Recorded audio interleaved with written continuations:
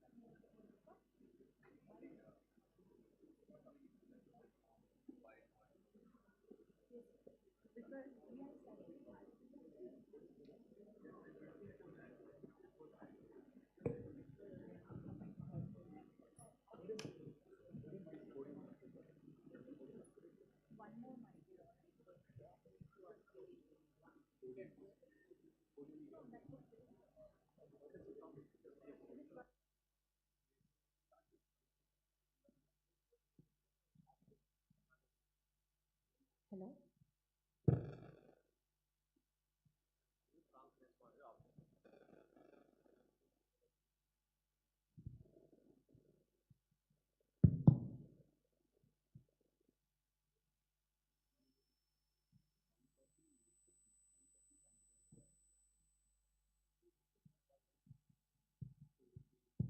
Hello. Check. Hello. Good morning, one and all. Good morning, gathering. We are here at Hubballi-Dharwad-Belagavi Techceleration 2025. A warm welcome to the beautiful morning here at Belgavi's Suvarna Vidhana Soudha.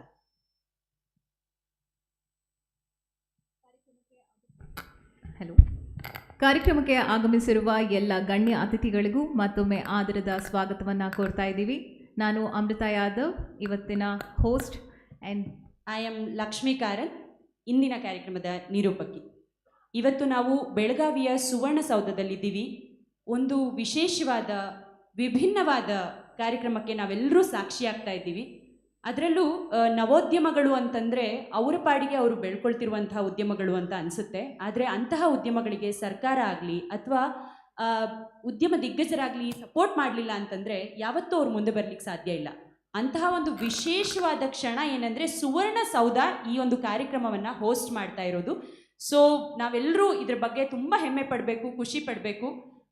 ಒಂದು ವಿಭಿನ್ನವಾದ ಅನುಭವವನ್ನು ನಾವು ನವೋದ್ಯಮಗಳ ಜೊತೆಗಿರುವಂಥ ಉದ್ಯಮ ದಿಗ್ಗಜರಿರಬಹುದು ಅಥವಾ KDEM, NASSCOM, FICCI, FKCCI ಇಂತಹ ಅನೇಕ ಸಂಸ್ಥೆಗಳ ಒಟ್ಟು ಸಹಭಾಗಿತ್ವದಲ್ಲಿ ಏನಿವತ್ತು ಕಾರ್ಯಕ್ರಮ ನಡೀತಿದೆ. We are all pleased to be here in this event. Welcome you all for the auspicious event.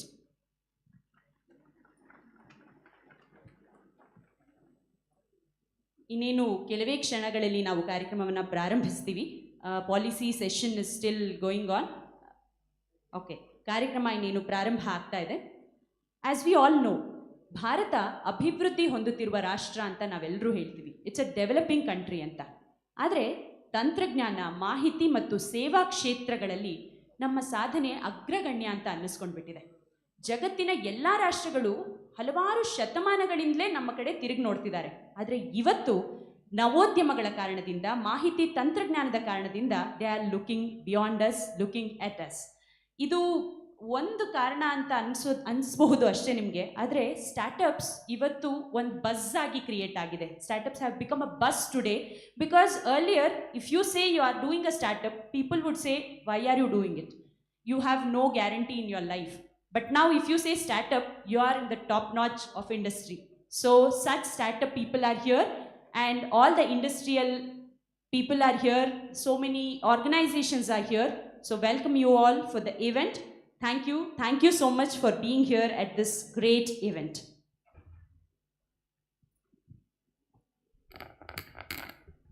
Ladies and gentlemen, once again a warm welcome to HDB Techceleration 2025 here at the Grand Suvarna Vidhana Soudha, Belgavi.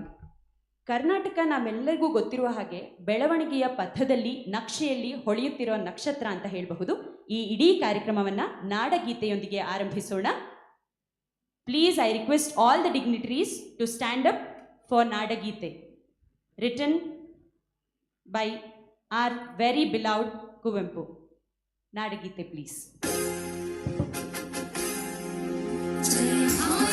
जननीय पंजाबे जय हे कर्नाटक माते, जय सुंदर नदी one नयनाडे, जय हे रस ऋषिಗಳ ಬೀಡಿಗೆ, ಭೂದೇವಿಯ ಮಕುಟದ ನವಮಣಿಯೇ, ಗಂಧದ ಚಂದನ ಹೊನ್ನಿನ ಗಣಿಯೇ, ರಾಘವ ಮಧುಸೂದನ ರವ ತರಿಸಿದ ಭಾರತ ಜನನಿಯ ಪಂಜಾಬೆ, ಜನನಿಯ ಜೋಗುಳ ವೇದದ ಘೋಷ, ಜನನಿಗೆ ಜೀವವು ಇಂದಾವೇಶ, ಹಸುವಿನ ನೀಗಳ ಸಾಲೆ, ನಿನ್ನಯ ಕೊರಳಿನ ಮಾಲೆ, ಕಪಿ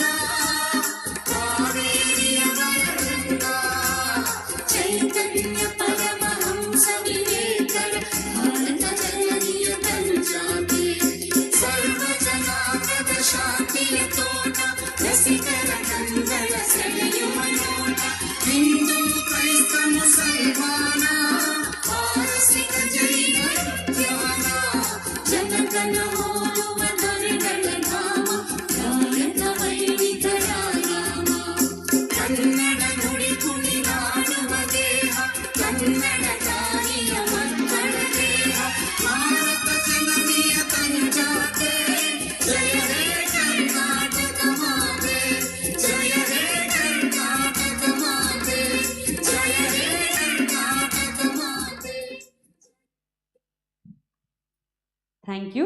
ಪ್ಲೀಸ್ ಬಿ ಸೀಟೆಡ್. ನಮಗೆಲ್ಲರಿಗೂ ಗೊತ್ತಿರೋ ಹಾಗೆ KDEM Karnataka digital economy mission ಇದು ಸರ್ಕಾರದಿಂದ ಉತ್ತೇಜಿತವಾದಂತಹ ಹಾಗೆಯೇ ಉದ್ಯಮಗಳಿಂದ ಡ್ರೈವ್ ಆಗ್ತಿರುವಂತಹ ಒಂದು ವಿಶಿಷ್ಟವಾದ ಸಂಸ್ಥೆ. ಈ ಸಂಸ್ಥೆಯ ಟೆಕ್ಸಲರೇಷನ್ ಇವೆಂಟ್ ಹುಬ್ಬಳ್ಳಿ, ಧಾರವಾಡ ಮತ್ತು ಬೆಳಗಾವಿಯ 5ನೇ ಟೆಕ್ಸಲರೇಷನ್ ಇವೆಂಟ್ ಇವತ್ತು ಸುವರ್ಣ ವಿಧಾನಸೌಧದಲ್ಲಿ ನಡೀತಾ ಇದೆ. ಬೆಳಗಾವಿ ನಮಗೆಲ್ಲರಿಗೂ ಗೊತ್ತಿರೋ ಹಾಗೆ ಹಲವಾರು ವರ್ಷಗಳಿಂದ ಶ್ರೀಮಂತವಾದಂತಹ ಕೈಗಾರಿಕಾ ಇತಿಹಾಸವನ್ನು ಹೊಂದಿರುವಂತಹ ಒಂದು ಸ್ಥಳ. 12ನೇ ಶತಮಾನದಲ್ಲೇ ರಟ್ಟರು ಹಾಗೂ ವಿಜಯನಗರ ಸಾಮ್ರಾಜ್ಯ ಇಲ್ಲಿ ಕೈಗಾರಿಕೆಗಳನ್ನು, ಉದ್ಯಮಶೀಲತೆಯನ್ನು ಬೆಳೆಸಿತ್ತು ಅಂತ ಹೇಳ್ಕೊಳ್ಳೋದು ಹೆಮ್ಮೆ ಅನಿಸುತ್ತೆ. Also this city has now evolved into an industrial powerhouse famous for manufacturing, especially sugar, foundries and hydraulics. It also hosts the beloved Suvarna Vidhana Soudha, a grand legislative building symbolizing the region's growing political significance that we are witnessing today. ಇನ್ನು ಅವಳಿ ನಗರಗಳಲ್ಲಿ ಒಂದಾಗಿರುವ ಹುಬ್ಬಳ್ಳಿ 14ನೇ ಶತಮಾನದ ವಿಜಯನಗರ ಸಾಮ್ರಾಜ್ಯದ ಕಾಲಘಟ್ಟದಲ್ಲೇ ವಾಣಿಜ್ಯ ನಗರಿಯಾಗಿತ್ತು ಅಂತ ಹೇಳೋದಕ್ಕೆ ಹೆಮ್ಮೆ ಅನಿಸುತ್ತೆ. ಆಗಿನ ಕಾಲದಲ್ಲೇ ಔದ್ಯೋಗಿಕ ತಾಣವಾಗಿತ್ತು. ಆ್ಯಂಡ್ ಈಗ ನಿಮ್ಮೆಲ್ಲರಿಗೂ ಗೊತ್ತಿರೋ ಹಾಗೆ ಛೋಟಾ ಮುಂಬೈ ಅಂತಲೂ ಕೂಡ ಹೆಸರುವಾಸಿಯಾಗಿದೆ. So Hubballi, historically one of the oldest commercial hubs in Karnataka, was a key trading center during Vijayanagara Empire dating back to the 14th century. Often referred to as Vanijya Nagari, now Chota Mumbai. It is also renowned for its cotton, iron, saltpeter trade, linking the Deccan region with global markets.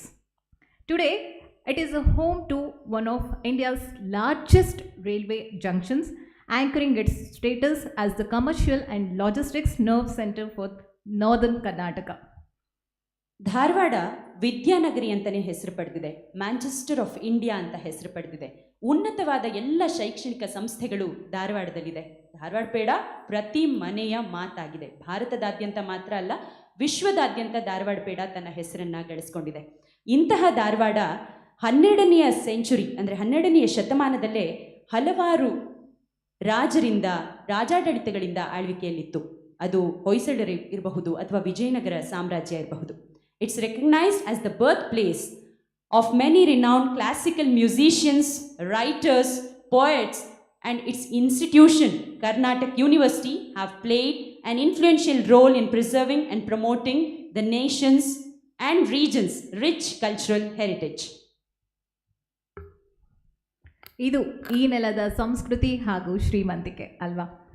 Together, now the HDB cluster has shaped North Karnataka's legacy of enterprise and innovation, making today's tech-driven growth a continuation of its rich history.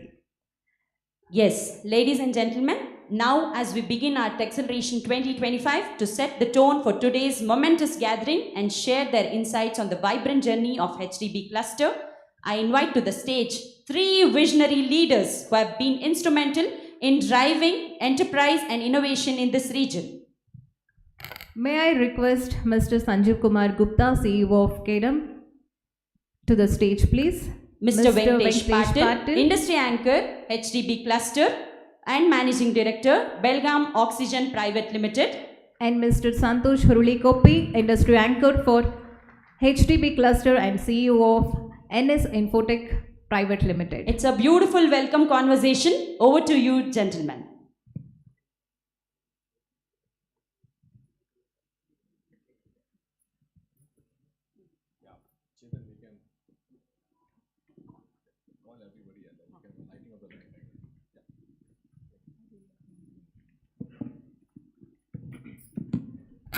Meanwhile, ಈ ಕಾರ್ಯಕ್ರಮದ ವಿಶೇಷವಾದ ಗಣ್ಯ ಅತಿಥಿಗಳನ್ನು ವೇದಿಕೆಗೆ ಕರೆಯುವಂತಹ ಸಮಯ. I request mister BV Naidu, chairman of KDEM, to please come and occupy the seat on the stage. And ಪ್ರತಿಯೊಬ್ಬರು ಚಪ್ಪಾಳೆಗಳ ಮೂಲಕ ಅವರನ್ನು ವೆಲ್ಕಮ್ ಮಾಡಬೇಕು ಅಂತ ಪ್ರೀತಿಯಿಂದ ಕೇಳ್ಕೊಳ್ತಾ ಇದ್ದೇನೆ. I request doctor Sanjay Tyagi, director of STPI, to please come on the stage.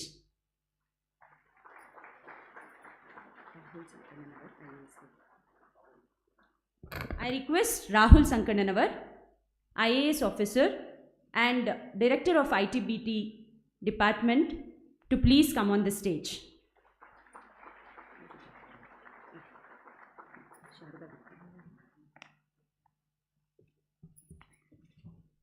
I request Ms. Sharda Gupta, Managing Director and GBS, India, Bayer, to please come on the stage. I request all of you to please clap your hands and welcome them warmly. Santosh Hurulikoppi ಅವರನ್ನು ಕೂಡ ಆತ್ಮೀಯವಾಗಿ ಕಾರ್ಯಕ್ರಮಕ್ಕೆ ಸ್ವಾಗತಿಸ್ತಾ ಇದ್ದೇನೆ. ಶಶಿಧರ್ ಶೆಟ್ಟರ್ ಅವರು KCCIನ program ಕಮಿಟಿಯ chairman, ಇವರನ್ನು ಕೂಡ ವೇದಿಕೆಗೆ ಆತ್ಮೀಯವಾಗಿ ಆಹ್ವಾನಿಸ್ತಾ ಇದ್ದೇನೆ.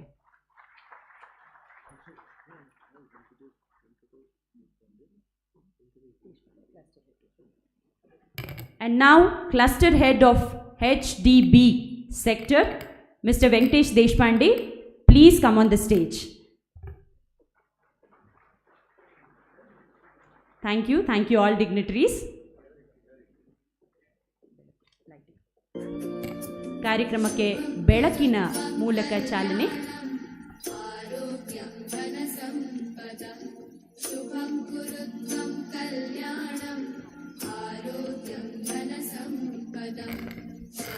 May I request Dr. Vidya Mukurbi, co-founder Ravindra Energy Limited and founder Shri Renuka Sugars Limited, to the stage please ma'am.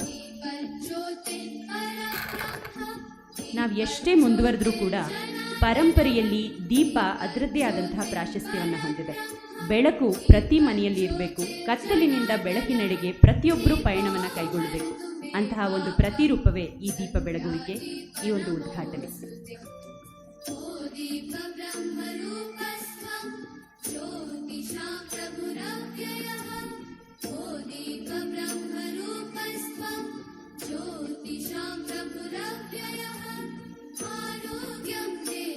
Dr. Vidya Shankar, Vice Chancellor of Vishweshwaraya Technological University, I request you to please come on the stage and join the event, sir.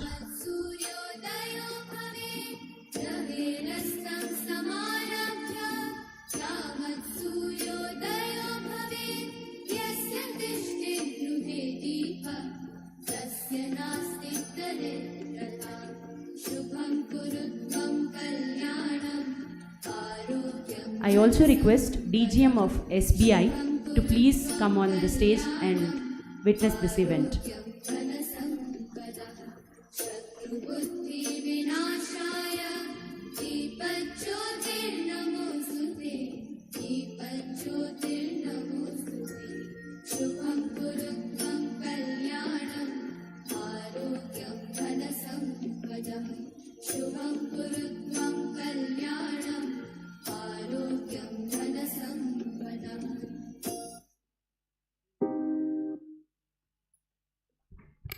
Triple IT ಧಾರವಾಡನ ನಿರ್ದೇಶಕರಾದಂತಹ ಪ್ರಸನ್ನ ಕುಮಾರ್ ಅವರು ಕೂಡ ಮಹದೇವ ಪ್ರಸನ್ನ ಅವರು ಕೂಡ ಕಾರ್ಯಕ್ರಮಕ್ಕೆ ವೇದಿಕೆಗೆ ಆಗಮಿಸಿ ಚಾಲನೆಯನ್ನು ನೀಡಬೇಕು ಅಂತ ಕೇಳಿಕೊಳ್ತೇನೆ.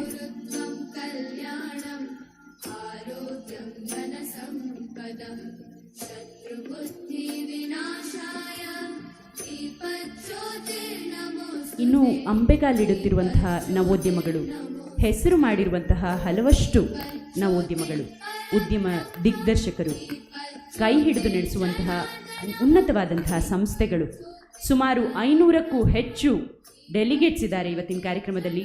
40ಕ್ಕೂ ಹೆಚ್ಚು ನವೋದ್ಯಮ ಸ್ಟಾಲ್ಗಳು ಆಚೆ ಇದೆ. 100ಕ್ಕೂ ಹೆಚ್ಚು ನವೋದ್ಯಮಗಳು ಇಲ್ಲಿ ನಮ್ಮ ಸುತ್ತಮುತ್ತ ಇದ್ದೀರಾ.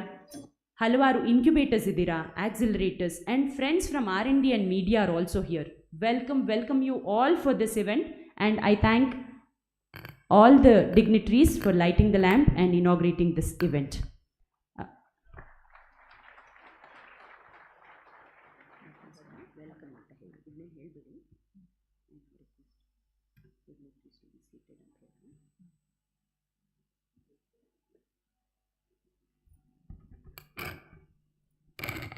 I would request all dignitaries to be seated. Thank you.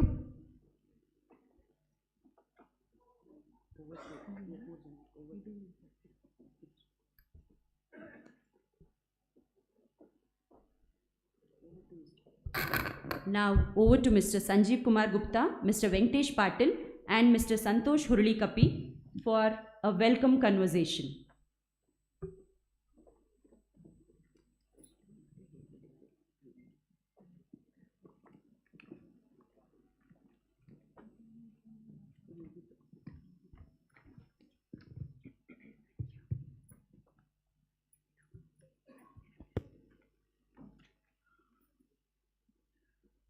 Good morning, all of you. I hope you're able to hear us. Good morning, all of you. Good morning. Thank you so much. A warm welcome on behalf of Government of Karnataka, Department of ITBD, KDM, and the Hubballi-Dharwad-Belagavi cluster industry leaders. A warm welcome to all of you. Well, if you see the Hubballi-Belagavi-Dharwad cluster, we are actually witnessing a huge amount of transformation which is happening here. From merely looking at from a manufacturing hub and now converting into a thriving tech and innovation hub. And I think it's a journey. This journey has embodied the spirits of the most important mission of Government of Karnataka, which is called as Beyond Bengaluru mission. And this mission is driving the energy of tech and innovation hub in today's Hubballi-Belagavi-Dharwad cluster. Each year, if you see friends, we have been becoming much more stronger in our collaboration, in our commitment, and among stakeholders. And this gathering is a testament to share that vision that we have, and together we're going to make it much more growth engine for the Hubballi-Belagavi-Dharwad cluster. It's an inspiring to see not just the large companies, but also a lot of startups, a lot of MSME companies, especially, and looking at the women entrepreneurs, actually fueling this ecosystem with fresh ideas and energy. I see this is really going great. What do you say, Venkateshji? Sanjuji, absolutely, Sanjuji. I see with the kind of gathering we have today, I see a real bright Techceleration. This is the 5th edition. The presence of industry, guests from all over India, academia, government agencies will make this event a real special one. Belgavi always has been a manufacturing hub, the blend of manufacturing, and now with the emerging digital technologies, it creates a truly unique environment for innovation and growth.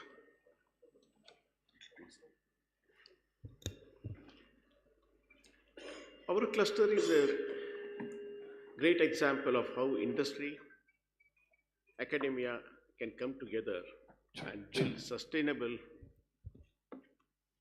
and valuable ecosystem. Seeing so many young entrepreneurs, seeing so many young entrepreneurs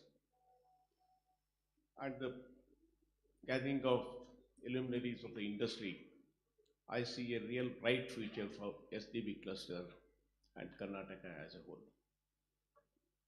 Santosh, what's your opinion on that? Firstly, very good morning to one and all. Like Venkateshji said, HDB in its 5th edition of Techceleration will come a long way. So before even I say a few words, I wanted to quote something which I felt is very important for us. Magic happens when you don't give up. The universe always falls in love with a stubborn heart. So that's the kind of a KDM's commitment has been over the last 5 years. And I'm seeing that the digital economy, I think first time in India, it was coined, and making a digital economy a $1 trillion economy. I think Karnataka Digital Economy Mission not just said it is Bangalore, but beyond Bangalore, and that's what we are witnessing. And the new age technologies, because traditional industries were happening in our region, be it wall manufacturing, hydraulics, but along with that, how we could enable the ecosystem to grow in the next era of a digital economy, taking along the existing manufacturing and the ecosystem of services together. So today I think it's a milestone, I can say, that we come a long way, and we see a lot of young startups here. Like yesterday I was in Triple IT, and today we are here, that these young startups are trying to give solutions to the emerging industries. So I think that's the kind of culmination which is kind of a driving all of us together. What do you, Sanjeevji? Yeah, I think both of you have taken a very important point, but let me also give you a picture about what happened in the HDB cluster. HDB cluster is the cornerstone for our Beyond Bengaluru mission. And for this purpose, the people who have turned from Bangalore and Mumbai and Delhi and Atlanta being here, and the leaders from here, please give a hand applause for all of those who is thriving this HDB cluster together. Our aim is actually to see that all the Beyond Bengaluru clusters together can contribute to $300 billion of the digital economy from the state of Karnataka. The most exciting part is the journey of togetherness where the government, the industry, the academic institutions comes together. And that's the beauty that we have. Friends, we are looking at creating around 1 lakh plus jobs in the Hubballi-Belagavi cluster in next 4 to 5 years period of time. And how we do that? And the only magic that can happen is, Santoshji and Venkateji, is that the collaborations between the government and industry comes together. The collaboration with the academic institutions comes together. And that's the only magic will make it happen. We are very confident that we'll have this 1 to 1 lakh around opportunities coming up in the cluster. Also, just to let you know, in all these Beyond Bengaluru clusters in the last 40 months, we have got 90 companies set up their operations in last 40 months. Hamara run rate thoda acha hai. Right? So this is 90 companies plus has set up their operations in Beyond Bengaluru clusters. And in fact, if you pick up the startups, another strategy which comes out very clearly is that 30% of the startups from these Beyond Bengaluru clusters are actually women-led entrepreneurs. What amazing stuff that we are trying to put together here. Some of the other significant numbers that has come forward is roughly large mergers and acquisitions that happened among the startups, etc. And some of them has gone into a good amount of funding as well. Friends, I'm very happy to share with you 1,500 crores of acquisition happened in last 2-3 years from the Beyond Bengaluru clusters alone. We have almost, Hubli now is becoming a very important, and Belgavi is becoming a very important destination. The traffic that we see in the Hubli airport saw 3.5 lakh passengers this year, a growth of almost 4 to 5% going up every year-to-year basis.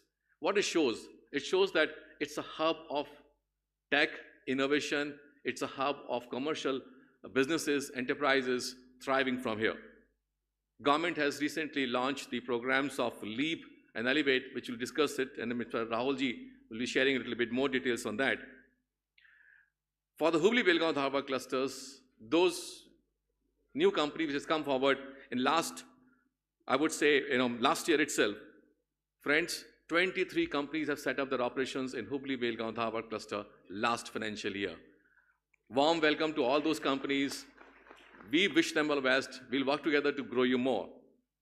With this 40 plus companies has also got expanded. Now our target is, can we have this 23 number to a 40 number for the next coming year? And this can only happen if all of you start building up your networks and bringing those companies together here. So Venkatesh ji, मुझे तो लगता है कि आपकी और संतोष जी के partnership बहुत strong चाहिए. Then it can happen, this magic of bringing more companies together. Back to you, Venkatesh ji. Thank you, Sanjeev ji. As Santosh ji and Sanjeev mentioned, Hubballi-Dharwad-Belagavi cluster has been a strong thing for manufacturing, especially in walls, foundries, aerospace.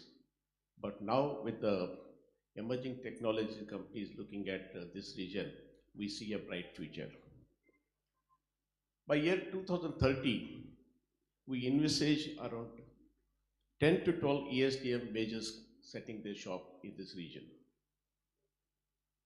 35 to 40 large-scale global GCCs are looking at setting their operations in this region.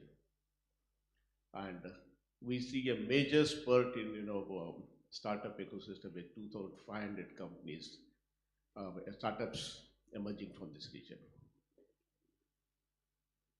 The major investments like EMC 2.0 in Dharwad with a 180 crore investment with the job potential of around 18,000 people, will be a major anchor for our electronic corridor.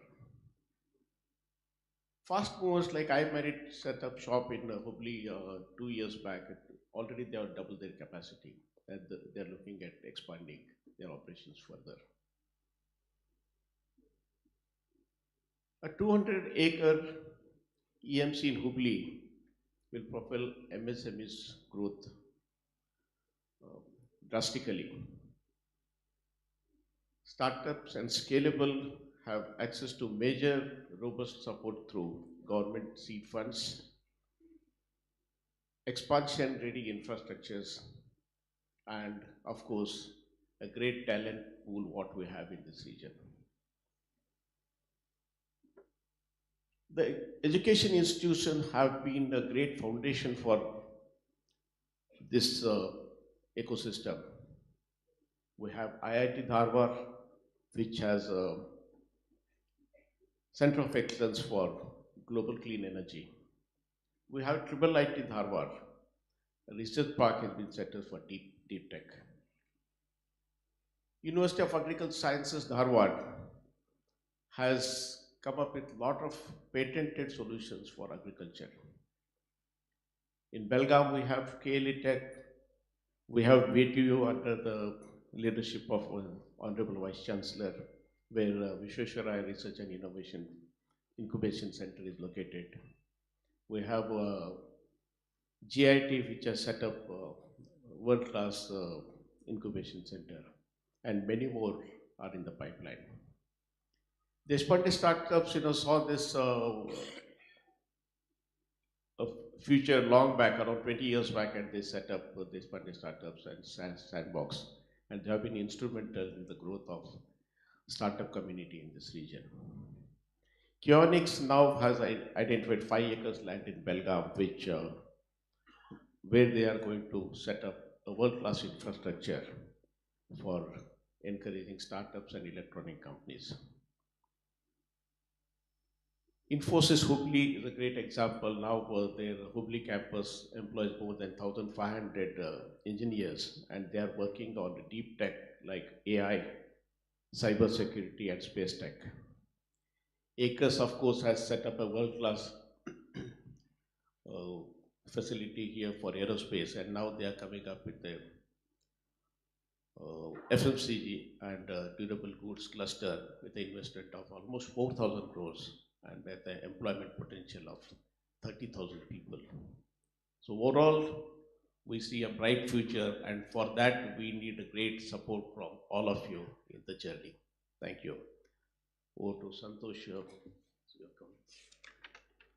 Yeah, I think Venkateshji, you gave a very good glimpse of what's happening currently.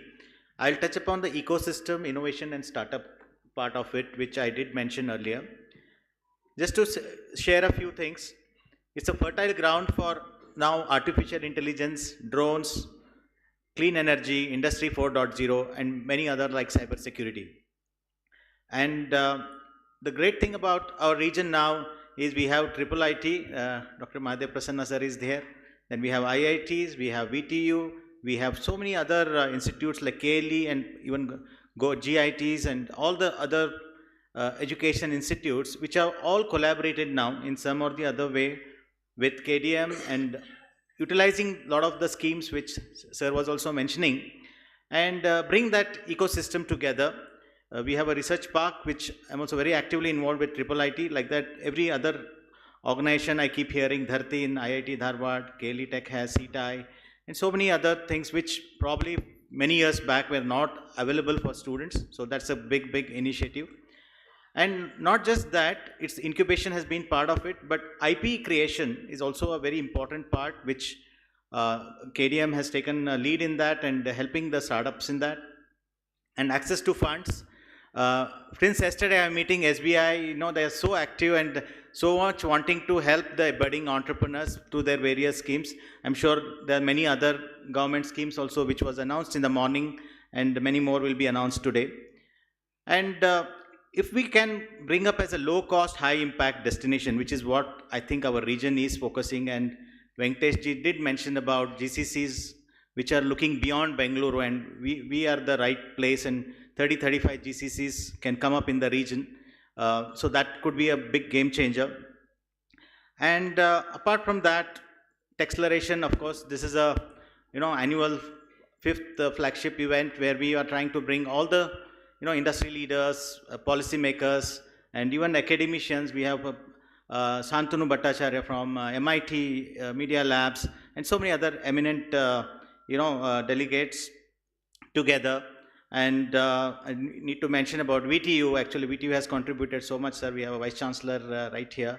And with that, I think HDB is a kind of a great ecosystem for talent, investors, and innovators. So that kind of sums up my thing. And I was just trying to see Bangalore is the Silicon Valley of Asia, and Bangalore has rightly coined Silicon Beach of India.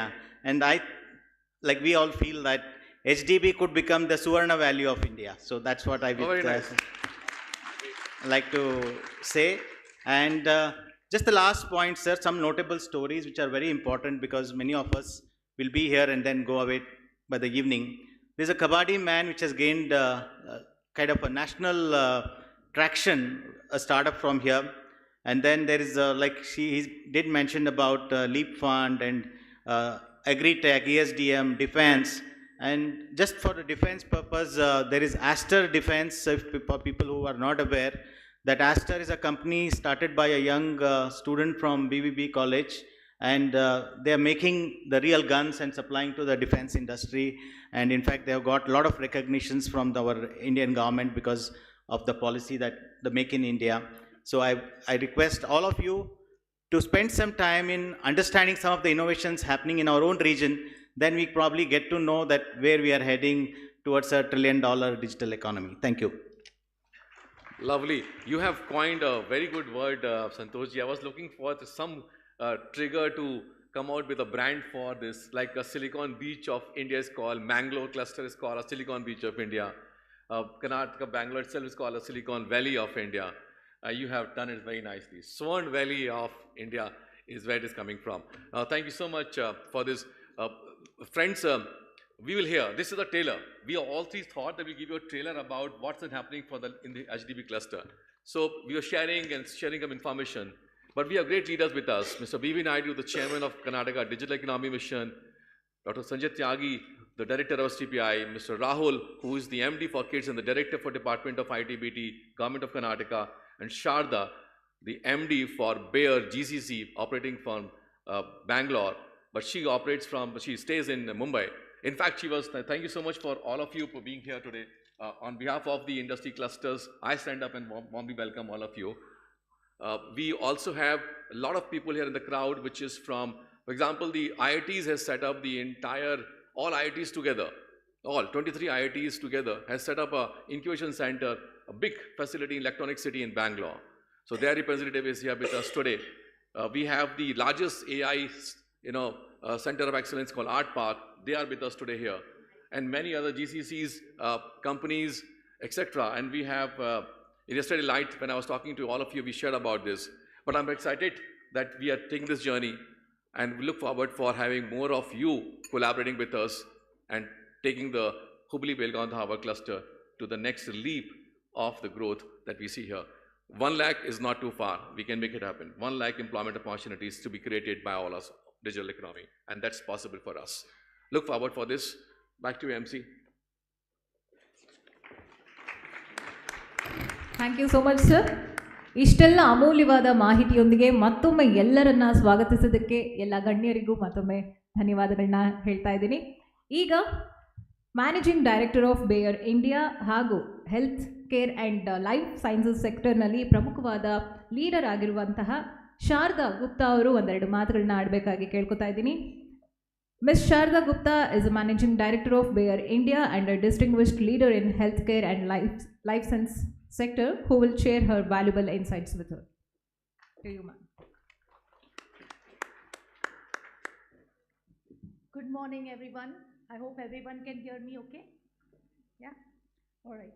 So first of all, thank you to all the esteemed speakers and guests everywhere here. It's an honorable opportunity and a privilege for me to be here, a part of this esteemed leaders and guests. So first of all, big thank you for having me here. And I would say it's now like starting to use the language of Suvarna Valley. We are in the Suvarna Soudha, and now we are also talking about Suvarna Valley. So it feels like we are getting closer to our farmers as well. So I want to spend some time talking about the Agri Tech. And just to quickly introduce myself, Sharda Gupta, I'm from Bayer. For people who don't know, the purpose of Bayer is, or Bayer some people call it, health for all, hunger for none. Now imagine in 2050, we are going to cross 10 billion in population worldwide. Do you think we'll be able to grow our land? Absolutely not. So only way to do more and more serving our farmers to better provide us the yield of the crop is to innovation and technology. So basically, I want to start with another thought here. So the true test of technology is not when it reaches the Silicon Valley in the West. It is when it reaches a chili farmer in Dharwad. So when I say about this, I will explain you a story, because I am coming from a digital transformation, technology, shared service, GCC background. And for me, keeping in mind our purpose to serve almost 140 million farmers in India, if you take an example of a farmer, few years ago, a chili farmer in Dharwad, how would he actually know when to sow his crop? What crops should he focus on? Should he focus on vegetables, corn, sugarcane? What does he know? How does he know when the rain conditions will be ready for the sowing, planting, harvesting?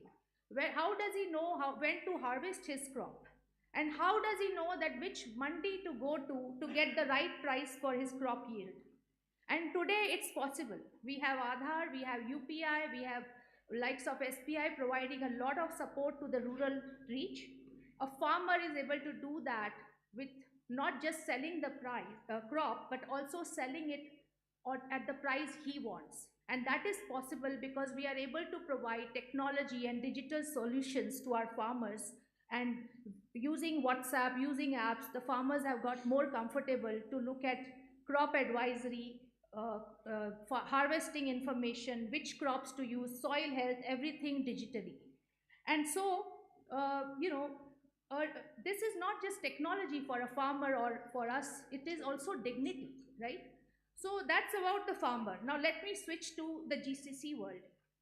In India, I mean, if I look at the statistics recently, we have almost 1,600 GCCs. We are talking about employing 2 million professionals in India, across cities. And we are talking about 48 billion in value in dollars annually. So now think about it. Is it possible in doing this only in the tier 1 hubs like Bangalore, Hyderabad, or Delhi, or even a Mumbai? There is the need to reach to tier 2 hubs like the HDB cluster, or we go to Bangalore or Mysore, right?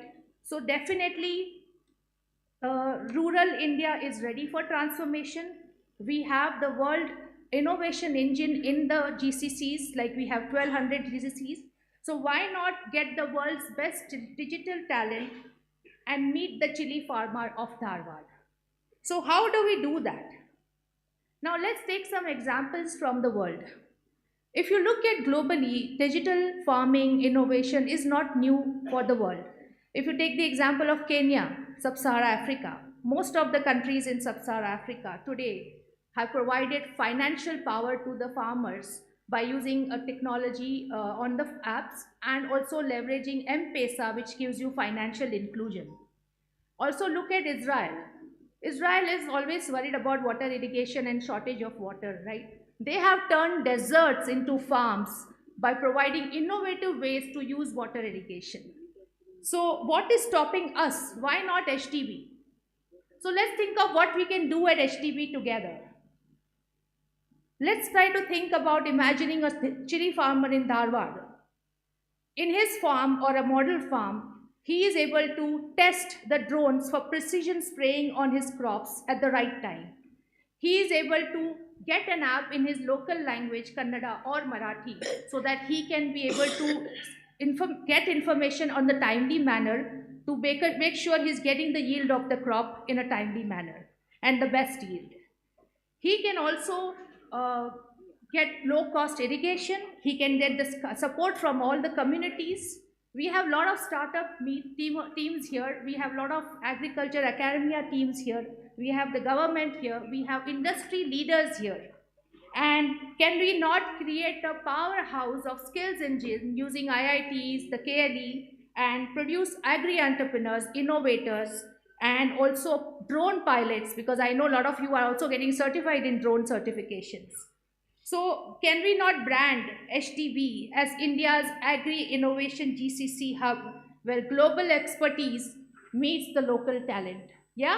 Are you with me? Yes. So Bayer has been doing a lot of digital farming and satellite imaging, data science. But do you think Bayer has been able to do it alone? Absolutely not. And no one can do it alone. We need the support of the government for the policy, the infrastructure, and compliances, etc. We need the GCCs for the talent and expertise. We need the universities, the academia for the upskilling and providing the right education to build that talent. We need the startups and the VCs to provide a platform for test and learn, experimentation, and to really innovate solutions for farmers. And lastly, we need the farmers and the entrepreneurs to make this innovation real. So alone we can only pilot, together we can scale. So I want to just leave you with a last thought. The next chapter of India's innovation will not be written in the walls of Bangalore or Hyderabad. It will be written in the chilly fields of Dharwad, in the classroom of Belgavi, and in the workshops of Hubli. If we align the GCC power with the rural economy, we cannot just grow crops for the farmer. We are actually making a better standard of living for the farmer. We are growing confidence, we are growing opportunities, and we are growing leaders who will be inspiring from HDB to the world. So this is not tomorrow's dream, this is today's opportunity, and it begins right here in HDB. And I want you to see here what it says. It's not next, it's now. So that's all I have to say. Thank you.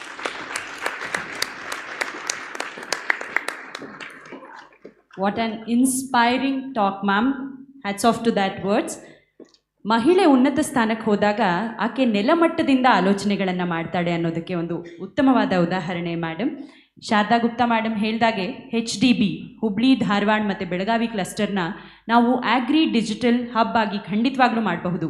As her company says health for all, ಹಂಗೆ for none, will all strive to make it happen. Thank you Sharada ma'am for those wonderful words. Now, it's the pleasure to welcome Dr. Vidya Murkumbi to the stage. Dr. Vidya Murkumbi ಅವರು ಶ್ರೀ ರೇಣುಕಾ ಲಿಮಿಟೆಡ್ನ ಸ್ಥಾಪಕಿ, Ravindra energy ಲಿಮಿಟೆಡ್ನ ಸಹ ಸಂಸ್ಥಾಪಕಿ. ನಮಗೆ ಗೊತ್ತಿರೋ ಹಾಗೆ Renuka limited ಭಾರತದ ಅತ್ಯಂತ ದೊಡ್ಡ ಸಕ್ಕರೆ ಸಂಸ್ಕರಣಾಗಾರ ಮತ್ತು ಇಥೆನಾಲ್ ಉತ್ಪಾದನೆಯಲ್ಲಿ ಹೆಸರು ಮಾಡಿರುವಂಥದ್ದು. ಇದೇನು ಅಂತ ನೀವು ಇಂಗ್ಲೀಷ್ನಲ್ಲಿ ಕೇಳೋದಾದರೆ, it is the largest sugar refiners and ethanol producers in India.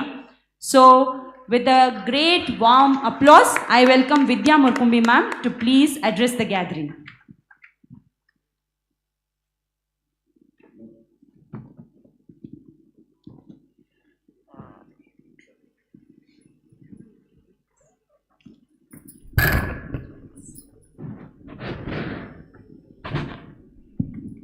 Good morning, everybody.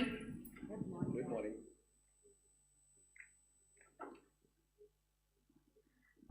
I am, of course, I have come at the 11 hours notice, and I am not a very good speaker, but I will try to, being born and brought up in Belgaum, I am proud of Belgaum, so I first thank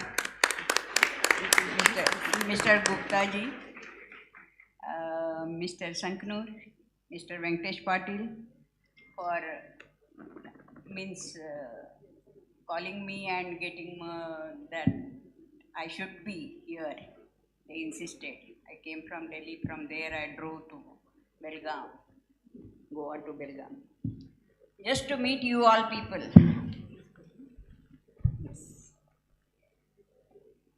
Belgaum from the beginning has skilled workers. I am very proud of it to see all these entrepreneurs here. But I could tell government of Karnataka, Belgaum is a hub of skilled workers. The foundry hydraulic business took up its shape in modern India, first from the Belgaum, where we started hydraulics and then Kirloskar started. And it was famous all around. Till now, I think our people, our industrialists are supplying accessories to the motor vehicles and other industry. Second main point here, sir, I could bring to the notice of Gupta ji and all. Here is a very good educational hub in Belgaum and very good environment, availability of water for industry to grow. If we have to digitalize Belgaum district as such, or Belgaum, Hubli and Dharwad as such, in all these three places, industry has to grow first, then will come the officers, then will come the skilled people. Now many of very good IT officers are going either to Bangalore or Bombay for their jobs. So high paid salary jobs will be created if a bigger industries come over here. And this is very good environment in Belgaum and Hubli because the educational systems are of very good quality. I am on the panel of managing committee panel of VTU. I am looking at it. The chairman is very much interested in getting it updated in the digital also.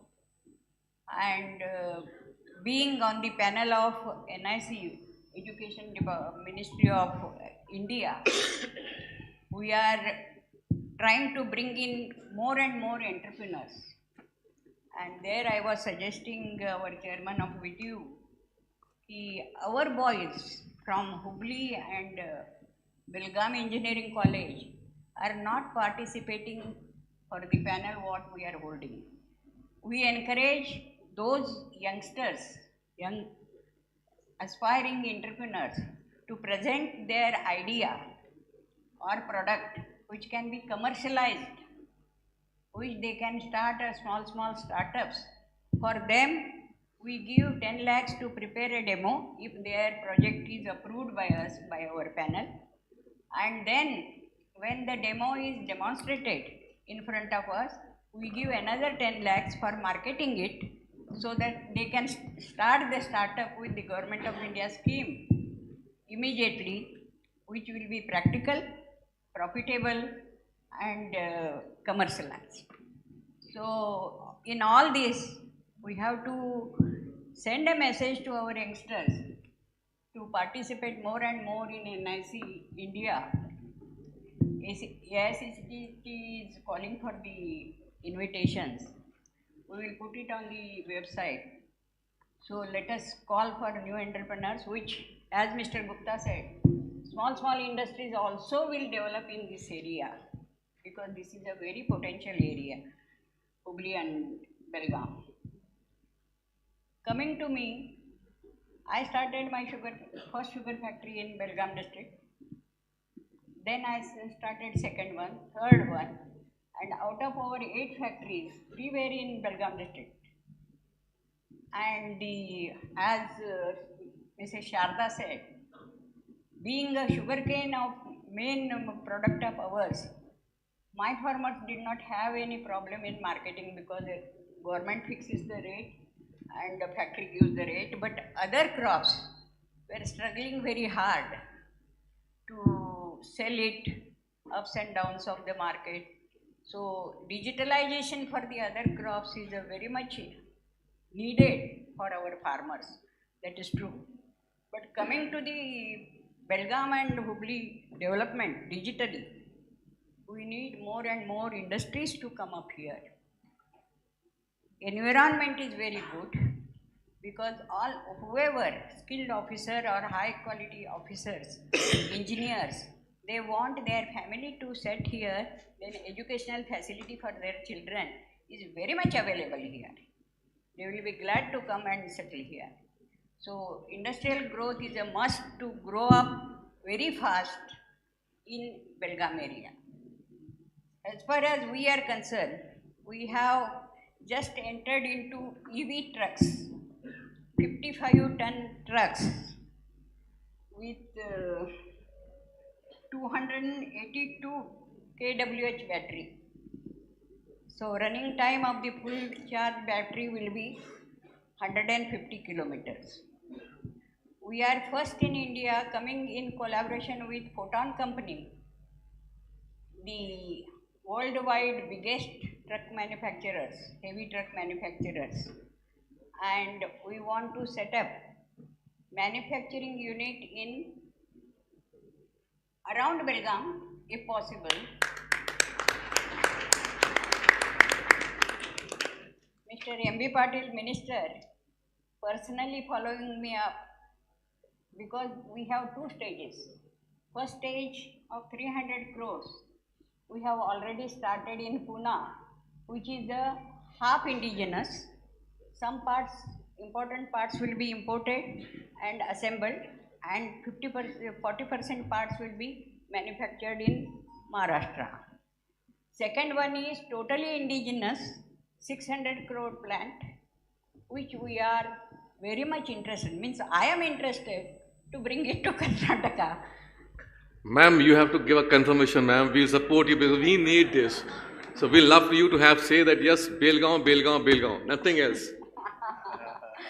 So in that we are looking for government schemes, and this we are studying. The Commissioner of Industry, she has given me a detailed list what she can offer. The main means that we are serving will take a decision in next 3-4 months whether to be here. Not whether, ma'am, we'll make it happen. Pune plant we started just yesterday constructing the shed, and it will be commissioned within next 3 months, and we'll start assembling there first 1,000 trucks, sir. Photon will be supplying the major parts, and 40% of the parts will be manufactured from the auxiliaries surrounding MIDC. And our first manufactured trucks will be introduced in within 6 months. That is our target. Lovely, ma'am. Prior to that, all road facilities, road checkings, etc. Maharashtra government was very speedy. They have given us certificate.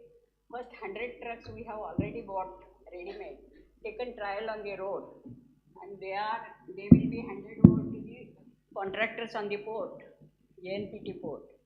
On JNPT we have set up a demo of charging and replacing the battery.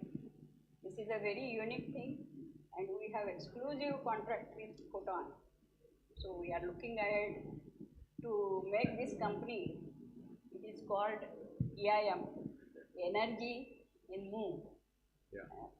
Bigger than Renuka Sugar. Ma'am, I'm intervening with in a speech because I want my people from the industry raise your hands for ma'am to be in Belgaum. Please raise your hands.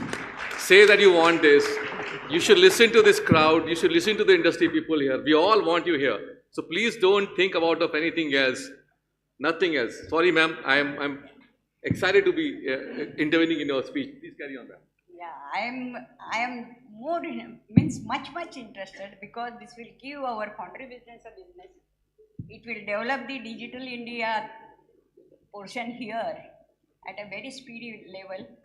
Let us see, sir. We are studying, and I pray Renuka Devi Mata that she will bless me.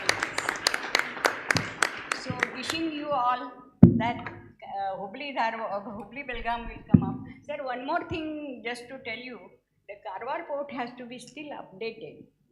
It is not up to the mark, sir, like JNPT. So any import or exports, we are facing little difficulty in Karwar port. Even in sugar we face that, sir. So most of the sugar we exported from JNPT. So this is the just don't take it as a complaint. It is a suggestion. Okay. Thank you very much. Thank you all for calling me. And thanks, my friends of Belgaum. We are very in contact with from my first manufacturing unit and my first starting trading business. Thank you. Thank you very much. Thank you so much ma'am. ಒಬ್ಬ ವ್ಯಕ್ತಿ ತಾನು ಹುಟ್ಟಿದ ಸ್ಥಳವನ್ನು ಕಾರ್ಯಕ್ಷೇತ್ರ ಮಾಡಿಕೊಂಡ್ರೆ ಆ ಸ್ಥಳವನ್ನು ಎಷ್ಟರ ಮಟ್ಟಿಗೆ ವಿಖ್ಯಾತಿ ಮಾಡಬಹುದು ಅನ್ನೋದಕ್ಕೆ ವಿದ್ಯಾ ಮುಕುರ್ಬಿ ಮ್ಯಾಮೇ ಸಾಕ್ಷಿ ಅಂತ ಹೇಳೋದಕ್ಕೆ ಇಷ್ಟಪಡ್ತೀನಿ. Thank you so much for such inspiring words and valuable perspectives ma'am. So ಟೆಕ್ಸಲರೇಷನ್ನೇ ಹೇಳೋ ಹಾಗೆ harness, development and breakthrough. So ಕೃಷಿ ಮತ್ತು ಕೈಗಾರಿಕೆ ಎರಡೂ ನಮ್ಮ ದೇಶದಲ್ಲಿ ಪ್ರಮುಖವಾಗಿರುವಂತಹ ವಲಯಗಳು. ಈ ಕ್ಷೇತ್ರಗಳಲ್ಲಿ ನಾವು ಅಡ್ವಾನ್ಸ್ಮೆಂಟ್ನ ಅಥವಾ ಒಂದು ರಿಫಾರ್ಮ್ಸ್, ಚೇಂಜಸ್ ತರಬೇಕು ಅಂದರೆ ಅದು ಟೆಕ್ನಾಲಜಿಯಿಂದ ಮಾತ್ರ ಸಾಧ್ಯ ಅಂತ ಹೇಳ್ಬೋದು. So technology paves way for such growth and development. As we all no, ಪ್ರತಿಯೊಂದು ಕ್ಷೇತ್ರ ಬೆಳಿಬೇಕಾದ್ರೆ ಅಲ್ಲಿ ಉದ್ಯಮಗಳು, ಕೈಗಾರಿಕೆಗಳು ಹೆಚ್ಚಬೇಕು. ಬೆಳಗಾವಿ ಕ್ಷೇತ್ರದ ಮತ್ತೆ ಇನ್ನಷ್ಟು ಬೆಳವಣಿಗೆಗೆ LOIಗಳು ಇವತ್ತು ಸಾಕ್ಷಿಯಾಗ್ತಾ ಇದೆ. Letter of intent by Abyssal ಟೆಕೆಚ್, ENG, R&D ಮತ್ತು ಸಪೋರ್ಟ್ನ ಬೆಳಗಾವಿನಲ್ಲಿ ಪ್ರಾರಂಭಿಸುವಂತಹ ಕೆಲಸವನ್ನು ಅಬಿಸಲ್ ಟೆಕೆಚ್ ಮಾಡ್ತಾ ಇದೆ. Please I request you to warmly welcome Tony D'Souza, founder and director of Abyssal Techage, to submit this letter of intent to director of ITBT. We are waiting for Belgavi to grow. Not only Belgavi, the whole cluster, HDB cluster to grow. Because ಈ ರೀತಿಯ ಬೆಳವಣಿಗೆಗಳು, Tony D'Souza sir, please come on stage and hand over the LOI to director of ITBT. ಈ ರೀತಿಯ ಬೆಳವಣಿಗೆಗಳಾದಾಗ ಮಾತ್ರ ಹಿಂದುಳಿದ ಸ್ಥಳಗಳು ಅಂತ ಯಾರೇನು ಜನ ಹೇಳ್ತಾರೆ ಅದು ಇನ್ನೂ ಹೆಚ್ಚು ಪ್ರಾಶಸ್ತ್ಯಕ್ಕೆ ಬರುತ್ತೆ. Because you are already winners ಯಾರ್. The whole Hubli, Dharwad and Belgavi sector, not only this, the whole North Karnataka, you are already winners. ಏನಂದರೆ ನಿಮ್ಮನ್ನು ರೆಕಗ್ನೈಸ್ ಮಾಡ್ಕೊಳ್ಳೋಕ್ಕೆ ಜಗತ್ತು ಒಪ್ತಾ ಇಲ್ಲ ಅಷ್ಟೇ. ಸೊ ನೀವು ಬೆಳೆಯೋದನ್ನು ನೀವೇ ಬೆಳೆದು ತೋರಿಸಿ ಅಂತ ಹೇಳ್ತಾ thank you. Also, we are happy to announce that Kyndryl is investing $2.25 billion in India over the next 3 years. The investment will focus on modernizing technology, infrastructure, establishing an AI innovation lab in Bengaluru, and training approximately 2 lakh citizens in digital skills. This initiative aims to support India's digital public infrastructure goals and foster talent development. We are pleased to inform that talks are in progress to bring this initiative to be set up in the sector and make sure that this dream come true. Thank you, Tony sir, and we are welcoming Kyndryl to the group. ಈಗ Rahul Sankanur IAS, ಮಾಹಿತಿ ತಂತ್ರಜ್ಞಾನ, ವಿದ್ಯುನ್ಮಾನ, ಜೈವಿಕ ತಂತ್ರಜ್ಞಾನ, ವಿಜ್ಞಾನ ಮತ್ತು ತಂತ್ರಜ್ಞಾನ ವಿಭಾಗದ ನಿರ್ದೇಶಕರು ಹಾಗೂ KITS Karnataka innovation technology society, Karnataka ಸರ್ಕಾರದ ಈ ಒಂದು ಸಂಸ್ಥೆಯ ವ್ಯವಸ್ಥಾಪಕ ನಿರ್ದೇಶಕರಾದಂತಹ ರಾಹುಲ್ ಸಂಕನೂರ್ ನಮ್ಮನ್ನು ಉದ್ದೇಶಿಸಿ ಕೆಲವು ಮಾತುಗಳನ್ನು ಆಡಬೇಕು ಅಂತ ಪ್ರೀತಿಯಿಂದ ಸ್ವಾಗತಿಸ್ತಿದ್ದೇನೆ. Welcome Rahul Sankanur sir on stage.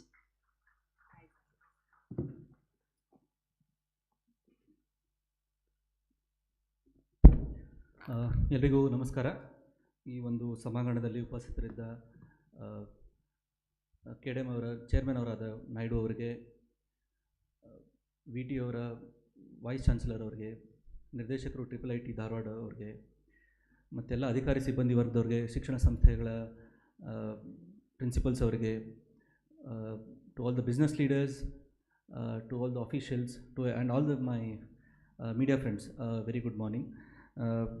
First of all ಮೊದಲನೇದಾಗಿ ನಾನು ಮಾನ್ಯ ಜಿಲ್ಲಾಧಿಕಾರಿಗಳು ರೋಷನ್ ಸರ್ ಅವರಿಗೆ ಧನ್ಯವಾದ ಹೇಳೋಕ್ಕೆ ಇಷ್ಟಪಡ್ತೀನಿ. ಯಾಕಂದರೆ ಸಾಮಾನ್ಯವಾಗಿ ಒಂದು ಖಾಸಗಿ ಒಂದು ಸ್ಥಳದಲ್ಲಿ ನಾವು ಒಂದು ಈ ಕಾರ್ಯಕ್ರಮವನ್ನು ಕಳೆದ 5-6 ವರ್ಷಗಳಿಂದ ನಾವು ಮಾಡ್ತಾಯಿದ್ವಿ. ಇದಕ್ಕೆ ಒಂದು ಬೇರೆ ಆಯಾಮ sir, because of sir's help we have been able to get bring in a new dimension to this Techceleration event. So I'd like to thank the Deputy Commissioner as well as District Administration for allowing this. At the same time, I also would like to congratulate KDM, Mr. Sanjeev Gupta, for organizing such a very lively and such a beautiful event today in the name of Techceleration, where we have been able to bring in and stitch together collaboration between industry, academia, and all the people who are interested to ensure that the tech ecosystem of this cluster, HDB, goes to near frontiers. So I'd like to talk briefly about 4 or 5 aspects before I hand over the mic to the next person. One is, of course, the Karnataka ecosystem, IT ecosystem, then talent in North Karnataka ecosystem, as well as the policies which we are doing. ಏನೇನು ನೀತಿಗಳನ್ನು ನಾವು ತಂದಿದ್ದೀವಿ ಅದ್ರ ಬಗ್ಗೆ ಒಂದು ಕೊನೆಯದಾಗಿ ನಾನು ಮಾತಾಡೋಕ್ಕೆ ಇಷ್ಟಪಡ್ತೀನಿ. Karnataka, as you all know, when it comes to IT-BT, is one of the first, it is the first state to have its own IT policy. ಮಾಹಿತಿ ತಂತ್ರಜ್ಞಾನ ನೀತಿ ನಮ್ಮ ದೇಶದ ಮೊದಲನೇ ಒಂದು ರಾಜ್ಯ ಆಯಿತು. ಇಲ್ಲಿ ನಾಯ್ಡು ಅವರು ಕೂತ್ಕೊಂಡಿದ್ದಾರೆ, ಅವ್ರ ಕಂಪ್ಯೂಟರಿಂದನೇ ಮೊದಲನೇ email, the first email from India was scent through the computer of mister B.V. Naidu, who is sitting here. So it's a very loaded stage, what I can say. But we are the first state to have its own IT policy, first state to have its own BT policy, first state to have its own space policy, draft space policy. We are also the first state to have its own GCC policy, Global Capability Center. So we are pioneers when it comes to most of this tech ecosystem policies. We are also the first state in the whole country to have its own startup policy. ಗೊತ್ತಿದೇನೋ ಇಲ್ಲ ಗೊತ್ತಿಲ್ಲ, but ನಮ್ಮ ಜಗತ್ತಿನಲ್ಲಿ top 10 startup cluster, ನವೋದ್ಯೋಗಗಳ cluster ಅಂತ ಅಂತೀವಿ, ಅದರಲ್ಲಿ Bangalore is one of the top 10 and the only Indian city in the whole India to have it to be among the top 10 startup hubs in the world. In the world, and there are only 2 other. For example, Asia dalli there are 3 clusters in this top 10 list, and in Bangalore is one of them. Bangalore also is the startup capital of the country. It is said that close to 40% of all the AI talent, artificial intelligence talent in antivi, adu Bengaluru ಇದೆ. So a lot of things are told about Bangalore. You know, Bangalore is growing on its own. I think we all know the story of Bangalore IT as well as BT industry. It started with Electronic City. The first company which came in Bangalore was the Texas Instruments in 1985, and now I think just growing and growing. That being done, but we all should, I was just reading one article which said that close to 35 to 40% of all the talent which comes from in Bangalore, which works in Bangalore, is actually from areas which is at least 200 kilometers and beyond Bangalore. And if you say 200 kilometers beyond Bangalore, it is again Hubballi-Dharwad-Belagavi, Bagalkot, Bijapur, northeastern Kalyana Karnataka, Haveri. ಈ ಜಾಗದಿಂದನೇ talent ಬರುತ್ತೆ. If you all must be knowing Mr. Lingraj, who is also the top management of Kindle. He is also from HBD cluster. So the government, of course, is thinking very much in depth regarding how do we improve the presence of industries in this cluster. And I think I'll be talking about the policies. But talking about the talent, when it comes to educational institutions, which was already told, Northern Karnataka is not new to educational institutions. We have had history of educational institutions as early as 1910, 1920s, where Southern Karnataka was just still taking its initial steps. Hubli, for example, has more than 6 universities. Add to it the IIT and IIITs. Belgavi has VTU, and there's so many engineering colleges here, so many STEM graduates coming out of. So we've realized that I think there's a huge potential, and the talent in Bangalore, in Southern Karnataka, or even Hyderabad, is because of the rich talent which is there in this region. And I was pleasantly surprised about one thing which I'm very, very proud of.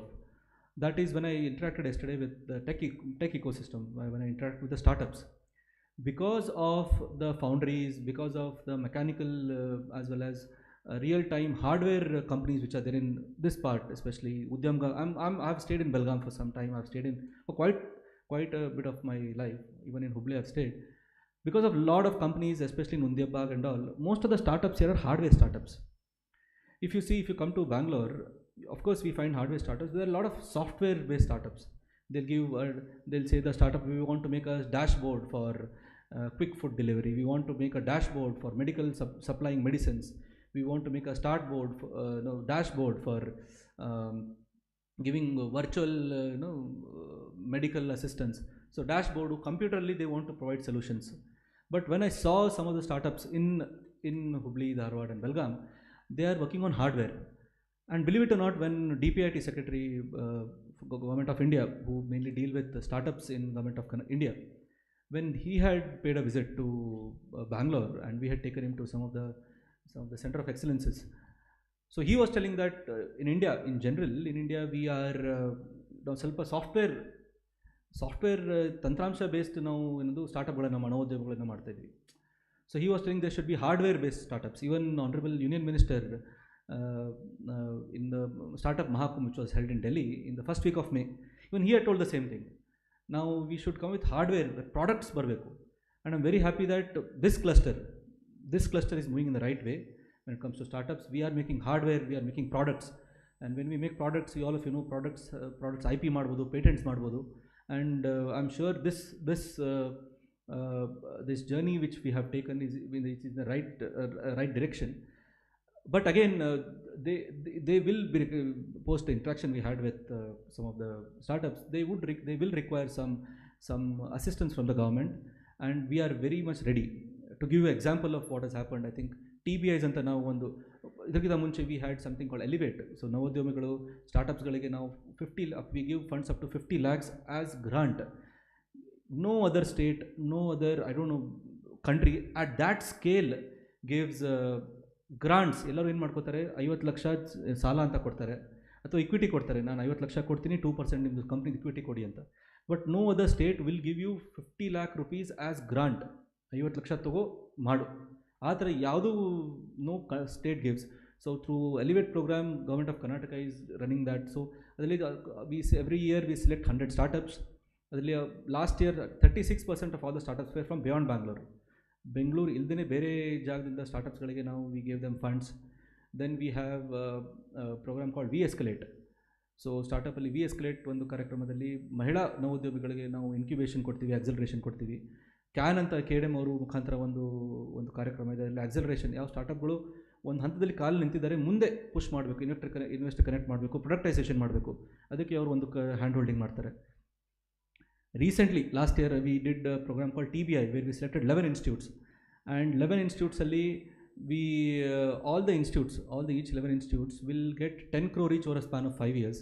So I'm very happy to state that from the HBD cluster, VTU has been selected as one of the institute. Maratha Mandal College in Belgavi has been selected one of the institute. Demands in Dharwad has been selected one of the institute. So there are a lot of educational institutions in this part of the region. First, they'll be getting their first tranche of investment, first tranche of funding of 2 crores each this year. So this is definitely a major push from the government. But the biggest push has been LEAP. Mr. Gupta also, he spoke briefly about LEAP. So LEAP is, the full form of LEAP is Local Economy Accelerator Program. This was the brainchild of Honorable Minister Shri Priyank Kharge sir. He actually wanted to be part of this event, but because of unforeseen circumstances, he could not be. So he personally called me and told me to convey his regards for the event and everyone present here. So under LEAP program, in the Karnataka budget, so we have earmarked 1,000 crores.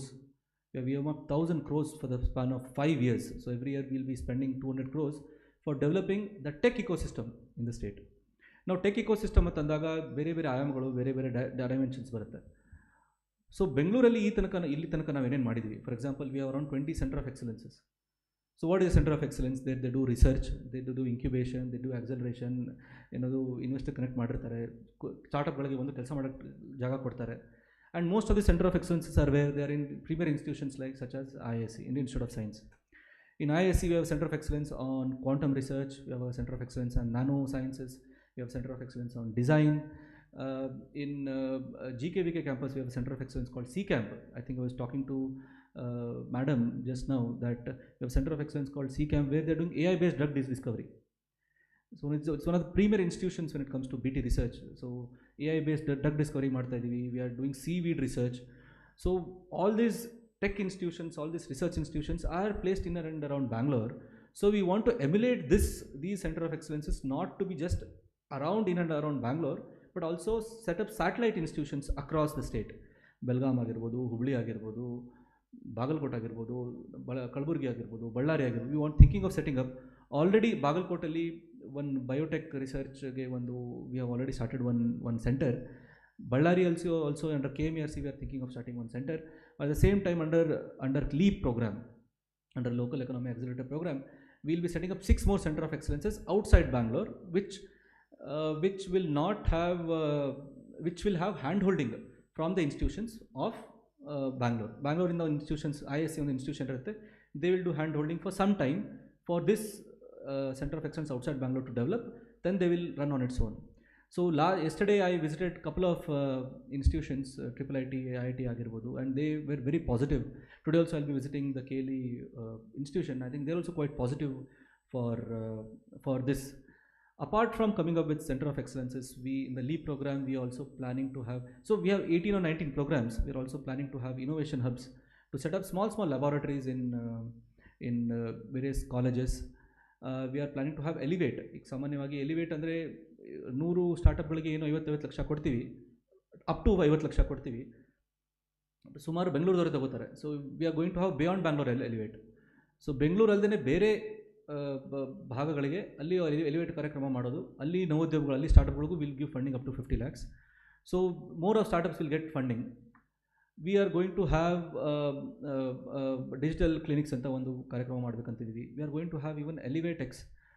So for deep tech research which involves quantum research, AI research, etc., we'll have another startup funding where we are planning to provide funding up to 1 crore rupees. I don't think such massive funding is provided by any government, so we are planning to do even that. So there are around 9, we are going to have startup foundry, we are going to have acceleration programs, we will be having hackathons in various colleges. So we want to diversify the presence of the IT ecosystem in Bangalore to other parts of the state, so that it not only helps the other region, but it also helps in the overall development of Bangalore. ನಾನು ಸಾಮಾನ್ಯವಾಗಿ ನಾನು ಬೇರೆ ದೇಶಕ್ಕೆ ಹೋದಾಗ will be pitching, ಬೇರೆ ದೇಶಕ್ಕೆ ಹೋಗೋದಾಗ ಇರ್ಬೋದು ಅಥವಾ ಬೇರೆಯವ್ರು ಯಾರಾದರೂ ಇನ್ವೆಸ್ಟರ್ಸ್ ಬಂದಾಗ ವಿಲ್ ಬಿ ಪಿಚಿಂಗ್ ಬ್ಯಾಂಗ್ಳೂರ್ ಯಾಕೆ ಚಲೋ ಐತೆ ಅಂತೀವಿ. ಬ್ಯಾಂಗ್ಳೂರ್ ಯಾಕೆ ಚಲೋ ಐತೆ ಅಂದಾಗ ವಿಟಲ್ ಬ್ಯಾಂಗ್ಳೂರ್ದಾಗ ಕ್ಲೈಮೇಟ್ ಚಲೋ ಐತ್ರಿ, ಬ್ಯಾಂಗ್ಳೂರ್ದಾಗ ಊಟ ಚಲೋ ಐತಿ, ಬ್ಯಾಂಗ್ಳೂರ್ದಾಗ ಮಂದಿ ಚಲೋ ಅದಾರ ಅಂತೀವಿ. But when it comes to Belgaum, I should pitch the other way. ಬೆಂಗಳೂರಿಗಿಂತ ಬೆಲ್ಗಾಮ್ ಊಟ ಚಲೋ ಐತಿ, ಬೆಲ್ಗಾಮ್ ಕ್ಲೈಮೇಟ್ ಚಲೋ ಐತಿ, ಬೆಲ್ಗಾಮ್ ಮಂದಿ ಚಲೋ ಅದಾರ. I think everything is perfect when it comes to this cluster. I think that initial push is required, and I think with these programs which we are envisaging, I think I think I'm quite positive in the next 5 years we'll have a lot of traction with respect to the ecosystem development. Already I think NASCOM figures, I'm sure all of you are aware, please correct me if I'm wrong, but I think the IT/VT exports from Mysore actually is around 8,000 crores last year. I'm not very, and I think in Hubli HBD region also it is around 2,000-3,000 crores agide. So again this has to improve, and I think these initiatives will definitely be change makers. Lastly, my own experience I'd want to tell is my previous posting I was there. I wanted to develop an app for attendance.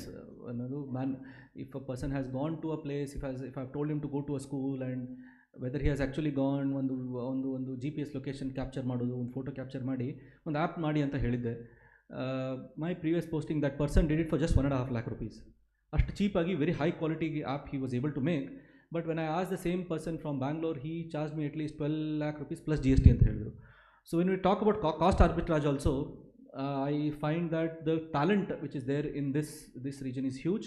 In northern Karnataka is huge, and we can make products. I'm very positive about the product-based products which are coming out of this region. So it is only time that it will take some time, because I think the whole ecosystem has to raise. But I'm very positive about what is happening in this cluster, and I thank all of you being part of this cluster and contributing to it. We would be very happy to, yesterday when I was speaking to some of the educational institutions, they told they'll come down to Bangalore and see what is happening in this center of excellence anta idira. all of you, ಯಾರಿಗಾದ್ರೂ ಬಂದು anytime I think KDM will be able to help you out. ಯಾರಿಗಾದ್ರೂ ಬಂದು ಬೆಂಗಳೂರಲ್ಲಿ ನಾನು I want to check this, I want to see this center of excellence, I want to know what you are doing with startups, ಏನೇನು ಪಾಲಿಸಿಯಲ್ಲಿ ಏನೇನು ದುಡ್ಡು ಕೊಡ್ತಾ ಇದ್ದೀರಾ, we give rental reimbursement, we give power reimbursement, we patent ಏನಾದರೂ apply ಮಾಡಿದ್ರೆ patent reimbursement ಕೊಡ್ತೀವಿ. Suppose you are going to foreign countries, we give some amount of reimbursement for the travel. So there are a lot of policy interventions we are doing. So we'd be very happy to share you the policy interventions so that I think the ecosystem develops. So I once again congratulate KDM team as well as thank all of you for coming for this event, and I hope events like this will lead to a new beginning in the development of the ecosystem in Bangalore. Lastly, I'd like to wholeheartedly invite all of you for the Bangalore Tech Summit, which will be held in November 18th, 19th and 20th. I'm sure this is the largest tech event in the country, or some say in Asia. So last year we had around 40-45 countries who participated in this event. This year we are going to make it bigger, better and bolder. Earlier it used to be held in a place called Palace Grounds. This year it will be in VIC. We are going to bring in something called Future Makers Conference, where we are going to have 20,000 people from the startup ecosystem, and they'll be addressed by leaders in the industry when it comes to industry leaders as well as startup ecosystem. So I request all of you, and I'd like to wholeheartedly invite all of you to be part of the event. Thank you for giving me an opportunity to talk. Thank you. Sir, one small request. Thank you so much, sir. As the industry anchor from Belgavi, small request, thank you for, suggesting to the companies Belgavi and we are much better than Bangalore.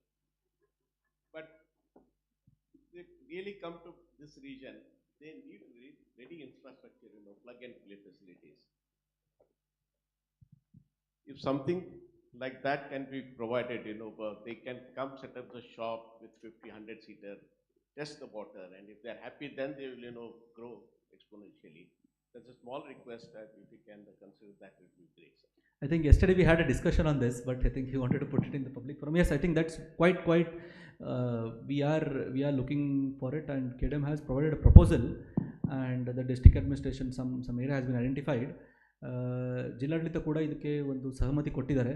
So we'll positively look into it. I've not gone and seen the place, but we'd be very happy to work on this, definitely. Thank you very much, sir. Thank you so much, sir, for your insightful address. ಯುವಕರು ಅಥವಾ ಯುವತಿಯರು ಉನ್ನತವಾದ ಸ್ಥಾನಗಳನ್ನು ಅಲಂಕರಿಸಿದಾಗ ಆ ಕ್ಷಣದ ಸಮಸ್ಯೆಗಳಿಗೆ ಪರಿಹಾರ ಸಿಗೋದು ಅಂತೂ ಖಂಡಿತ. ಯಾಕಂದರೆ ಅವರು ಆ ಕ್ಷಣದಲ್ಲಿ ಇದ್ಕೊಂಡೇ ದೂರದೃಷ್ಟಿಯಿಂದ ಎಲ್ಲವನ್ನ ನೋಡುವಂತಹ ಸಾಮರ್ಥ್ಯವನ್ನು ಹೊಂದಿರ್ತಾರೆ. ಇದಕ್ಕೆ ಉದಾಹರಣೆ ರಾಹುಲ್ ಸರ್ ಅಂತ ಹೇಳೋಕೆ ಇಷ್ಟಪಡ್ತೀನಿ. Thank you once again. Next, it's my privilege to welcome Dr. Sanjay Tyagi, a jovial person with great foresight, I must say. Mr. Tyagi is a jurisdictional director at STPI Karnataka, Ministry of Electronics and Information Technology, Government of India. Dr. Tyagi has been instrumental in fostering technology innovation, driving digital transformation initiatives that empower tech enterprise and startups across Karnataka. I would like to, may I request you to speak?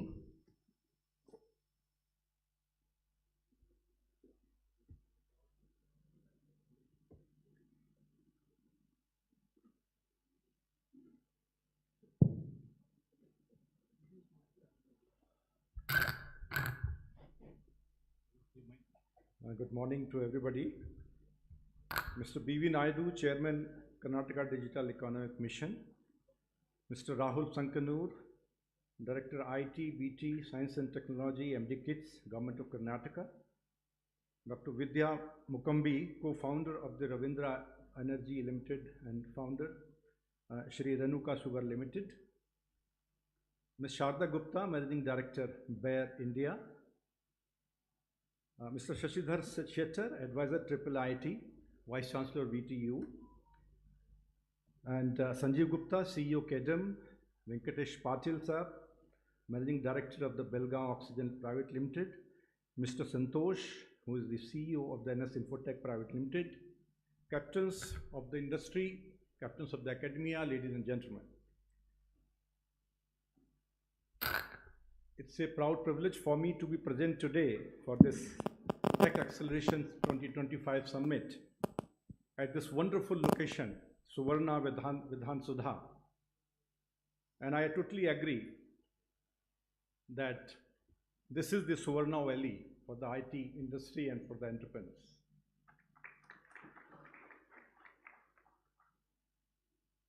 Beyond Bengaluru mission is really shining, and I can see the shining is reflecting from faces of all the people sitting in this hall today.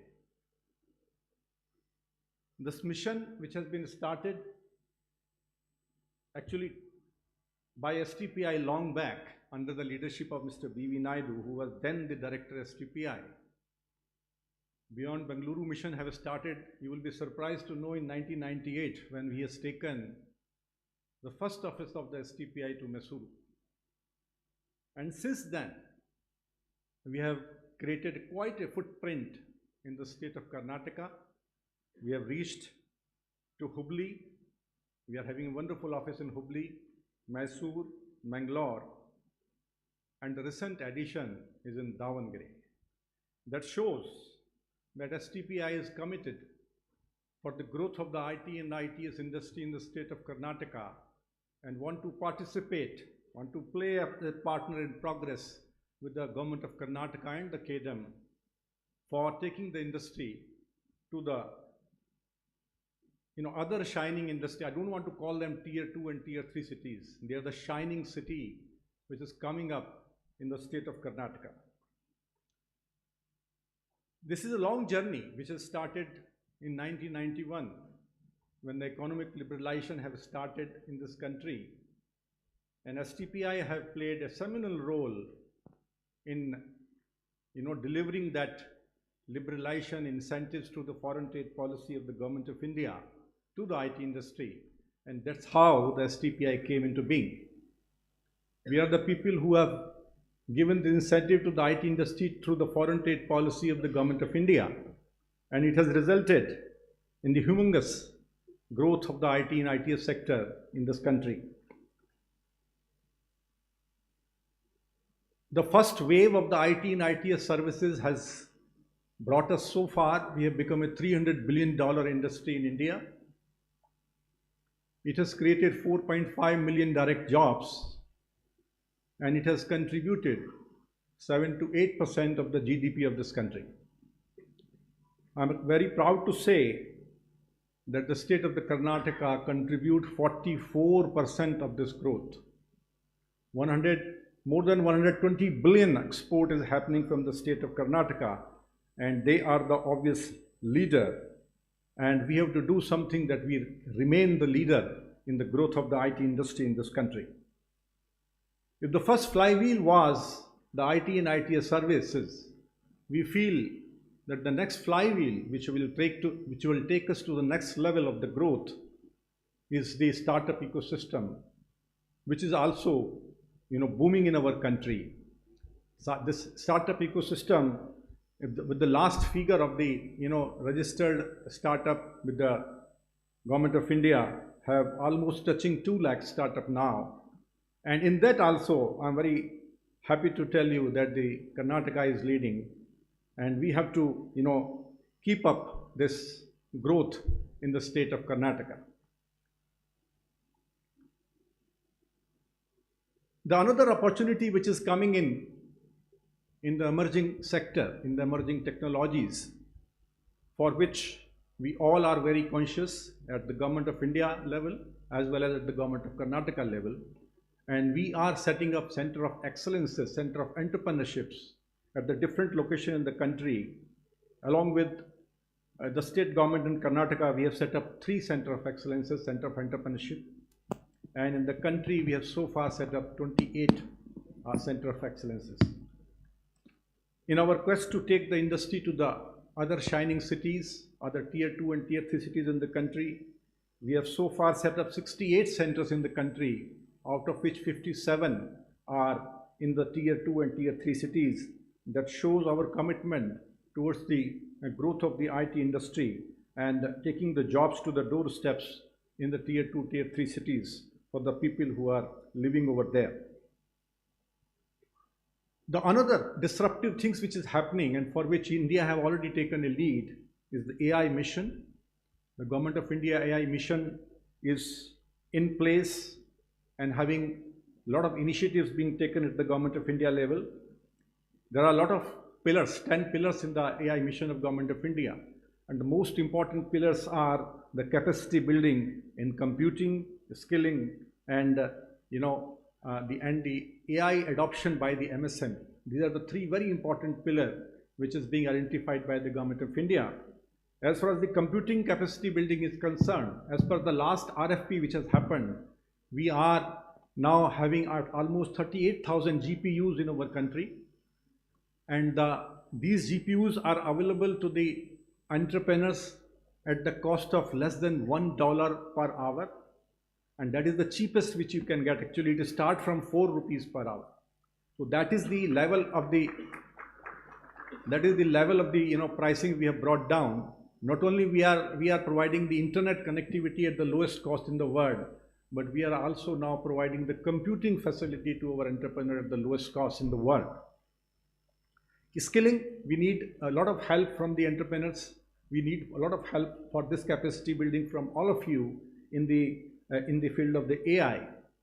And there is another which is very important mission which we have to take up, like the Beyond Bengaluru mission we have taken, and we want to join the KEDM for this, is the AI adoption by our MSME. That is something which we have to immediately start, and we have to contribute. Everyone of us has to contribute so that we don't we should not be in the, we should be in the front row for as far as the MSME AI adoption is concerned. Well, as far as IT exporting industry data is concerned, I have spoken this at so many forums that 70% of the export is being contributed by 30% of the GCCs or multinational company, and 30% of the export is contributed by the 70% of the MSME. And that is why it has become very, very important for all of us to accelerate our MSME if we want to capture the larger share in the world IT spent market. By this much of achievement, $300 billion industry we have become, but still our market share in the world in the IT spent is not more than 8%. In fact, we don't have to be complacent by this wonderful success of the IT industry in our country. We should have at least 20 to 25% share in the IT spent of the world, and probably then we will become the superpower in the IT industry, in the IT services and the product industry. So we love to STPI. I know some commitments Sanjeev will ask me to also give, and I was ready for it. So somebody asked for in the Hubli some incubation facility should be created. I am committing, sir, that we are creating a 200 seats incubation facility very soon over here. We are thankful to the government of Karnataka for giving us the additional space in our present facility, and immediately we will create 100 co-working place wherein we can invite the industry, and it will further be grown to 200 capacity. So that is the commitment which I am giving to all of you. And let us, you are the leaders. You are the leaders. Karnataka is a leader, unquestionable leader, but that's not enough. Probably we have to still see that how we can lead the India, how we can lead the India in the electronics manufacturing, how we can lead the India in semicon design thinking, and we have to do so many other things in capacity building in terms of the skilling and in terms of creating more infrastructure in the tier 2 and tier 3 cities. I would request to the government of Karnataka to come forward and set up a small IT parks in all these upcoming locations, like Hubli, like in Mysuru, like in Davangere. All these locations are wonderful, and we will be contributing and supporting the state government for bringing the IT investment into this region. Mr. Rahul have already invited you all for the Bangalore Tech Summit. I will once again extend to invite you for the invitation for coming to the Bangalore Tech Summit. We have been the co-host of this event for last 27 years. We provide free space to the startups in this event. I commit that we will provide 250 stalls to the startups of the Karnataka free of cost. So please come and participate and let us grow this region together. Thank you very much.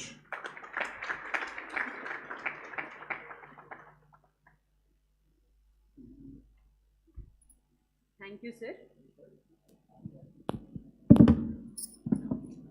STPI ಹಲವಾರು ನವೋದ್ಯಮಗಳಿಗೆ ತಮ್ಮ ಕನಸನ್ನು ಸಾಕಾರ ಮಾಡಿಕೊಳ್ಳುವಂತಹ ಅವಕಾಶವನ್ನು ಒದಗಿಸ್ಕೊಡ್ತಾ ಇದೆ. ಅಂತಹ STPIನ head ಮಾಡ್ತಿರುವಂತಹ visionary leader Sanjay ತ್ಯಾಗಿ ಸರ್ಗೆ ಧನ್ಯವಾದಗಳನ್ನ ತಿಳಿಸ್ತಾ, ನಾವು ವಿ ಹ್ಯಾವ್ ಎನ್ ಇವೆಂಟ್. ಹಲವಾರು ತಂತ್ರಜ್ಞಾನ ಉದ್ಯೋಗ ಪೋಷಕ ಸಂಸ್ಥೆಗಳು ಅಂದರೆ ಟೆಕ್ನಾಲಜಿ ಬಿಸ್ನೆಸ್ ಇನ್ಕ್ಯುಬೇಟರ್ಸ್ನ ಕರ್ನಾಟಕ ಸರ್ಕಾರ ಈಗಾಗಲೇ ಅನೌನ್ಸ್ ಮಾಡಿದೆ. ಇದರ ವಿಚಾರ ನಿಮ್ಮೆಲ್ಲರಿಗೂ ಗೊತ್ತಿರಬಹುದು. There are 11 TBIs which has been announced by Karnataka government, and in that 5 comes to HDB sector. ನಿಮ್ಮ ಕ್ಷೇತ್ರಕ್ಕೆ 5 TBIಗಳು ಅಂದರೆ ಟೆಕ್ನಾಲಜಿ ಬಿಸ್ನೆಸ್ ಇನ್ಕ್ಯುಬೇಟರ್ಸ್ ದೊರಕ್ತಾ ಇದೆ. ಅದರಲ್ಲೂ 3 ಬೆಳಗಾವಿ ಕ್ಷೇತ್ರಕ್ಕೆ ದೊರಕ್ತಾ ಇದೆ. ನೀವು ಹೆಮ್ಮೆ ಪಡಬೇಕು. ಈ ಮೂಲಕ ನಿಮ್ಮಲ್ಲಿರುವಂತಹ ತಂತ್ರಜ್ಞಾನ ಉದ್ಯೋಗ ಈ ಅವಕಾಶಗಳು ಹೆಚ್ಚಾಗಿ ಬೆಳೆಯುತ್ತೆ ಅಂತ ಹೇಳಬಹುದು. 10 ಕೋಟಿ ರೂಪಾಯಿಗಳ ಅನುದಾನ ಇದಕ್ಕಾಗಿ ದೊರೀತಾ ಇದೆ.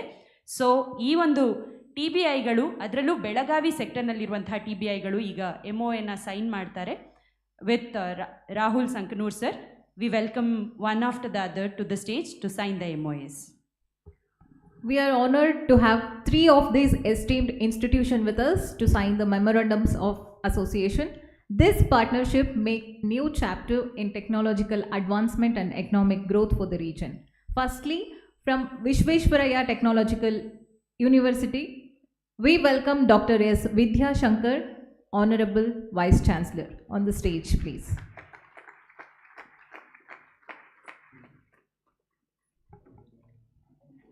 Next, from Dharwad Institute of Mental Health and Neurosciences, we have Dr. Arun Kumar C, the Director, Dream Technology, Dharwad Research and Ecospace for Advancing Minds. Also, we have Technology Business Incubator MCA, and from Maratha Mandals Engineering College, we would like to invite Dr. D.G. Kulkarni, the Director.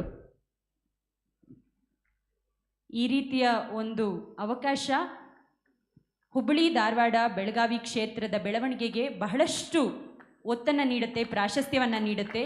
ಈ ರೀತಿಯಾದಂತಹ ಅವಕಾಶವನ್ನು ಈಗಾಗಲೇ 3 ಕ್ಷೇತ್ರಗಳು ಪಡೆದುಕೊಂಡಿದೆ. ಇದರಲ್ಲಿ ನವೋದ್ಯಮಗಳ ಉನ್ನತಿ ಇದೆ. ನೀವು ಕೂಡ ಈ ಅವಕಾಶಗಳನ್ನು ಹೆಚ್ಚೆಚ್ಚಾಗಿ ಬಳಸ್ಕೊಳ್ಳಿ ಅಂತ ನಾವಂತೂ ಕೇಳ್ಕೊಳ್ತೇವೆ.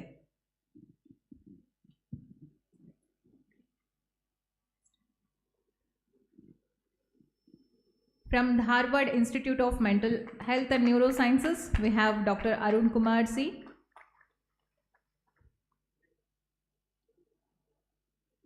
And from Technology Business Incubator MCE, and from Maratha Mandals Engineering College, we have Dr. D.G. Kulkarni, the Director. ಜೋರು ಚಪ್ಪಾಳೆಗಳೊಂದಿಗೆ ನಿಮ್ಮ ಕ್ಷೇತ್ರಕ್ಕೆ ದೊರಕಿರುವ ಅವಕಾಶಕ್ಕೆ ನೀವು ಉತ್ತೇಜನ ನೀಡಬೇಕು.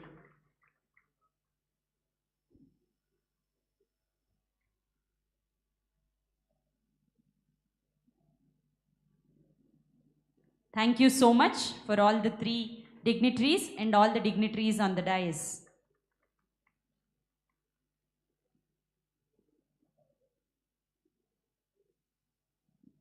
We request all the dignitaries on the dais to please be seated. And now we are here to witness a significant moment in today's event, the release of draft Hubballi-Dharwad-Belagavi cluster vision document. The milestone represents the collective vision and commitment of the industry and government of Karnataka leaders to propel the HDB cluster towards a future of innovation, growth and collaboration. I invite Mr. Venkatesh Patil, Mr. Santosh Hurlikoppi, Mr. Rahul Sankanur, B.V. Naidu sir, Sanjeev Kumar Gupta, Sharda Gupta, Dr. Sanjay Tyagi, Shashidhar Shettar to join this event. And also I welcome Chetan Dikshit, Beyond Bengaluru's Vice President, and also Hubballi-Dharwad-Belagavi Cluster's Head, Mr. Venkatesh Deshpande. Please join us in welcoming them as we unveil the vision that we chart the future of HDB cluster. ಈ draft ಏನಿದೆ ಈ ಕ್ಷೇತ್ರದ ಬೆಳವಣಿಗೆಗೆ ಏನೆಲ್ಲ ಉದ್ಯಮ ಕ್ಷೇತ್ರದ ಕೊಡುಗೆಗಳಿರುತ್ತೆ ಅನ್ನುವಂಥ draft ಇದು. ಈ ಡ್ರಾಫ್ಟ್ ನಿಮಗೆ ಸಾಫ್ಟ್ ಕಾಪಿ ಮೂಲಕ ನಿಮ್ಮ ರಿಜಿಸ್ಟರ್ಡ್ ಇಮೇಲ್ಗೆ ಸಿಗುತ್ತೆ. You will get this draft through a soft copy to your registered email. All the suggestions, all the changes will be welcomed by KDEM. ಸಲಹೆ ಸೂಚನೆಗಳಿಗೆ ಮುಕ್ತವಾಗಿ KDEM ಅವಕಾಶವನ್ನು ಕಲ್ಪಿಸುತ್ತೆ. Thank you all the dignitaries for releasing this draft.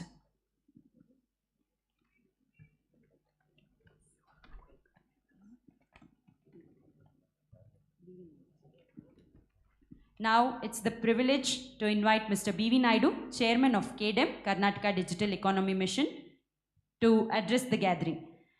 ಇವರು ತುಂಬ ದೂರದೃಷ್ಟಿಯುಳ್ಳಂತಹ ನಾಯಕರು ಹಾಗೂ cluster ಡೆವಲಪ್ಮೆಂಟ್ಗಳಲ್ಲಿ ಬದಲಾವಣೆಗಳನ್ನು ತರುವಂತಹ ವಿಷನರಿಯಾಗಿ ಕೆಲಸವನ್ನು ಮಾಡ್ತಾ ಇದ್ದಾರೆ. He is nurturing a vibrant ecosystem that fosters technology led development and industry partnerships. Over to you, sir.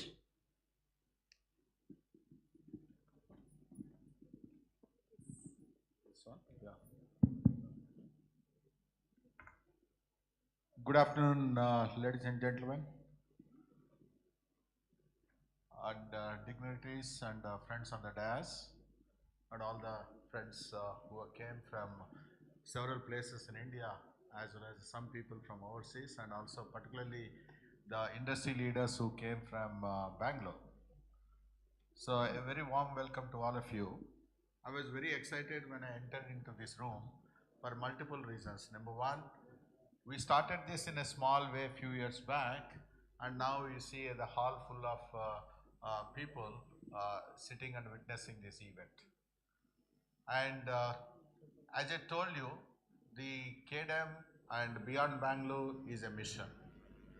To achieve this mission, there are a lot of things that are needed. As somebody rightly pointed out, the industry, the government and the academia cooperation is needed. That is what has happened. If you look at our logo itself, KDEM logo has two hands coming together, giving a welcome.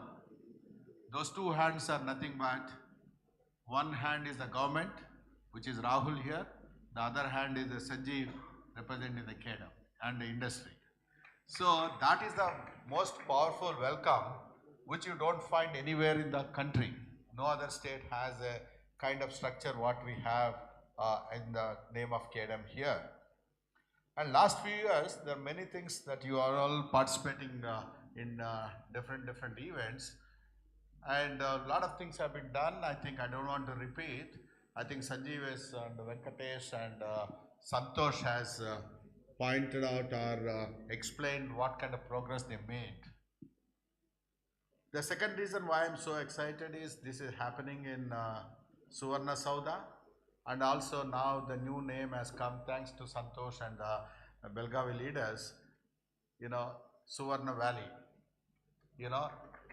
Suvarna Soudha and Suvarna Valley, we are all creating that valley right now. This is the process. This is going to take a little more time, but you are in the right journey and the right track, and all of you need to work together to achieve that.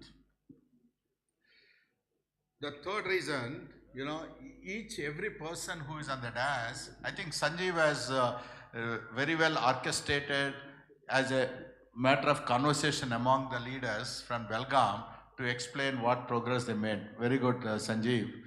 And I congratulate and compliment the government of Karnataka, IT/BT department, Rahul, and also congratulate the leaders from Belgaum, Venkatesh and Santosh, and the whole KDEM team led by Sanjeev, the kind of the progress what you people made. The other thing I also felt happy that our Dr. Vidya Murkumbi has talked about their intention to do the EV truck factory. She don't want to commit, but madam, you don't have any choice right now. Having indicated your intention that you need to do something in Belgaum, and particularly in Suvarna Soudha, and in the KDEM event, the moment you given your indication, that is enough for Sanjeev and other people to make sure that you land here properly, and we'll make sure that happens. Sanjeev has a very, very ample team. Whether it's Ajay. Ajay is from KEDAM who is leading the ESDM cluster. So he is going to work with you and make sure that what is an ROI you will have in Belgaum by setting up in Belgaum when compared to any other place. And then you will also work with our IT department and C&I department to make sure that you land here. And KEDAM will take pride on that. Thank you. Thank you, ma'am. The other thing, you know, our Sharada Gupta, I told you yesterday night, right?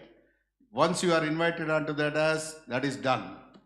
Now you have a new job, new responsibility to make sure that whatever you propose, that Agri Techno Hub, Agri Innovation Hub, you need to make it happen in Belgavi, Dharwad cluster, and whatever the support is there, I think Rahul is sitting right next to you. He will make sure that, you know, the government of Karnataka will extend that support, but we all need to make sure that Sarada do not have any escape. Not only creating the hub, you need to go back and maybe within 12 months, come back and say that Bayer is going to do, not just on the innovation hub, you are going to do something in, Belgaum. So we'll look forward for that. So already time's up, you know, the guys have done. You know, I'll just sum it up saying that I don't want to repeat what all the people said that Belgaum is such a nice place. You know, when I came here, I was looking at what are the various advantages. The climate is the best advantage. That is what is made Bangalore proud. Similar climate that is there in Belgaum. And it also has 100 years of the history in terms of the foundry and hydraulics industry. This foundry and hydraulics industry can give a base, because you must have seen in the media recently, there is a report released by Excel about IP-led manufacturing. If at all IP-led manufacturing has to be successful, that can be successful only in Belgaum, not anywhere else in the world. You have the foundation of that engineering industry. Make sure take strength of that foundation, and all the companies that have come from elsewhere, make sure that, you know, you will get benefited in. The second advantage, what I also see, and which is also demonstrated, is a aerospace park. Nowhere else in the country you find such an aerospace park. SCG that is created is almost full. And these are the people who are continuously looking at how not just an aerospace industry, other engineering industry can be attracted. There is a quest operating with 300 people in high-end engineering skills. What it means is there is enough talent.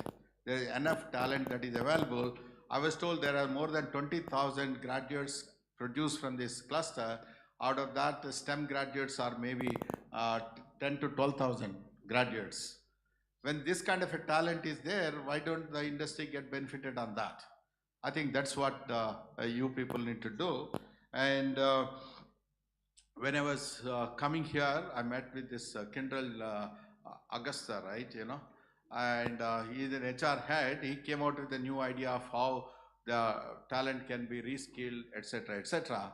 But also some of you must have seen that Kindrel has announced a $2.5 billion investment in India, which includes of an AI lab in Bangalore.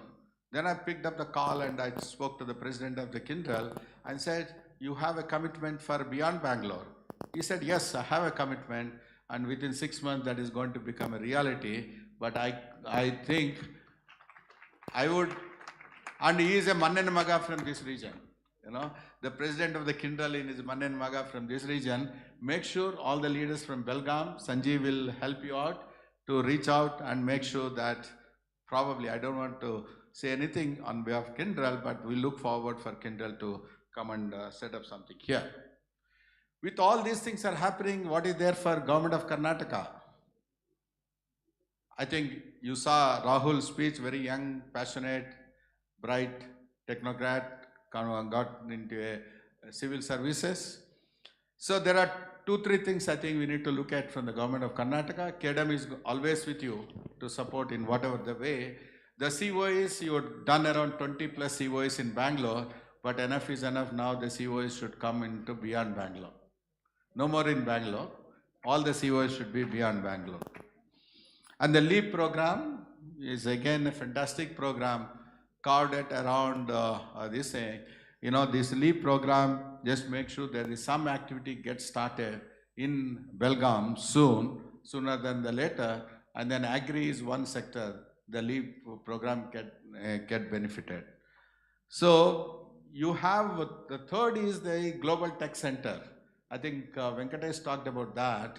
We need to make sure that a Global Tech Center also come here, which has an infrastructure to attract a lot of IT companies, not just IT companies, the co-working spaces. Last night when I was with the industry, I told that, you know, we always look at what is happening in Mysore, what is happening in Bangalore, what is happening in HDB. And obviously HDB needs to catch up to the levels what is happening in Mysore and what is happening in Bangalore. Bangalore has a beautiful co-working spaces that have come up just last 6 months. Same thing, why not same thing can happen here? Then the industry would come on its own. And lastly, all the friends that are come from Bangalore, you know, friends like Sudhir, Sanjeev Keskar, and a lot of people are NASCOM COE head, and Babji, and all these people, you need to carry back a message.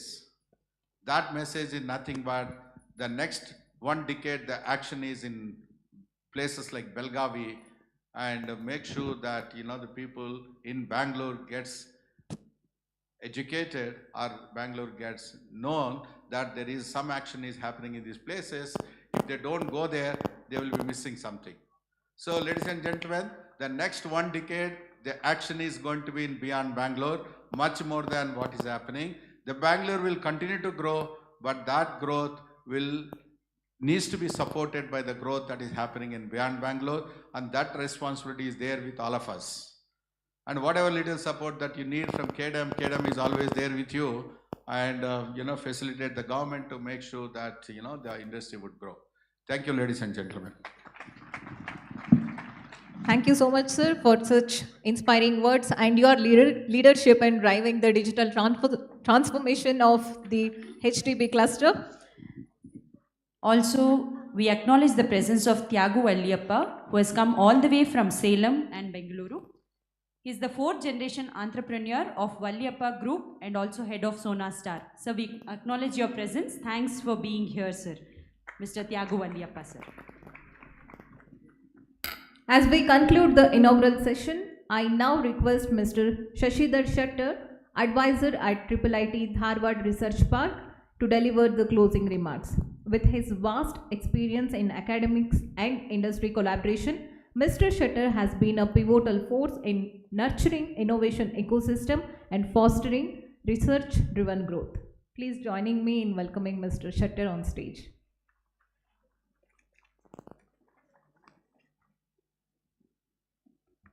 A very good morning to everyone. As we conclude this inspiring morning session of Hubballi-Dharwad Tech Acceleration, we extend our heartfelt thanks to all our distinguished speakers. Can I just interrupt for a moment? Yeah. I forgot, the Bosch is the largest engineering automotive company in Karnataka, and also, you know, of course, worldwide. They have a huge, very large facility in Bangalore, and they also grown in Coimbatore. I was just thinking, when there is so much happening in Belgaum, and these 2 gentlemen sitting here, and you need to carry back the message saying that your next destination is Belgaum, not anywhere else in the country. So I missed out, so I want to make sure that you carry this message back. Yeah. Thank you, Naiduji. We extend our heartfelt thanks to all our distinguished speakers for your insights and inspiring talk that will definitely add value to the innovation systems that we are creating here. And also we extend the heartfelt thanks to all the industry leaders who have come all across India and across globe to make this event more successful. I think the unveiling of the draft of Hubballi-Dharwad cluster vision document marks a critical milestone. It reflects our shared aspiration and the roadmap ahead. So let us all get together and make this region as a vibrant Suvarna Valley. Thank you all once again, and enjoy the remaining day of this conference. Thank you.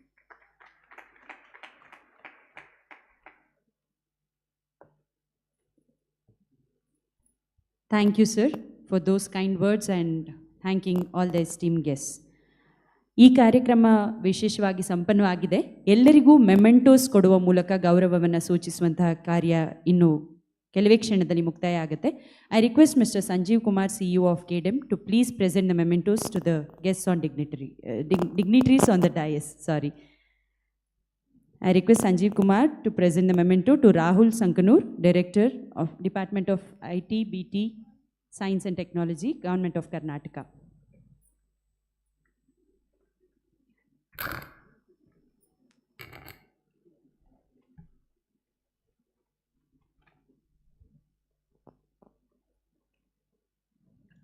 Ms. Sharda Gupta, Managing Director and GBS India, Bayer. ಚಪ್ಪಾಳೆಗಳ ಮೂಲಕ ಅವರನ್ನು ಅಭಿನಂದಿಸಬೇಕು ಅಂತ ಕೇಳ್ಕೊಳ್ತೇವೆ. Doctor Vidya Murkumbi, co-founder Ravindra energy limited and founder Shri Renuka sugars limited.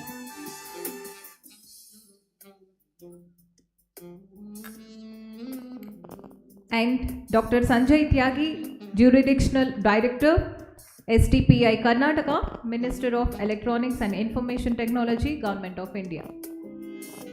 May I request a round of applause, please?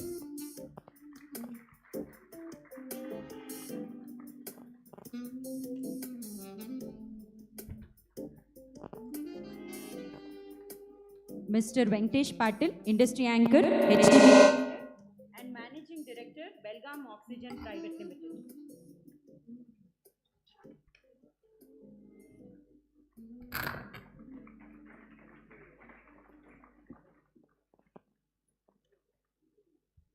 Also, Mr. Santosh Harulikoppi, HDB Cluster and CEO, NS Infotech Private Limited.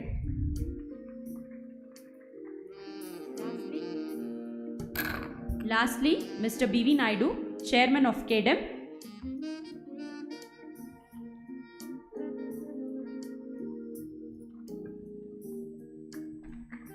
Thank you so much. ಎಲ್ಲ ಗಣ್ಯರಿಗೂ ಹಾಗೂ ಗಣ್ಯರಿಗೆ ಗೌರವ ಪ್ರದಾನ ಮಾಡಿದಂತಹ ಸಂಜೀವ್ ಕುಮಾರ್ ಅವರಿಗೂ ಆತ್ಮೀಯ ಧನ್ಯವಾದಗಳು. ಈ ಕಾರ್ಯಕ್ರಮ ಇಲ್ಲಿಗೆ ಸಂಪನ್ನವಾಗುತ್ತೆ. ಇದೇ ಸಮಯದಲ್ಲಿ ಇಲ್ಲಿ ಮತ್ತೊಂದು ಪ್ಯಾನೆಲ್ ಡಿಸ್ಕಷನ್ ಸೆಷನ್ ಸ್ಟಾರ್ಟ್ ಆಗುತ್ತೆ. ಅದಕ್ಕೂ ಜೊತೆಯಲ್ಲಿ there is a parallel track which will be going on at room number 315, Committee Hall, 3rd floor, which will be chaired by Mr. Rahul Sankanur, IAS Director, Department of Electronics, IT, BT and Science and Technology. This is only for academic institution heads. Only academic institutions heads should participate in this event, which is a meeting with kids associated partners from HDB cluster. It's happening in room number 315, Committee Hall, 3rd floor.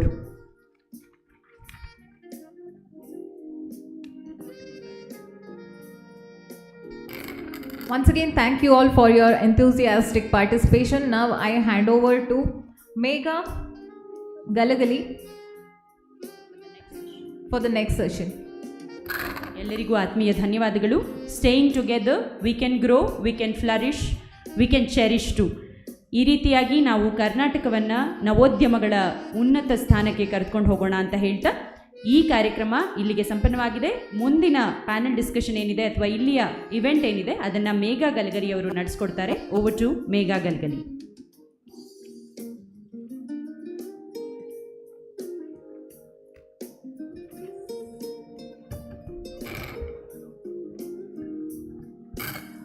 Thank you, Lakshmi, for inviting me for the next session.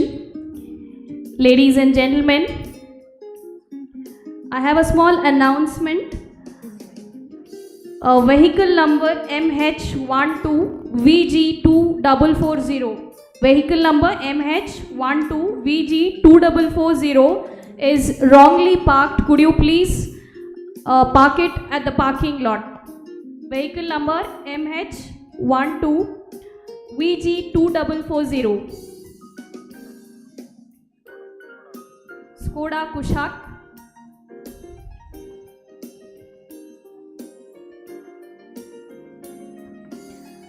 Ladies and gentlemen, we continue with today's exciting lineup of sessions aimed at driving innovation and growth across the Hubballi-Dharwad-Belagavi region I, Professor Megha, extend a warm welcome once again to all our distinguished guests, industry leaders, and participants. I request all to be seated. As we move on, did you know that Hubballi-Dharwad is known as the twin cities of Karnataka, and together they form the second largest urban agglomeration in the state. Hubballi is an important commercial and industrial hub, while Dharwad is famous for its rich cultural heritage, especially classical music and literature, and of course Dharwad Peda. The city of Dharwad is the birthplace of many renowned musicians and writers, making it a vibrant center for arts and culture in Karnataka. To kick off our next impactful segment, please join me in welcoming Mr. Ramesh Kulkarni, founder and CEO of Info Kalash, a leader in data engineering and enterprise architecture with extensive experience in innovative projects that drive digital transformation and empower businesses with advanced data strategies.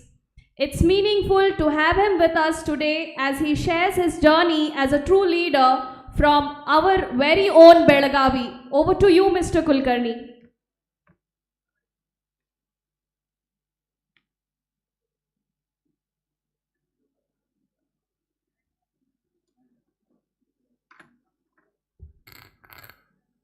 ಎಲ್ಲರಿಗೂ ನಮಸ್ಕಾರ. Audible? I think everyone needed a break after a long session. No?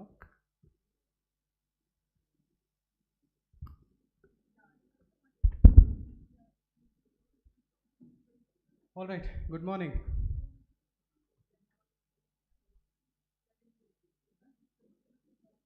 May I request all the dignitaries to take the seat, please?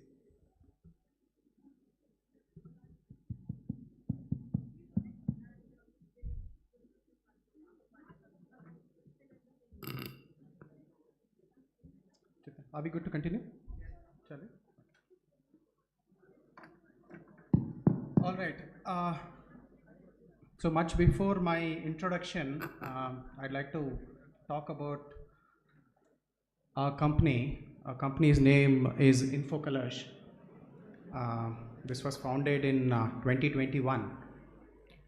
For the next 10 minutes, would like to speak about what we are into, a few insights about our journey, and then into our sector, and then where we are heading and what made us to get to this stage. Yeah, a lot of things resonate. While I was listening to all the dignitaries, I wasn't aware that we are so well connected as an ecosystem. Thank you, KDM. So this all started, I was a jury member for one of the KDM events a couple of years back, I think. I was talking to Mr. Bharat then. So that's when I met Mr. Venkatesh Patil sir as a jury member. He was my co-jury member, and then I don't know what made him, but then he took me to Shashidhar sir. He introduced me to Shashidhar saying, hey, you need to speak to this guy. And then it happened, so Shashidhar sir then took me to Rajendra sir. It was some 4 years back, and I've been witnessing how KDM has been evolving, and I have been seeing how KDM has been growing, and thanks to KDM for inviting us. So my wife keeps saying me, she's a co-founder, she's here, Sapna Sardesai, and it was way back in 2006 when we were in North Carolina, United States. We had to make a choice. She always keeps telling me, hey, life is all about choices. You have to make a choice. So, but I always keep telling her that there are instances in your life where you will not have choice, right? But then the story goes like this. So we had to make a choice. It was either we had to be in US or we had to come back. But if we come back, the mindset was no. We had to do something. The Beyond Bengaluru was in us much before. It was 20 years back where we were thinking where we would settle down. So we took this very conscious decision where, of course, well supported by Sapna, she said, why don't we go back? But then there were questions. Hey, lucrative job, you can get to a chief data officer level, you can get to the chief level, but then do you really want to leave all that? Then it was a brave decision. Then me and Sapna took it together. We came back, then of course we couldn't start all what we wanted to. We were hit by COVID, but then eventually it started. But then there were a lot of questions, a lot of anxieties. What would we do? I mean, we are into a deep tech industry. We are good at data and AI. We knew about AI much before. I mean, all of India was still doing it. 8 years back, I was doing an AI project. I was AI researcher. I was a senior data scientist for one of the companies called Orion. I'm still a director there.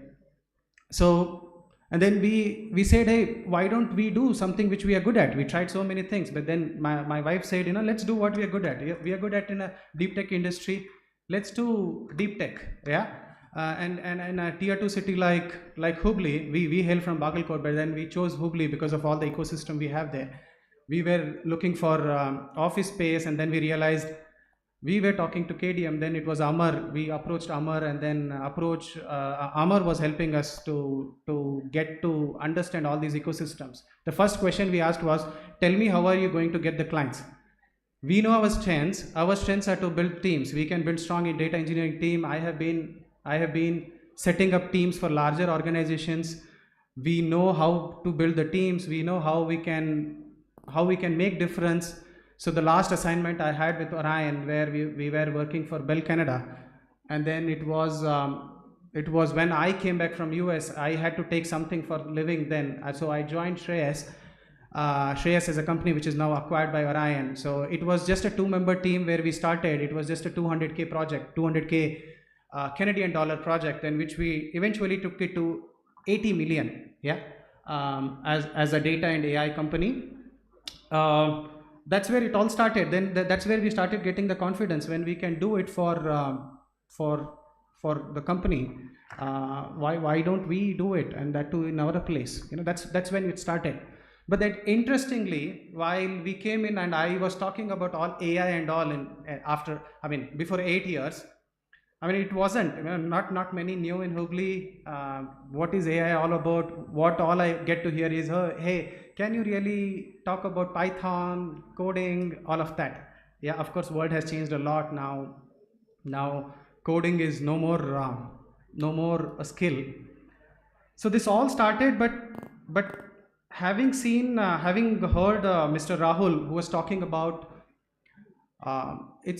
yes, Bangalore, we have lot of companies, mostly onto services, but we should be getting onto the world power. We should be talking a whole lot about product. We should be building products, and that's where we started. The vision of InfoKalash was we have to become a product company. But then if we have to become a product company, do we have enough talent? Does this ecosystem support? Yes. Then we started approaching whole lot of institutions. In fact, we have Mr. Deepak. He's not around, but then we collaborated with Triple IIT for us to build a product, a machine learning product, which is an autonomous ML flow product. It happened so where we built the product, but then we had to park it because for us to be very good at AI, it has to be data. Data is the prerequisite, and we take pride in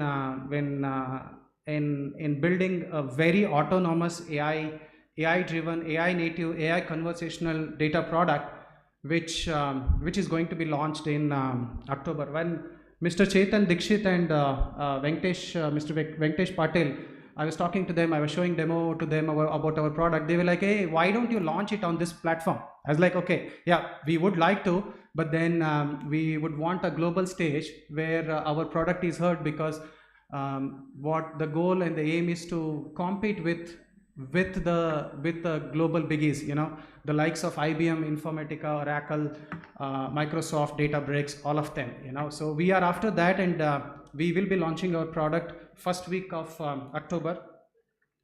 And what you see on screen is this, So the product what we are building is very autonomous. It is going to be little disruptive, but We do not have a choice. We are in an era where technology is disrupting, AI is disrupting. Not to lose the hope, but then we have to continuously adapt, evolve. We do not have a choice. I keep telling my team, this is how the nature of life is. We all have to evolve. We are made for that.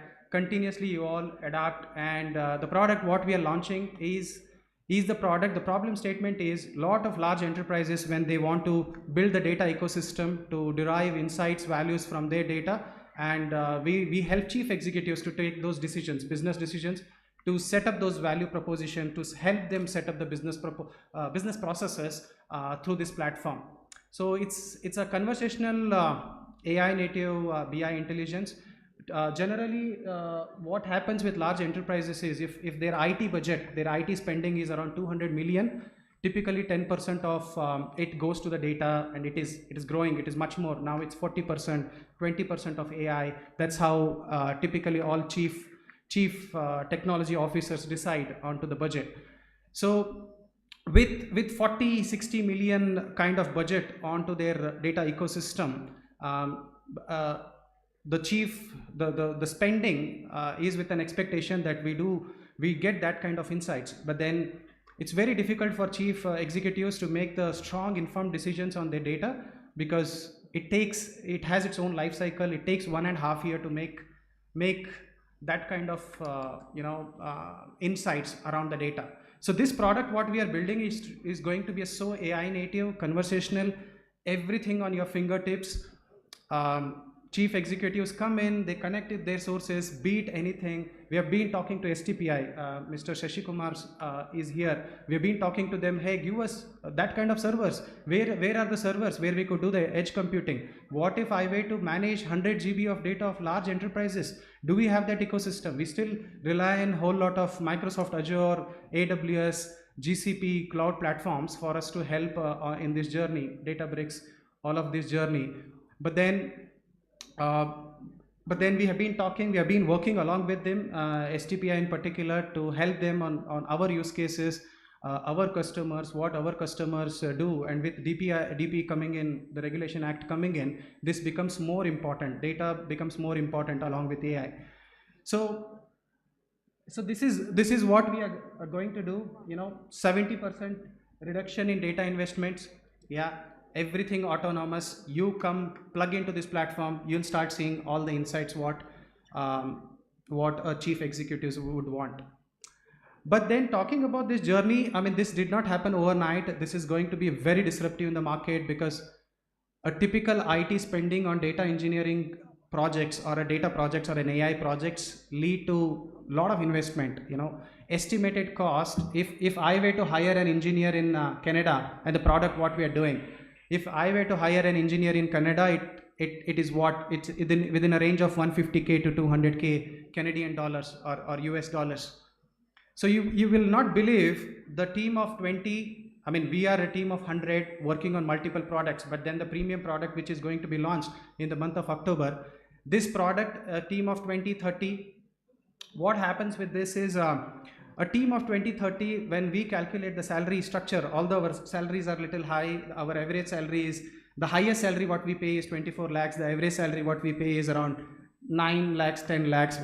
Yeah, and then we have our own reasons for maintaining those standards, because we have had a lot of human investment. We have done so much of investment on the talent, local talent, where we do not want to lose them to Bangalore, because the aspirations of all the talent, the job in particular, is always to get to that stage. Everybody wants to be in Bangalore, but then we are trying to change that along with the ecosystem. That's the kind of discussions I generally have with the KDM team. Yeah, we do have talent, but then how do you retain this talent? Luckily, we have Infosys helping us on this. They have set up a very big center here with 1,000 team capacity, and I assume much more will come soon. So, and I keep telling it to my team. Only yesterday I was seeing this another company, our competitor. It's called Atlan. Mr. Modi, Prime Minister Modi uses Atlan as a product, and they raised 105 million. And then I was wondering, 105 million for what? My engineers with 150K, one engineer in Canada and my 20 engineers in Hubli are able to build a much better 10x quality than what Atlan is doing. I'm not saying Atlan is not, I mean, they are our competitor, but time will tell. So that's how the journey has been. It's been phenomenal. The ecosystem is growing. We would like to connect to lot of them, all the dignitaries. Mr. Rahul, Shashidhar sir, I mean, has been a great mentor. So that's how it is, you know.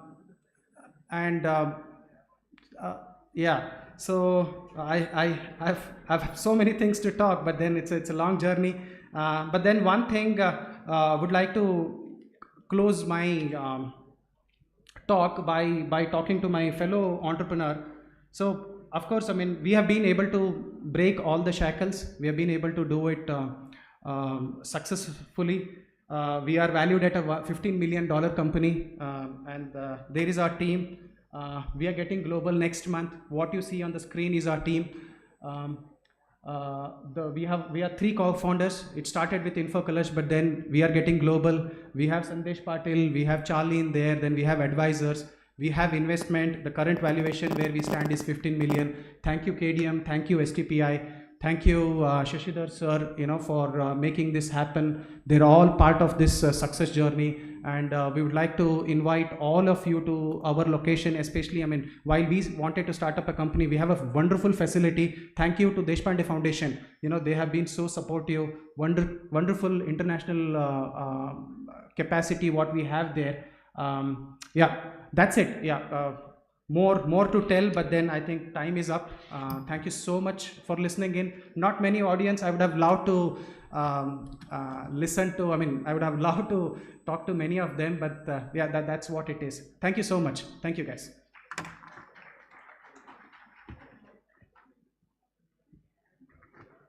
Congratulating Mr. Ramesh Kulkarni on his global achievement. Thank you for your insightful session. Up next, we have an impactful panel discussion on tech innovation and enabling, exploring how the Hubballi-Dharwad-Belagavi cluster can scale tech-led transformation across MSMEs and key sectors like electronic system design and manufacturing, artificial intelligence, and the Internet of Things. This panel will be moderated by Mr. Vasuki Kashyap, Lead of Enterprise Innovation Partnerships at the MeitY NASSCOM Center of Excellence for IoT. Mr. Kashyap is a visionary leader dedicated to fostering innovations, ecosystems that connect startups, industry, and government to accelerate technology adoption and commercialization. Joining him on stage are distinguished industry leaders and innovators, Mr. Gopinath Majumdar, Vice President, Bosch Global Software Technologies Private Limited, Mr. Suraj Kadam, General Manager, Technical, Altim Technologies, Mr. Prashant Raghu, Founder and CEO of Vayuvya Defense Sudarshana Semiconductors and Gonagur Technology Solutions, Dr. Sachin Sabnis, Managing Director, Belgavi Ferrocast Private Limited. Please join me in welcoming our esteemed panel. A big round of applause, please. Audience, over to you, Mr. Vasuki.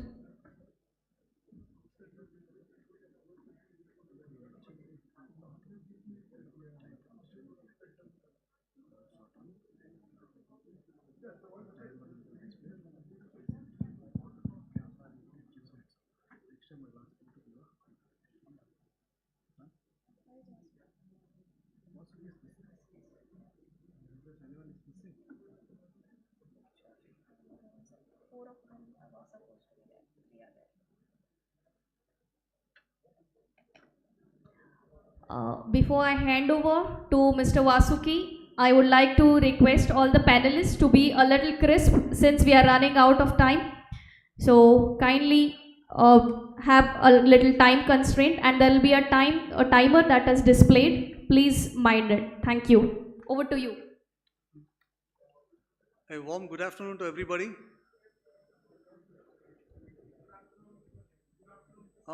May I request Mr. Prashant to join us wherever he is? Prashant Raghu, you are missing on the panel. May I request you to join us? Okay, we'll get started.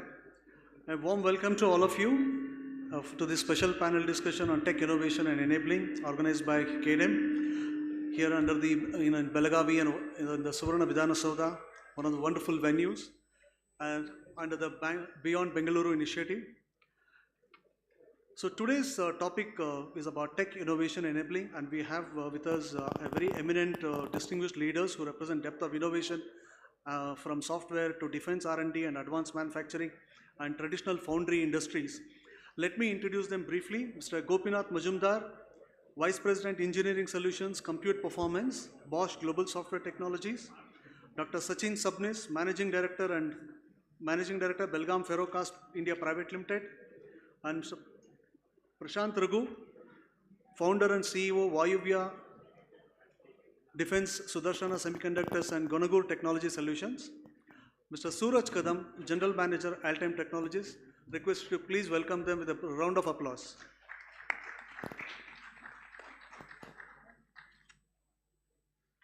So talking about the industry trends, as HDB ranks, the Hubballi-Dharwad-Belagavi cluster ranks 4th out of the 37 in ease of doing business among the emerging tech hubs, with 6,000 to 7,000 STEM graduates annually coming out.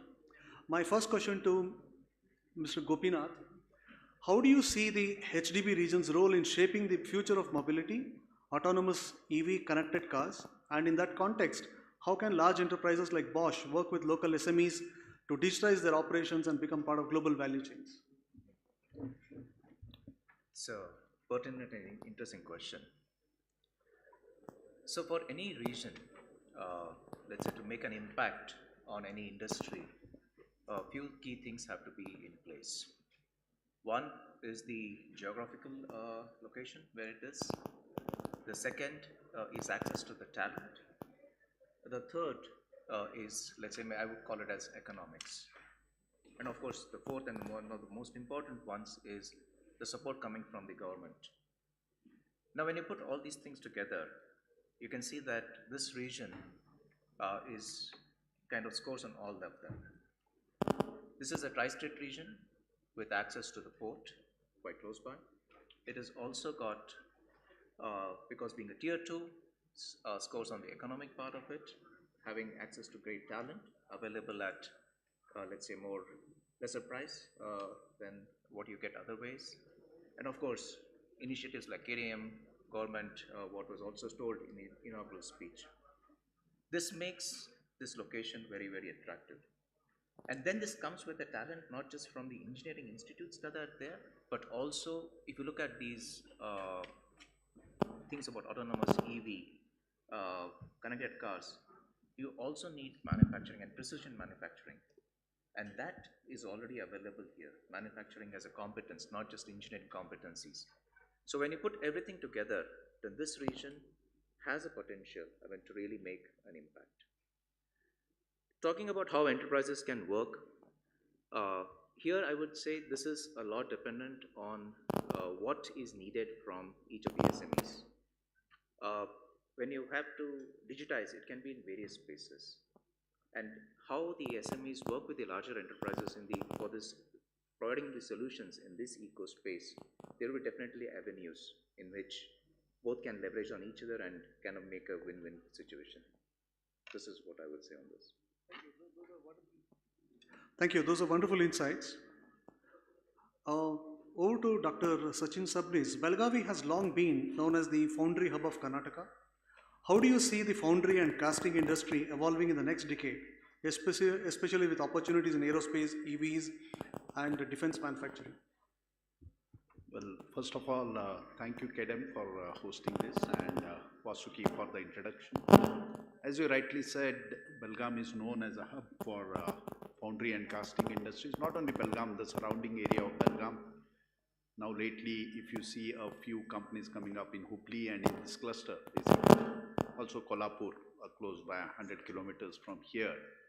So it has been the cluster for a pretty long time, but when you look at evolution of foundries or what we can look for in next 10 years, it is very, very bright, because we know that the foundry or the casting industry across the world is a evergreen field, and Belgaum having the skill as well as the kind of the ecosystem that is needed for this kind of industry. There is a huge potential out here, as already mentioned by my co-panelists, being a tri-state region, Belgavi being pretty close to, say, the port availability is there. Maybe we need to develop Karwar port, as Madam Murkumbi already mentioned, but if we are able to do that, air connectivity as well as right on the highway, so there is a huge potential. But when you specifically speak about aviation and defense or aerospace and defense, the Belgaum foundry industry needs to evolve. Right now, they are majorly focused on automobile and other sectors of the business, and they are right now not there when it comes to supplying to the defense as well as the aerospace sector. So the kind of metals that might be needed, that need to be produced, they need to get into maybe titanium, they need to get into, if they have to cater to EV industries, maybe aluminum or maybe nickel alloys, something. The alloy industry, which needs to be, or which is the backbone of most of these sectors such as EV or aerospace or defense, is something that needs to be developed here. But we do have the potential, we do have the educational system out here where these things or center for excellences can be developed for these particular development. And I see a very bright future, and I see a lot of automation coming, the capacity is going up, because right now Belgavi industry is more skill focused or skill oriented, and I'm very much sure that in coming next 10 years it would move from right now very human centric to more digitalized and more atomized kind of setups that would be established out here. Thank you, Dr. Sabnis. The cluster has about 50 plus tech-enabled startups and 36 plus tech and BPM setups and infrastructure upgrades like Hubballi-Ankola rail line and airport expansions. My question to Prashant Raghu, what are the biggest opportunities for indigenous defense innovation coming from HDB, and how do you see MSMEs and startups contributing to this ecosystem, especially if they adopt digital tools and collaborate with defense enterprises? That's a very interesting question. Over the last few years of experience with defense tech, the primary enabler of defense tech is engineering, and by nature, this is a cross-domain field. So the first thing that will be very important to develop in this region would be a department that can focus on all the 6 engineering disciplines and people who are adapting to all of those. That is, they learn the basics of all the other aspects as well. Then the MSMEs can come in, because what we noticed over that we have many people who are working in our startup from this region. The best part is they have very strong in physics and math. So this has enabled them to do amazing stuff. They're highly adaptable to the change in technology, and this is where MSMEs should capitalize on that, and startups, we are capitalizing on that. We are looking really to expand in this region, and that is when MSME can gain a lot of impact from this wonderful talent pool that's available. So this will result very soon in rapid growth of defense technology. The other most important thing that we are requesting in the region is development of precision manufacturing. The thing about defense technologies is, if it has to go into market, the testing on this is at least about 100x more than what happens in other environments. So the first thing, that even a millimeter change in dimension would result in rejections. So the first thing that would be required, highly required, is high precision manufacturing. This ecosystem, when it comes into the region, will, along with the talent pool that's available, will result in huge growth of industries naturally in the region. So this has been our experience over the last few years. MSME startups will beneficial greatly, because there has been amazing work that has happened in this region for the development of STEM education. That's what we saw consistently. That should be capitalized very soon, and high precision manufacturing will result in amazing things coming into the region. Yeah, the region produces nearly 6,000 to 7,000 annually STEM graduates. That's a wonderful talent pool that you have. Thank you for bringing that up. But we noticed that the physics and math is very strong. So we have been evaluating consistently from everywhere. So we are looking, so one of the graduates is from Bagalkot College of Engineering. He came in, some reason he came in because he had a personal issue, he couldn't find a job, he came in. But he is now leading the software segment of our semiconductor business. And the only thing we looked at very hard was his skill in physics and math. And we noticed that in his friends, his juniors and his peers, that they are all really good at it. Now that's the only skill that's going to define the future. That's what we are seeing consistently. Now this region, we need to capitalize on that. And that is going to result in amazing things coming into this region. Thank you, Prashant. That's wonderfully said. So, Suraj, you have been an advocate of adopting 3D printing, CAD, FEA, and also you have been, you have some valuable insights to throw on the HDB region as to how it can leapfrog into the next generation manufacturing, bridging traditional industries and just digital innovation with digital innovation. So my question to you is, with Belgavi industries include valves, foundry, then automotive, aerospace, supported by 3 SEZs and 500,000 square feet of plug-and-play infrastructure that's available. How do you see additive manufacturing and 3D prototyping transforming Belagavi's strong manufacturing base? More importantly, how can SMEs here adopt digital manufacturing technologies and collaborate with enterprise to stay globally competitive? Thanks for the question. So, when we speak about 3D printing, it has rather become a fad to have a 3D printer in your office. Means we see 3D printers in schools, and we see 3D printers being flown to the International Space Station also in space. So now we know that, or rather we see when we establish Center of Excellences around technical universities in Karnataka also, that 3D printers are being treated as a showpiece more than it being used for prototyping or manufacturing.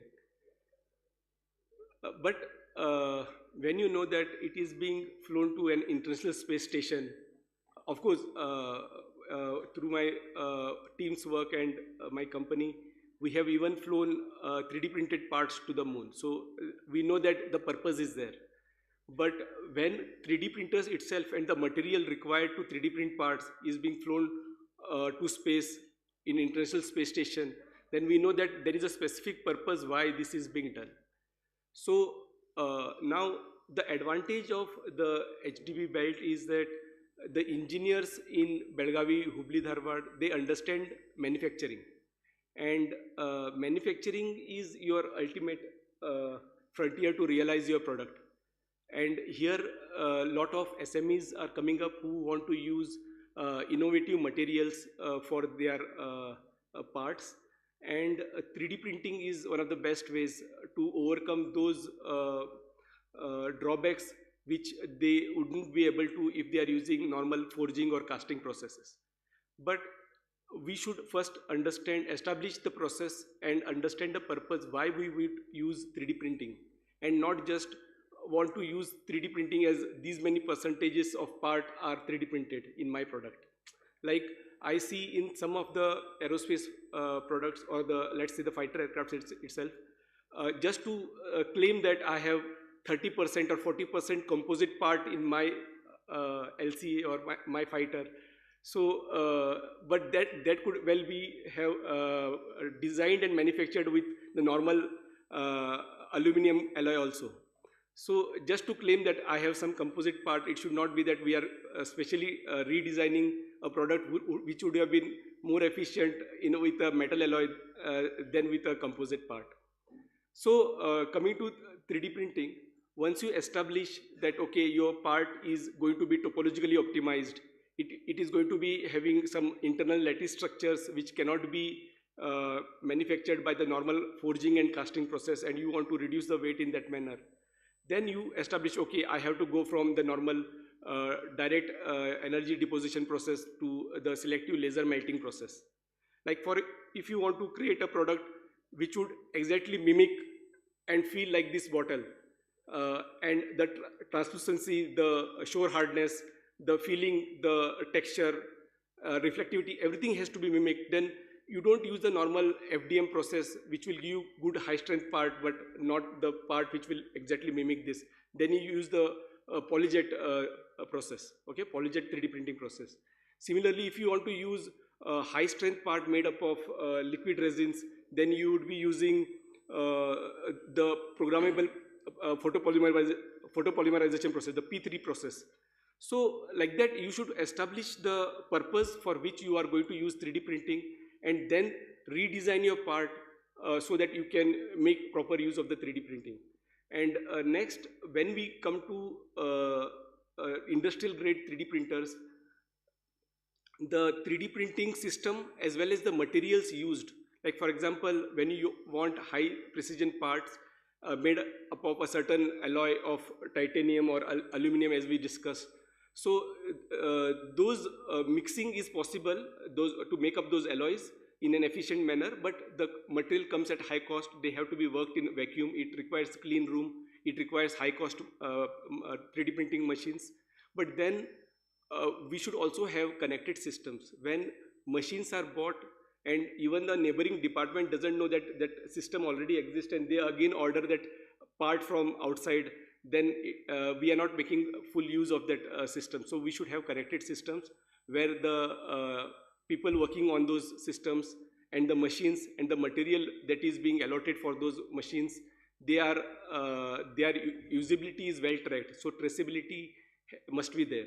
So that is what I would like to pitch, so that we don't make the same mistakes which the other people or the organizations who have adopted these systems do.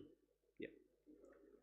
Thank you, Mr. Suresh. Thanks for those insightful, elaborated thoughts.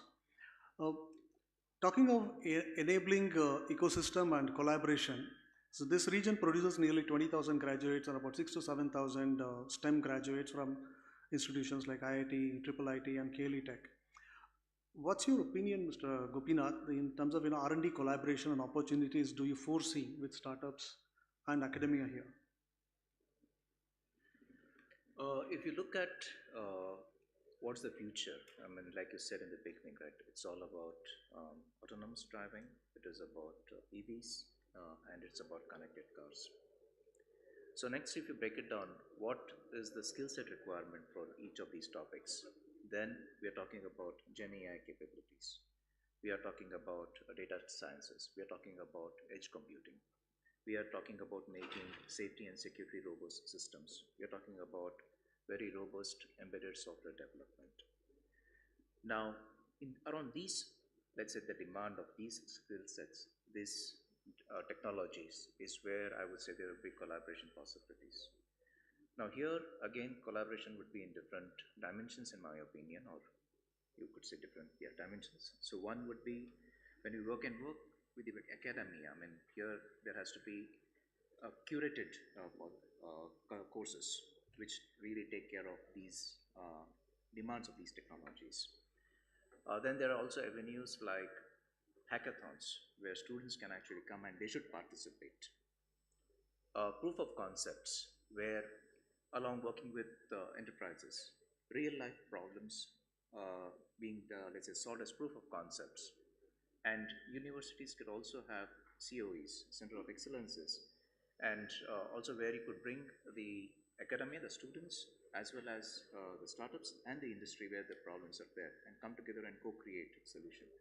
I would say these are the various possibilities of collaborating around these technologies to really make an impact. Thank you. Thank you for that.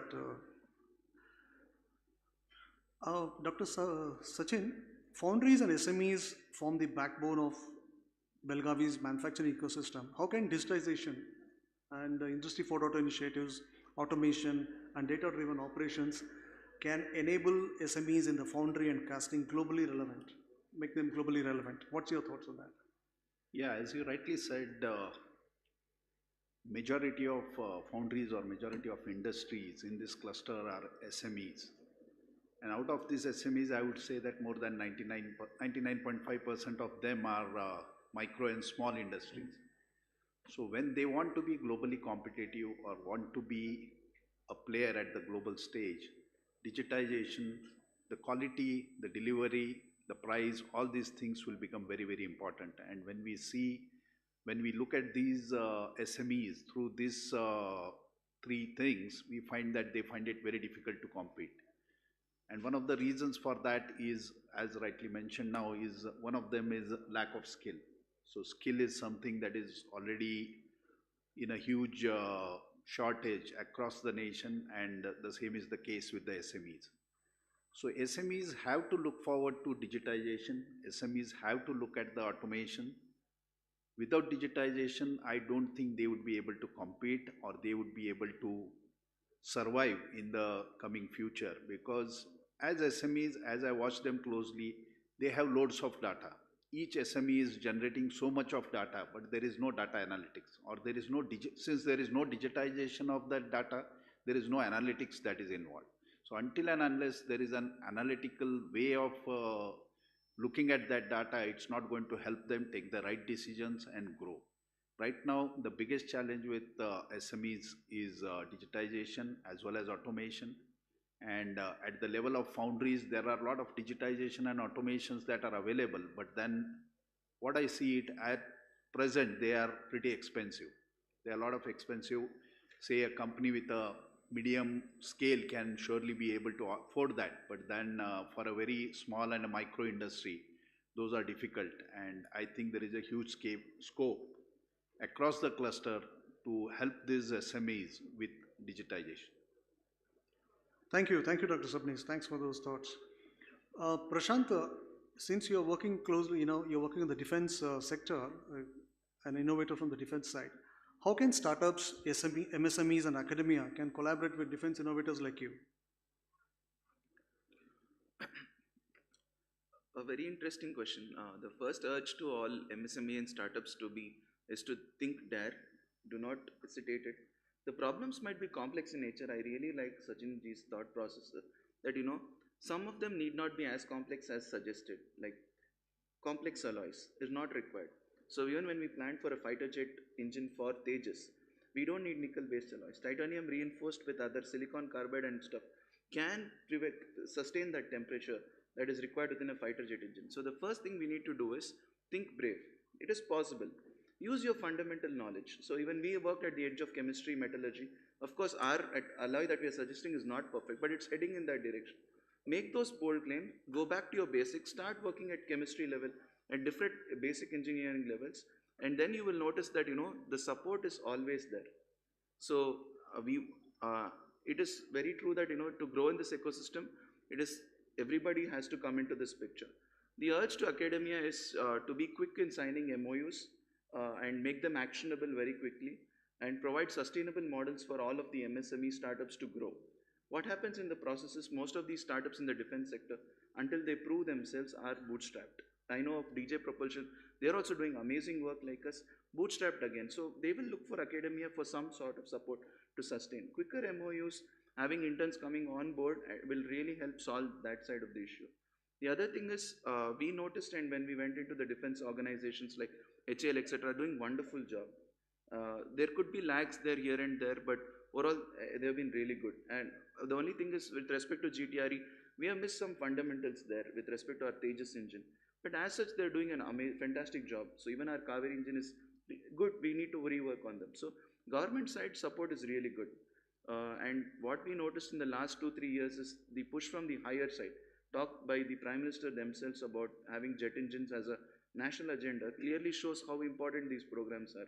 So for innovators who are making the bold bets, making the right choices, the world is really open in defense tech today.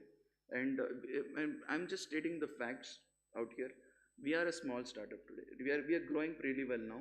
If people like us are able to make a contribution, we are just stating so that everybody hears it out and loud.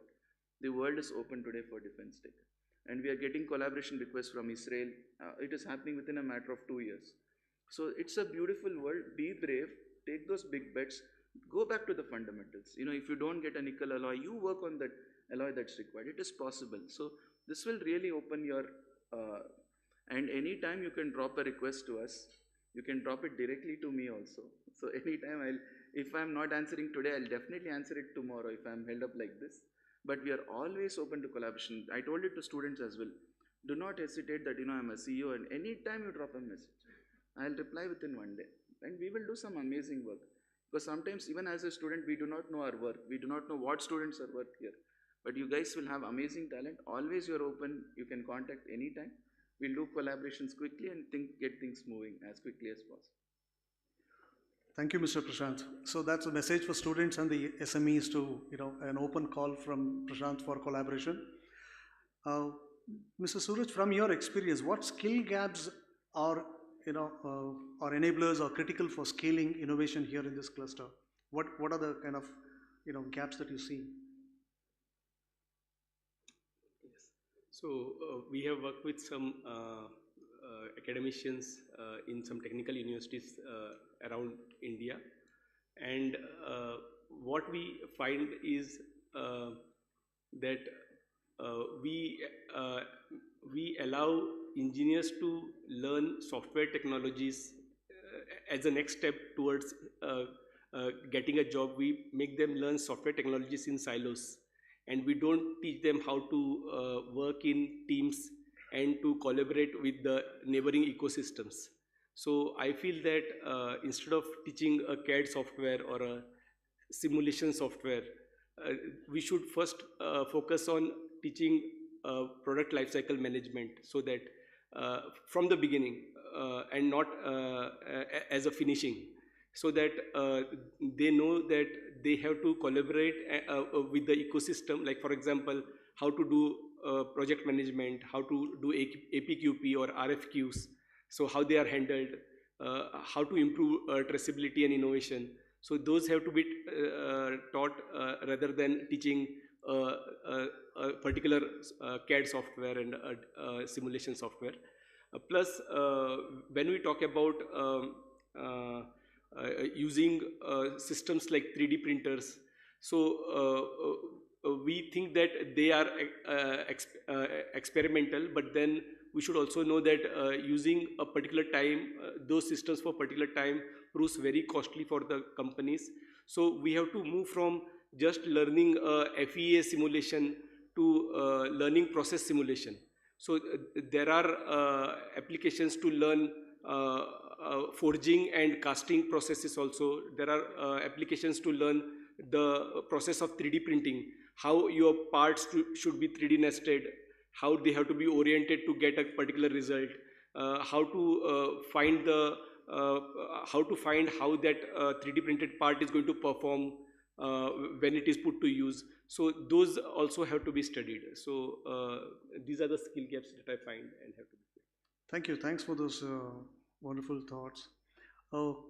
Coming to the future vision that holds for the the HDB as a cluster, and what's your advice, the dear panelists? This one question is to all of you.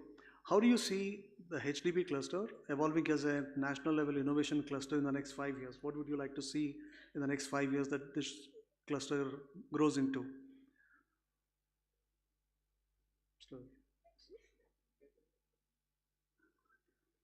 So yeah. Mr. Gopi, you want to take that? Yeah, let me please. take a shot at it. Yeah. So across today, what we heard, when I go back to culture, culture eats strategy for breakfast, and the culture of this location is basically, as told in the morning, is innovative, it's economics, it's business. And this place has those ingredients. Now let's look at the kind of startups that are also here. We have about 23 startups that started in the last 1 year. It's almost 2 per month. That's phenomenal. Already with 50 plus startups, 36 tech plus tech companies. I would say all the ingredients are there, with also the education institution, premier education institutions being here, 6,000 plus STEM graduates coming out of this. So this place has the right, I would say, the fundamentals. Now if I couple it with the market, I mean, all the 3 industries, the ADAS or the autonomous, what you call as the EV, the connected car, is expected to go more or less like a double-digit CAGR in the next few years. So the market is there, the right ingredients are here, and if played correctly, and if they jump to digitization quickly, then I would say this has every chance to being a very, very innovative center for these topics beyond Bengaluru. Yeah, that's a fantastic thought. We got a reminder to time up and close this. We'll just, one last question to Dr. Sabnis. and after that we'll wrap up. We may not have time for questions. The panelists would be available here that you can talk to them offline. Dr. Sabnis, one question that I would like to ask. Belgavi is positioned as an aerospace and EV hub while retaining its strong foundry legacy. What's your vision for how the foundry and casting sector can contribute to this transformation? Well, I think I just shared my vision at the beginning at your first question, and out here Mr. Raghunath has also mentioned. To be part of the EV as well as the aerospace ecosystem, Belgavi foundry needs to change. The kind of metals we are producing, because as he rightly mentioned, today one of the national missions, as mentioned by our Prime Minister, is to develop the jet engine. And I had an opportunity to speak to some of the top guys at Bharat Forge or L&T, and they said that we have the whole design of jet engine ready with us. It's not that they don't have the design, but design is not going to help. He said the problem is with the critical metals, and we don't have the right metals. Let it be nickel alloy or titanium or these alloys we don't have. And foundry being the hub out here, Belgavi being known to be a foundry hub for so many years, my vision or my thought process is it should come in next maybe 2 or 3 years if all of us, and with kind of educational ecosystem that exists out here, and if you speak about innovation or research, it is, I personally feel the industries are too busy to do innovation and research on their own. Very big industries have that kind of a bandwidth to do that, but it should be more focused from the educational institutes, because they have students, they have the resources to run the center of excellences, and with the help of the local industry, which is a foundry industry, they would be able to develop these metals, and they would play a very big part in supplying these parts to the aero engine that India needs to build in next 4 or 5 years to become self-sustained. So I think Belgaum Foundry will play a very big role in that. Thank you so much for that. Sir, I'll just take 1 minute. Yeah. Sir, we need to get the jet engine out by next January, sir. We have a clear plan in place. We are in talks with that. 4 to 5 years will delay our advanced manufacturing quite a bit. We need to plan for a jet engine immediately and get it on the Tejas. And this is not to distract any other country, because we need to have our innovation going. We made it very clear. All the countries in the world have helped us today to come to this technologically. But we need our technology just to plan for the future. And of course, with the support of everybody here, we need to get that on the Tejas by at least January 26, 2026. That's a very positive one and a good deadline to have. No, sir, we need to do it. We need to scale up the engine now. That's the task we have. Of course, the metals is the challenge, but we have a design also in place using base titanium and silicon carbide along with few reinforcements. We want to test that at IASC. The temperature levels are not very extreme in a jet engine as much as even in a rocket engine. So this is doable. Fine. Thank you very much.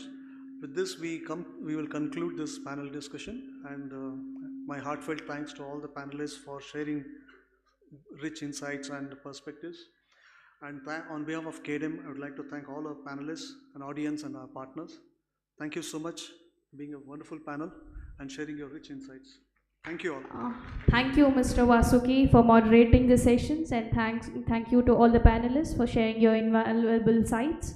I request Mr. Vasuki to hand over the mementos to all the panelists on the dais.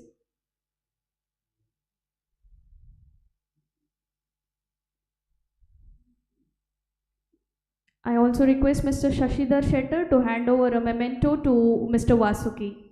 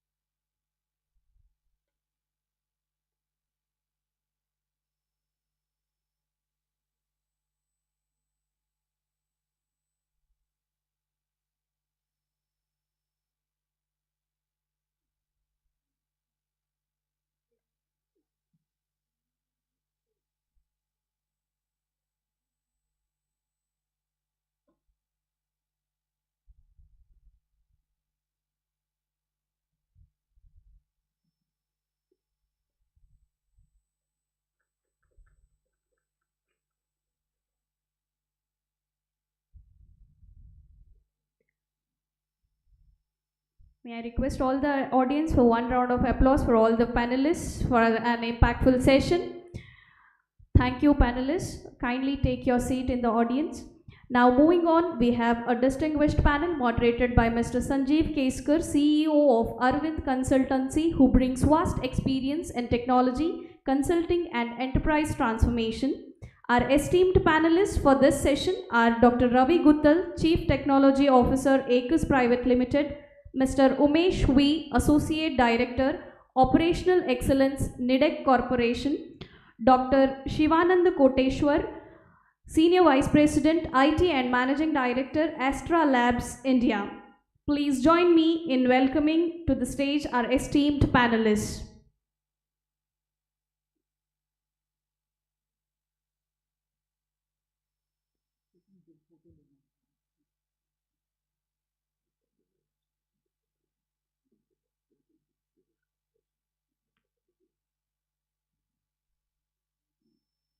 Audience, kindly make a note. Soon after this, we will be breaking for the lunch.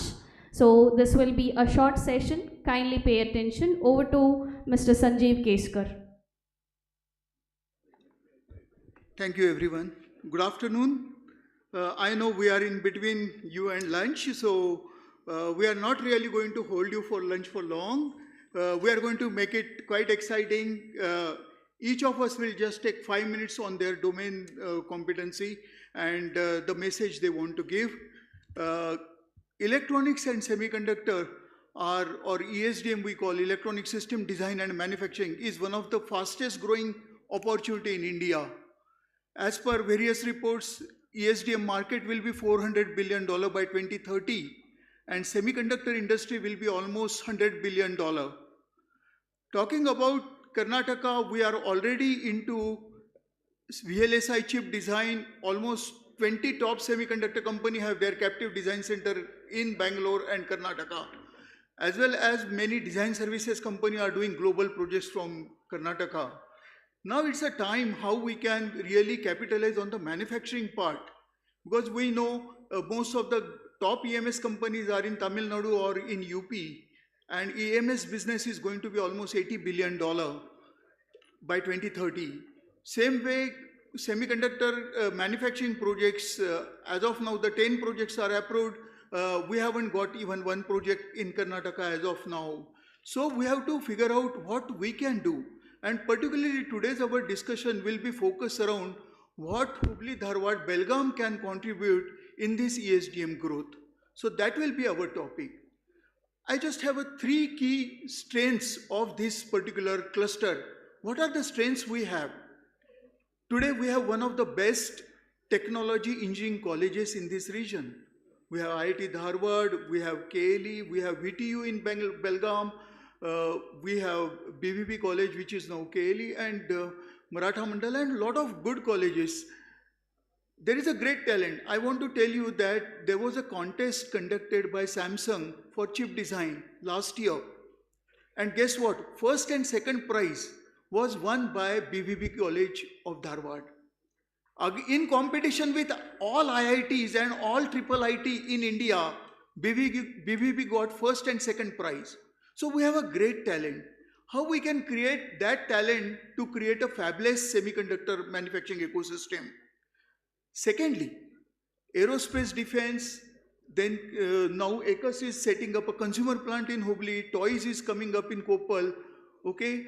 How we can create more and more manufacturing activity in state of or cluster of Hubballi-Dharwad and Belgavi. That is the second point. Third point is about component manufacturing.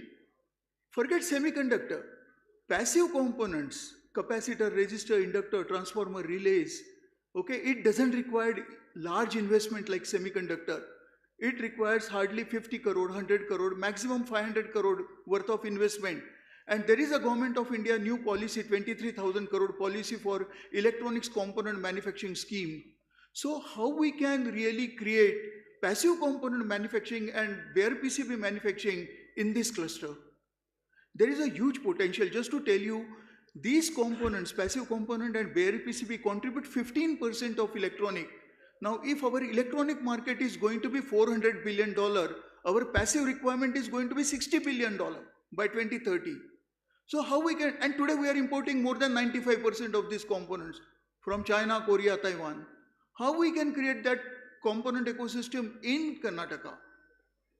We can get you a good technology partner, collaboration partner. I was MD of Arrow Electronics. I was representing 150 companies, global companies, as an India authorized distributor.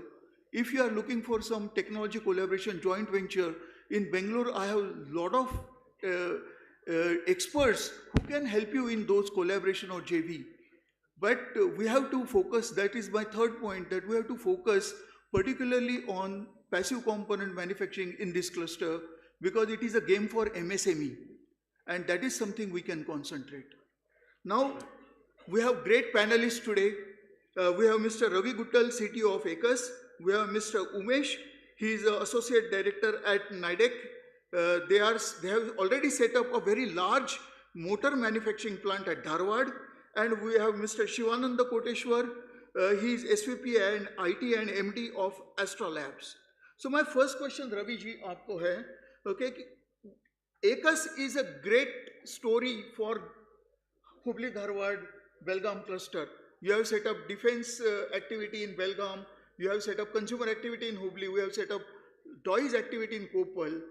Now, how ACUS is thinking to do the backward integration and create your supply vendor ecosystem by leveraging and creating industry in this particular cluster?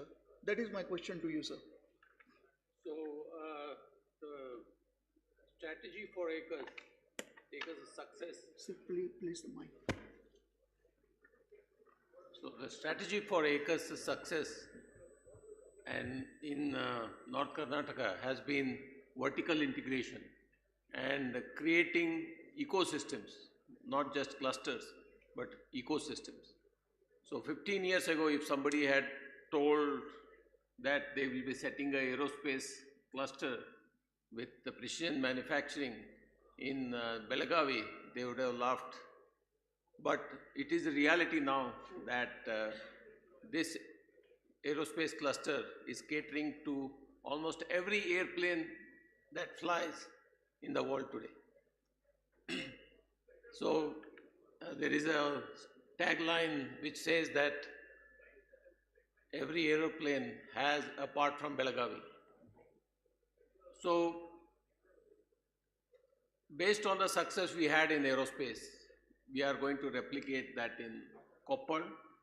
So the vertical integration plan is also put forth for toys. As you mentioned, Sanjeevji, electronics required for toys will also be integrated vertically and manufactured within that cluster. We are inviting joint venture partners and vendors to be based inside the cluster. This is what gives us efficiency in terms of logistics, just in time, and also sustainability. If you have noticed, earlier aerospace part would have traveled close to 10,000 miles before it would get assembled in an aeroplane.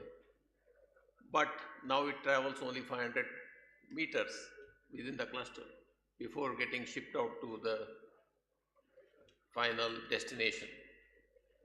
We are also looking at digitalization, and this is all the vision of our founder, Arvind Melligeri, and Industry 4.0 protocols being implemented at all our factories. And by 2025 end, will be completely green energy driven factories. Thank you, sir. My next question is to Mr. Umesh. He has a background into defense, into Bharat Electronics. He has also a great background into automation industry, and now one of the largest motor manufacturing company, they have set up a manufacturing in Dharwad, and Mr. Umesh is managing that as an associate director. So Umesh, what are your views on this new initiatives or new opportunities for Hubballi-Dharwad-Belgavi cluster, how we can develop a electronics and allied ecosystem in this particular region. Yeah, thank you for KDM to give, having given us this opportunity to share our thoughts on these issues. Basically, we have done a bit. NIDEC has done its bit on growing this region.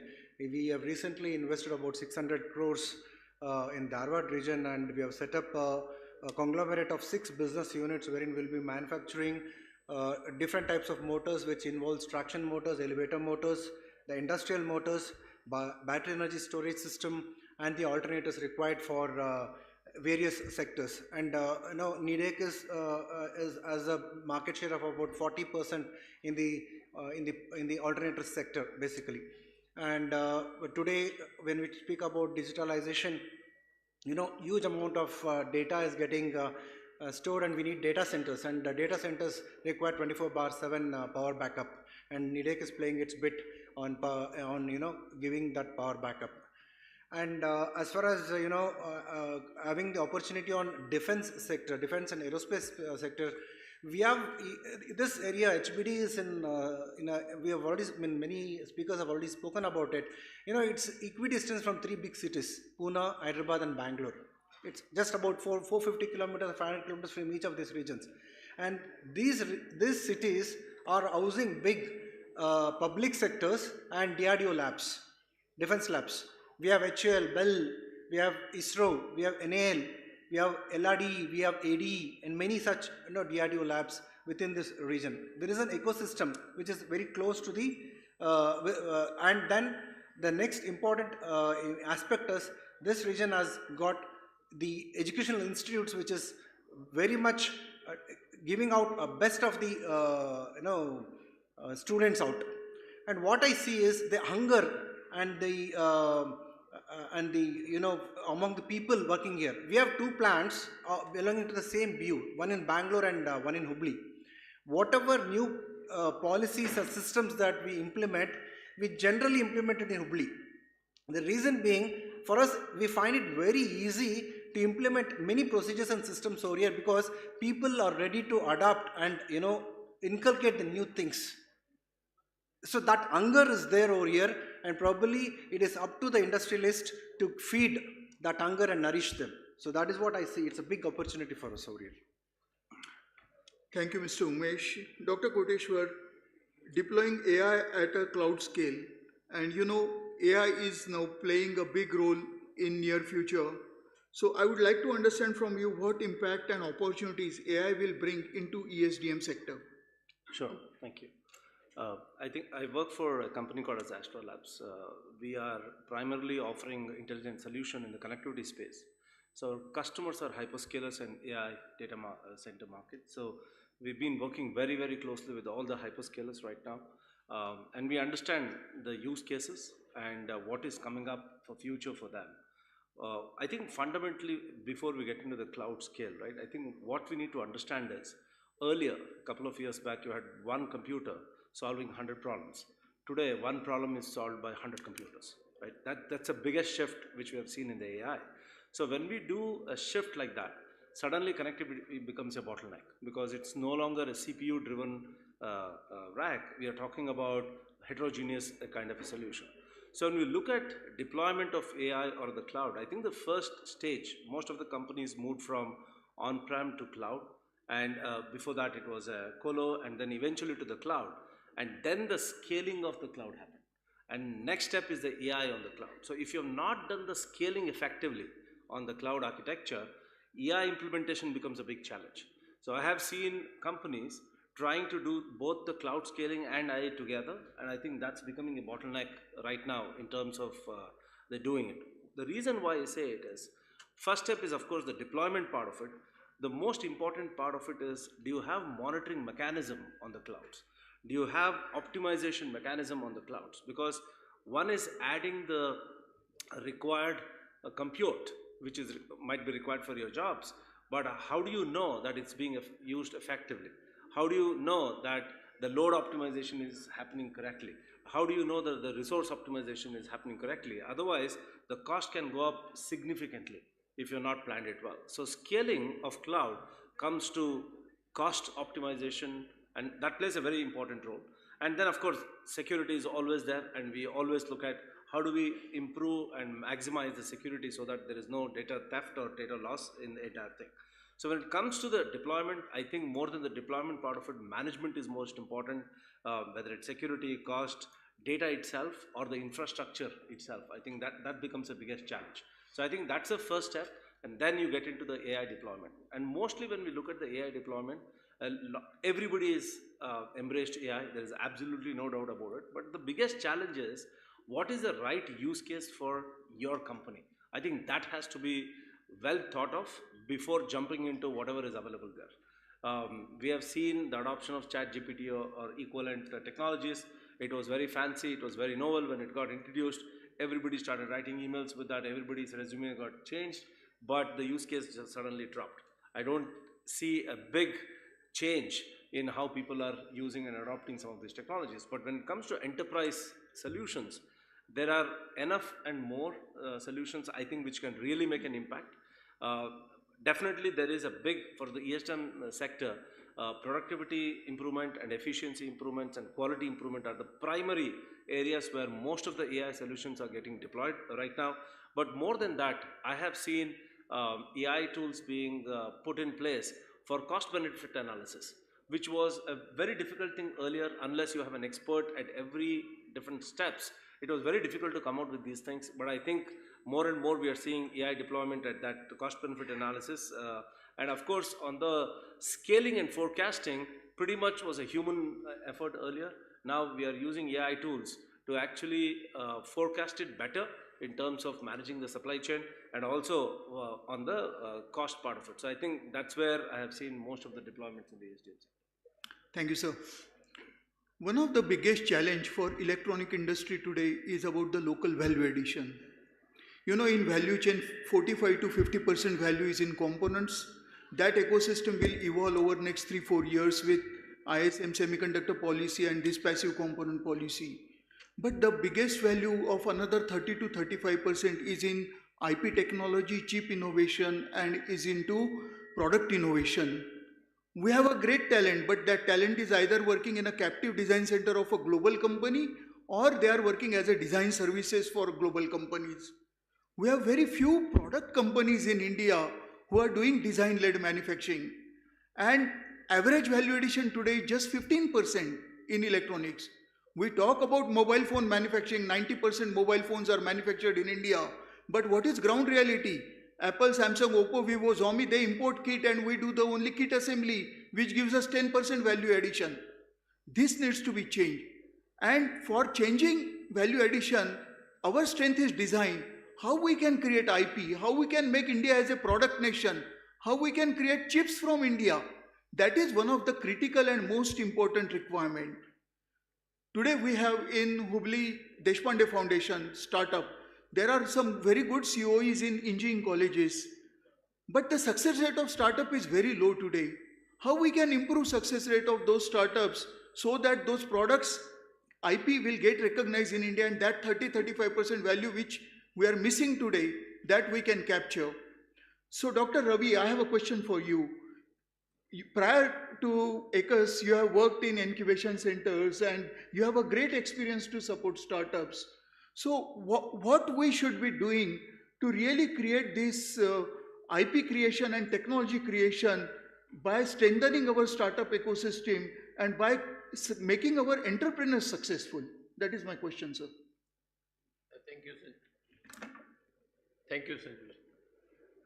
So, when I was in CETI, Incubation Center at KLE Technological University, we realized academia has a lot of scientific knowledge, but it is not utilized by the industry. And the ones who want to use this knowledge are the startups. If we can support the startups with academic collaborations, that's the first step. And we also created an IP cell where startups can file a patent and protect their IP. And most of the universities, Government of India, MSME department supports IP cells in colleges and universities. So that has to be in place for the incubation center. So those two go in hand in hand. And we also had a concept of creating a tinkering lab which can help them build prototypes and iterate quickly. Most of the startups really struggle in developing the MVP or a proto because they don't have the right equipment, right testing labs. So if the university and or the institute can create that setup for the startups, it will be really good and supported by the right technical know-how. Lastly, when the IP becomes a product, that's where the biggest challenge is. And when the startup tries to scale it up, the challenge is the MVP will work fine for the demos, but when the product reaches the end consumer, the customer, it needs Q, D, R and V. Quality, durability, reliability and value for the money for the customer. And this is the biggest hurdle for a lot of startups. That's why many startups fail. They have the right IP, they have the right concept, they have developed the MVP, but when they scale it and give it as a product to the customer, they see a lot of hurdles. So we had a concept and we are implementing this in Koppal cluster, a manufacturing incubation, where we will handhold them, we'll handhold the startups how to develop a product, how to make it more reliable, what is the MTBF, how to service the customer. These are the biggest challenges, and startups being run by techies are not aware of this side, part of the journey. So I also urge the government officials here to support the startups with a manufacturing incubation space. That will solve most of the problems. Thank you, sir. And also having a good technical mentoring or advocacy when they are on the drawing board. Because what I've seen, most of the startups fail because they don't choose the right platform or right architecture when it comes to electronic. They create something, but then they realize that they cannot sell it. Okay, it's too expensive, what market is expecting. So I think there is a lot to be done on the mentoring and advocacy part when they are at an initial stage at the concept. Also, the second point is most of the startups come up with a Me Too product idea. They should have some differentiator. They should have a USP, unique selling point. Whenever they are developing something new, you should have a differentiator.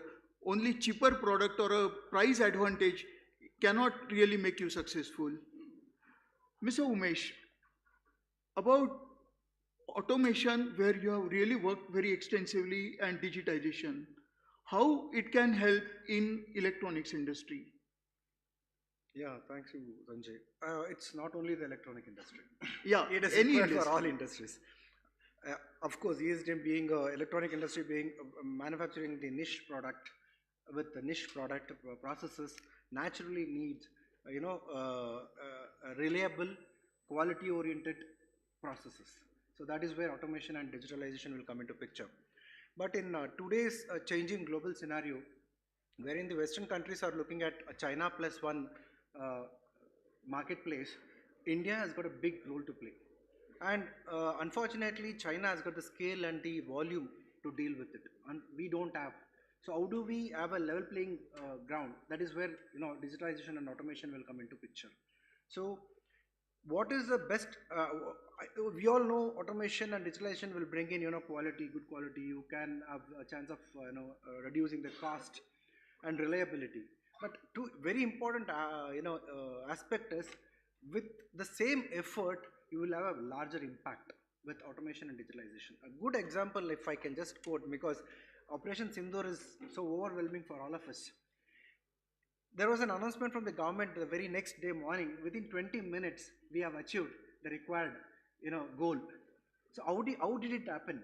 If it was 15 years or 20 years back, to achieve the same impact, what would have been the time that we would have taken? How much of losses it would have happened?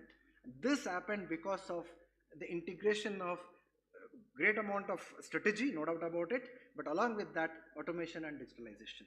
So with the minimum effort, you will have maximum impact. That is one important thing. Second, and next one is, you can have the predictability in manufacturing processes. So today, predictability is one thing which is very difficult, and it will be more when we integrate with our suppliers and customers. If we happen to do that, customers will know what is that we are producing, and we'll be able to know what the supplier is ready to supply us.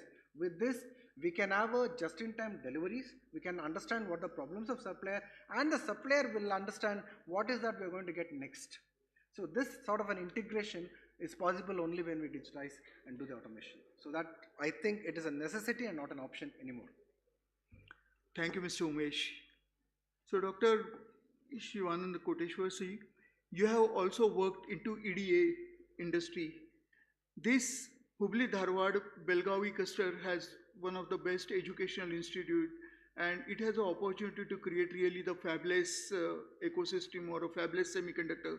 Coming from EDA tool background, what will be your advice? How we can really build a semiconductor chip design, validation, physical design and verification ecosystem in this particular cluster? So I think, first of all, for people who might not be from the semiconductor space, you need to understand why we don't have fabless chip design companies. The amount of money you need to start a chip design fabless company runs to between $100 million to $150 million.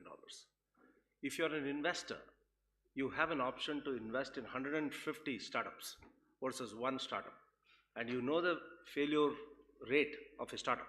So which one would you do as pure economics, right? So the way you invest in a company purely depends on the returns I'm going to get. So the returns in a semiconductor company may be very high. The multiplication factors might be very, very high. Just to give you an example, Astro Labs was started 7 years back. 3,783, if I remember the number, were the number of startups registered in San Jose, Silicon Valley that year. And 30 companies survived after the 4th year. And out of the 30 companies, 3 companies made it big, 1 company made it to NASDAQ, and it was our company. So the success ratio of a company to become that one company is very, very high, very, very tough. So unless you're completely focused on what you're delivering, what you want, it's impossible to show that success, right? When you're successful, you can go back and figure out what you did and talk a lot about it. But if you had asked me 7 years back, do you think that the company would go like this? Very difficult to tell, because there are so many other dynamics. There is geopolitical problems, there is ecosystem challenges, there are vendor problems. So it's not easy to actually be successful in that space. Having said that, India, in most of the multinational companies or GCCs, almost 65–70% of the designs which is happening across the world is actually done in India, by Indians, right? If you go to US companies, majority of the people are Indians again. So it's not the talent part of it or the knowledge part of it which is lacking. I think we have a fantastic base, but it's just the whole ecosystem here, because we always have been focusing on the design and verification part of it, but not the entire thing. So when we talk to the startups, they have identified the problem until that stage. If you ask them, what is your strategy for go-to-market, they do not have it. Most of the semiconductor startups which you have talked to is actually in the IoT space or in the health tech space, which is very difficult to capture the market and get the value out of those products. So how will you really go to the market? What is your strategy to work with TSMC kind of companies? What is your strategy to work with OSAT kind of companies? I don't think people have that knowledge or the experience. As Dr. Ravi was saying, I think what is more important is multi-discipline and multi-domain expertise is required right now. You no longer can be a semiconductor person and say, I don't understand manufacturing. And how many students, when we talk to, want to work in physics, want to work in material science, want to work in analog circuits, want to work in the area which is not fancy but very, very difficult. Electronics and semiconductors is the only area I would say 80% of what I've studied in engineering is still valid and very, very important for us. So whenever we talk about skill development, I always get jitters because in semiconductor, knowledge is more important than skill. Not true in many other verticals, but in our field, it is very, very important that you focus on your knowledge. So I keep telling the colleges, just focus on the subjects which are out there and don't try to do the surface level education. Is not going to work. At the same time, skills are important. There is no doubt about it. Companies like Synopsys, Cadence, or Siemens are offering fantastic support to educational institutes right now. Government of India, earlier it was called SMDP program, now it's called a C2S. Through the C2S, they have already offered all the tools to all the engineering colleges. So if anybody is from any of the engineering colleges, please do know that Government of India has already enabled this. There is absolutely no paperwork for this. You can easily get it, and you can literally get the entire tool suite in your campus to actually train your students. The challenge, however, is you need a professor who's going to champion this effort. Because if you do not have a professor from the industry who's at least worked in the industry, it's very difficult to teach the students the right way. And again, tools is again one part of it. Design, problem statement, IPs, libraries, where you're going to manufacture it. There are multiple different things which is needed. So most of the engineering colleges, I urge them to work with the individuals or companies who can help you actually put the whole thing together. So it's not just a certification program. Just because you did a PD training course or a DB training course, you're going to get a job in the market. You might get a job, but it's very difficult to actually sustain the career out of that field. So I always tell my friends who are experienced people to be a part of the education institutes. I myself teach in many engineering colleges. I'm a professor of practice in a couple of engineering colleges. I think it's a wonderful thing which the Government of India has done, where they actually let people be a part of the educational institutes. Time is difficult, but I think if you can make time, most of the senior people here, that would be the best contribution we can give to the students, because you can keep talking about skill gap, between education and workforce and other things. Gap will exist. Gap should exist, because if gap exists, that means industry is moving very fast. Education institutes can never catch up. And if you try to catch up and actually become very close, then your knowledge will be very zero, because all you know is skills now, and tomorrow if the industry changes, you know everything about plastic. Tomorrow plastic becomes a metal, you don't know what to do it now, right? That's what happens with the skill. So I always tell, please do not forget the knowledge part of it. That's equally important.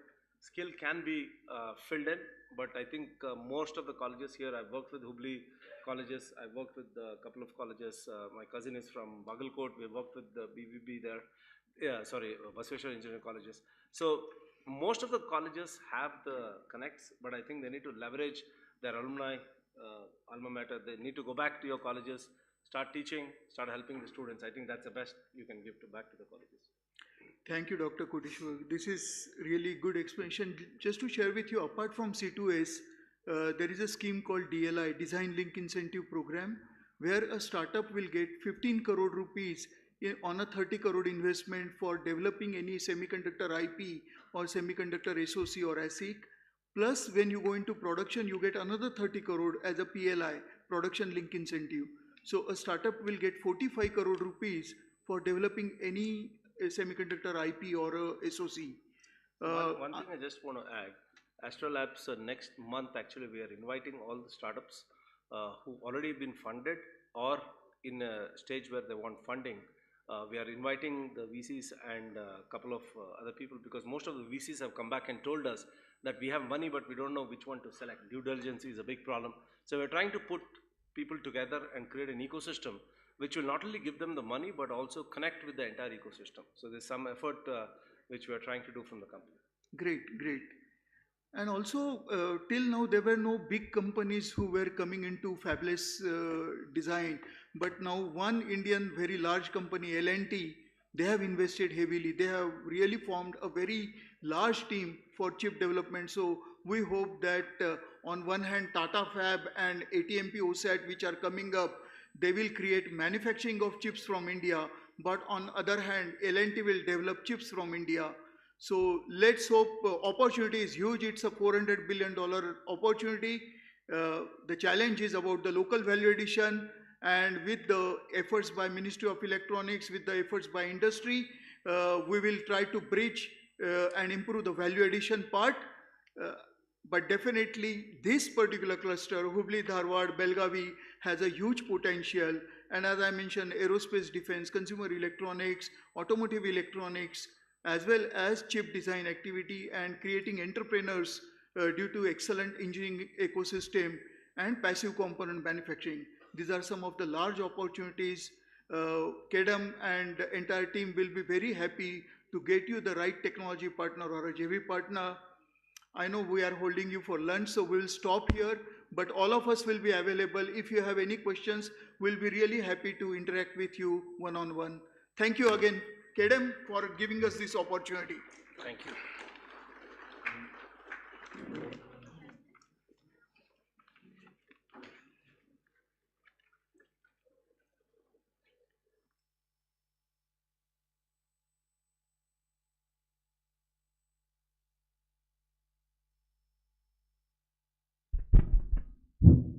I thank all the panelists for the impactful session.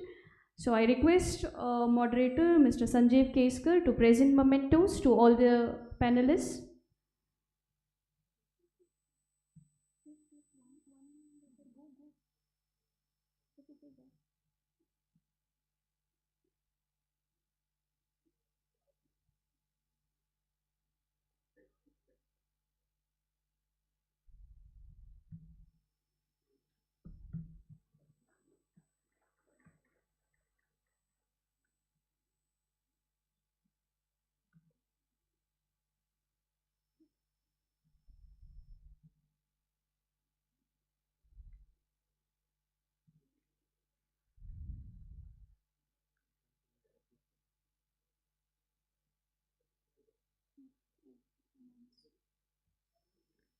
I request Mr. Sundar Ramam Ganapati Raman, Chief Scientist and Head Wipro Research, to present a memento to Mr. Sanjeev Keskar.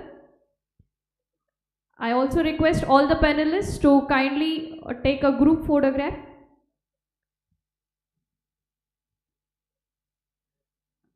Ajay. All the panelists along with Mr. Ajay and Mr. Sundar Raman kindly take a picture.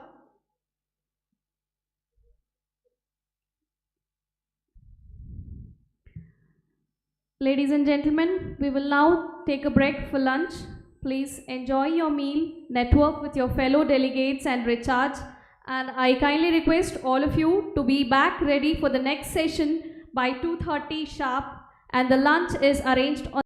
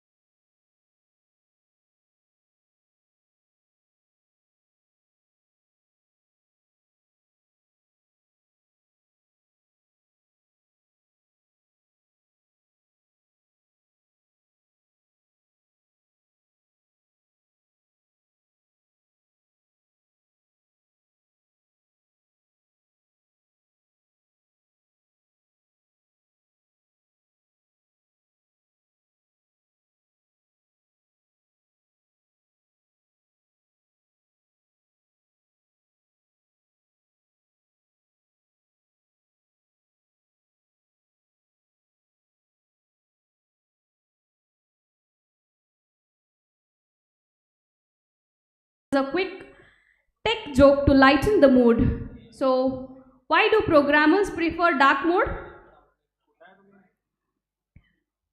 May I repeat? Why do programmers prefer dark mode?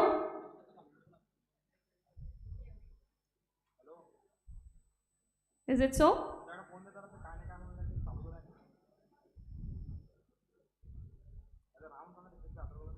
Audience at the back, why do programmers prefer dark mode?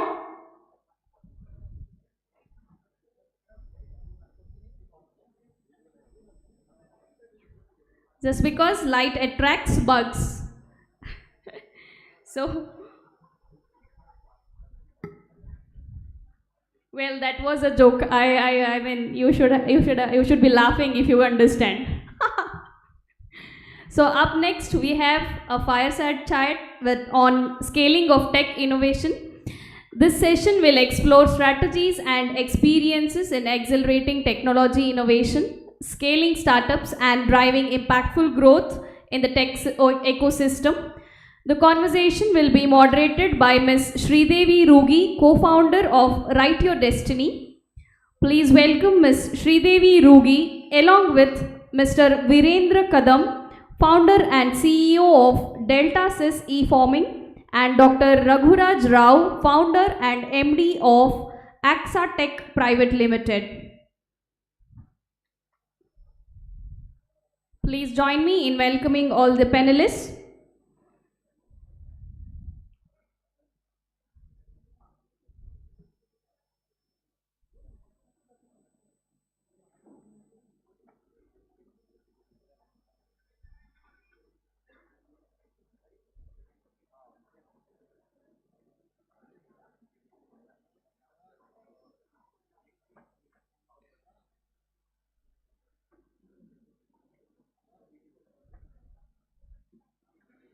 So over to you.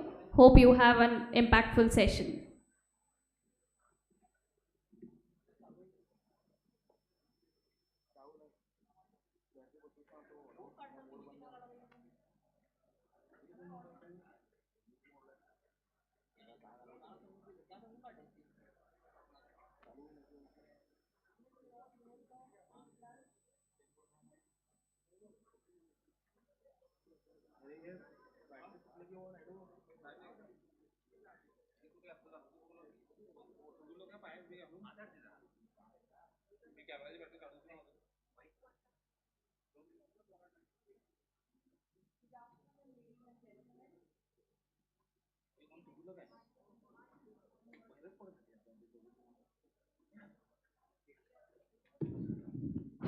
Hello.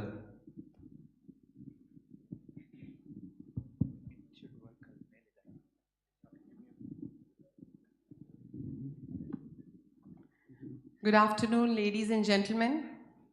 I know it's post-lunch session, isn't it? It is a good lunch. We all agree? One round of applause to KDM team for the lunch. It can be a little louder. ಹೆಸರು ಕಾಳು ಪಲ್ಯ ತಿಂದೀವಿ ನಾವು. ಇನ್ನು ಜೋರಾಗಿ ಚಪ್ಪಾಳೆ ತಟ್ಬೋದಲ್ಲ, ಕಾಳು ಪಲ್ಯ ತಿಂದವ್ರು ಗಟ್ಟಿ ಅಂತ. Awesome, thank you. It's my pleasure to welcome you all for this chat, the fireside chat, but it's post-lunch chat on scaling of tech innovation. We often say that innovation starts with an idea, but the real testing is scaling.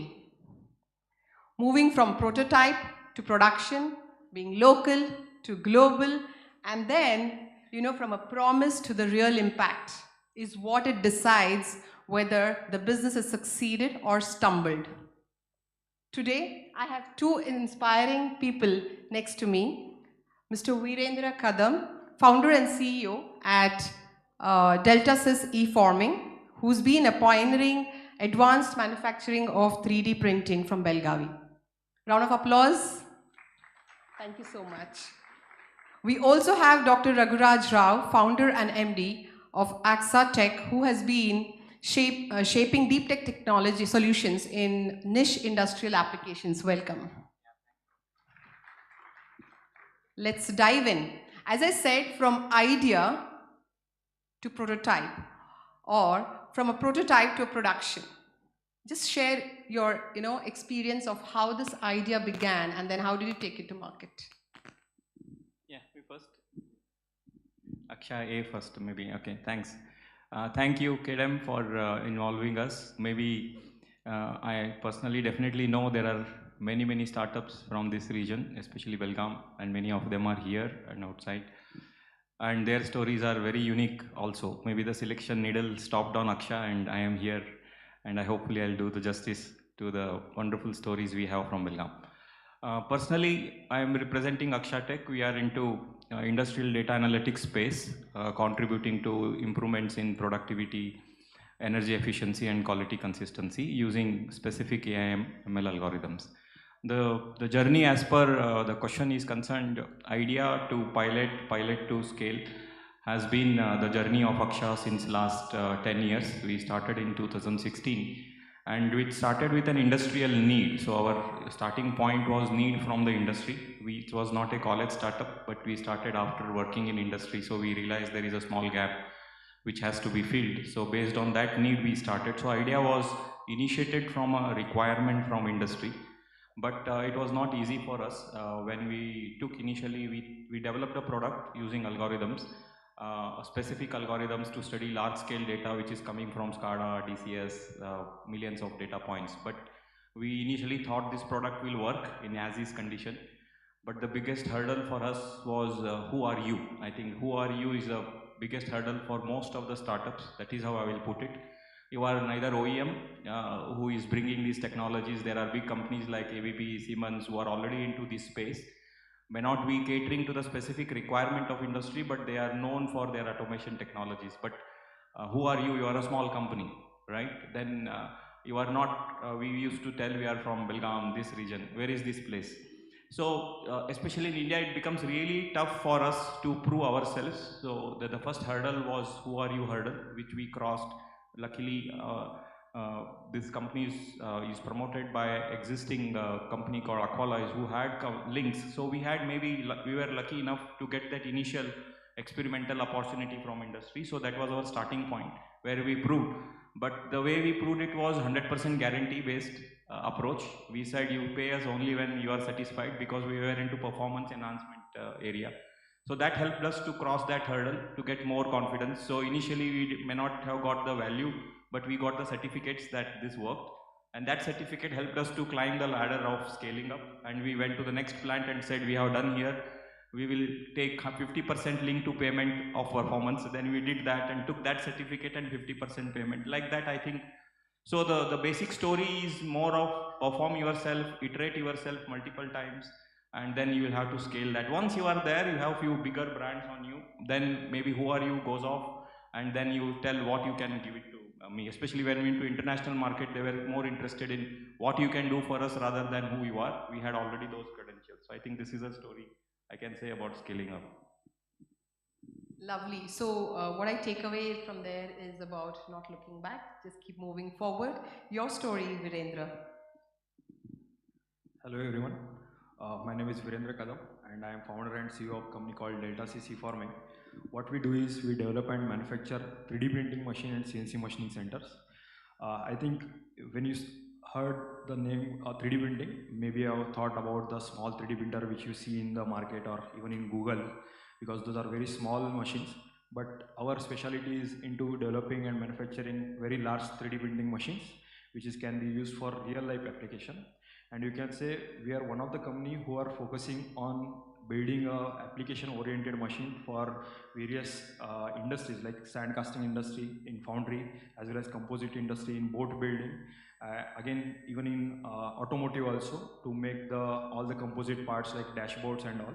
So we have 3 categories of product in our list, available in many variants. One is a machine called pattern forge, which is being used for largely by foundry sector to make the pattern and mold patterns. You may know the patterns, pattern means. Let's say if you want to make any part that need a pattern to be made, so that create a mold and then you can utilize it to making a mold. So those pattern our machine makes automatically. Previously any foundry here, most of the Belgaum people here also there who are into sand casting. So to make the pattern, it usually take 2 months, 3 months time to develop the pattern, but our machine makes the pattern within 1 to 2 days time, entire set of pattern.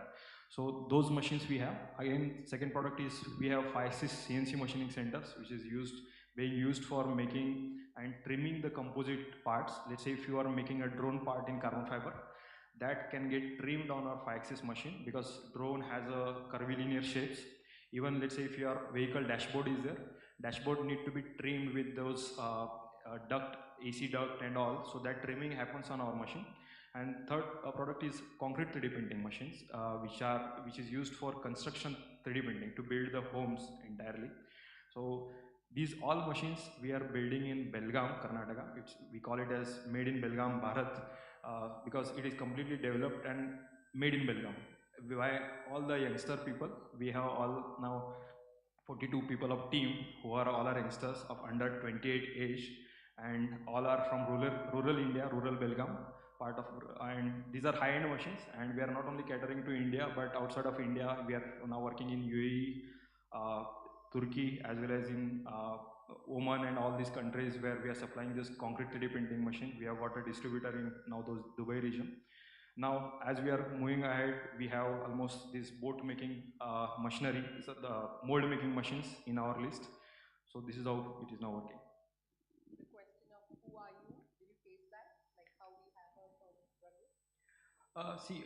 Right now we started with a small 3D printing machine right now, which is available in the market. You see those smaller 3D printer, and as there is no demand for real life application, and there was entry barrier for us to enter in the market because we were not able to convince the customer that this can be able to applicable for any product making or any real life application. Even in market, most of the people they are focusing on those technologies which are not necessary. So even people are talking about going to the moon and printing something there, printing food, printing some organs and all. But if you see, all those 3D printing companies are failed because of there is no real life application. Let's say if I'm building, because we also tried that initially, building a cranial implant as well as the real life implant, class 3 implant, which can be inserted in the bodies with the proper polyether ketone kind of material, which are biodegradable as well as biocompatible. But those kind of technology need a lot of certification from medical bodies, FDA and all. And those are the entry barriers for any company like me, smaller company like me, to make the certification. It requires 5 crore, 10 crore of budget. Let's say even if I'm jet engine, nozzle also I'm making with 3D printing, that cannot be really used for real jet engine. Because if 12,000 feet, 12,000 kilometer height, flight falls off because of that nozzle, they will not take risk. So a lot of things are there while it comes to defense application, medical application and aerospace application.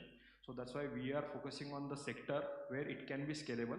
And good thing, we are seeing our growth since last 2 years, and we have made a really good product which are really working well and which are real precise, which can meet international standard.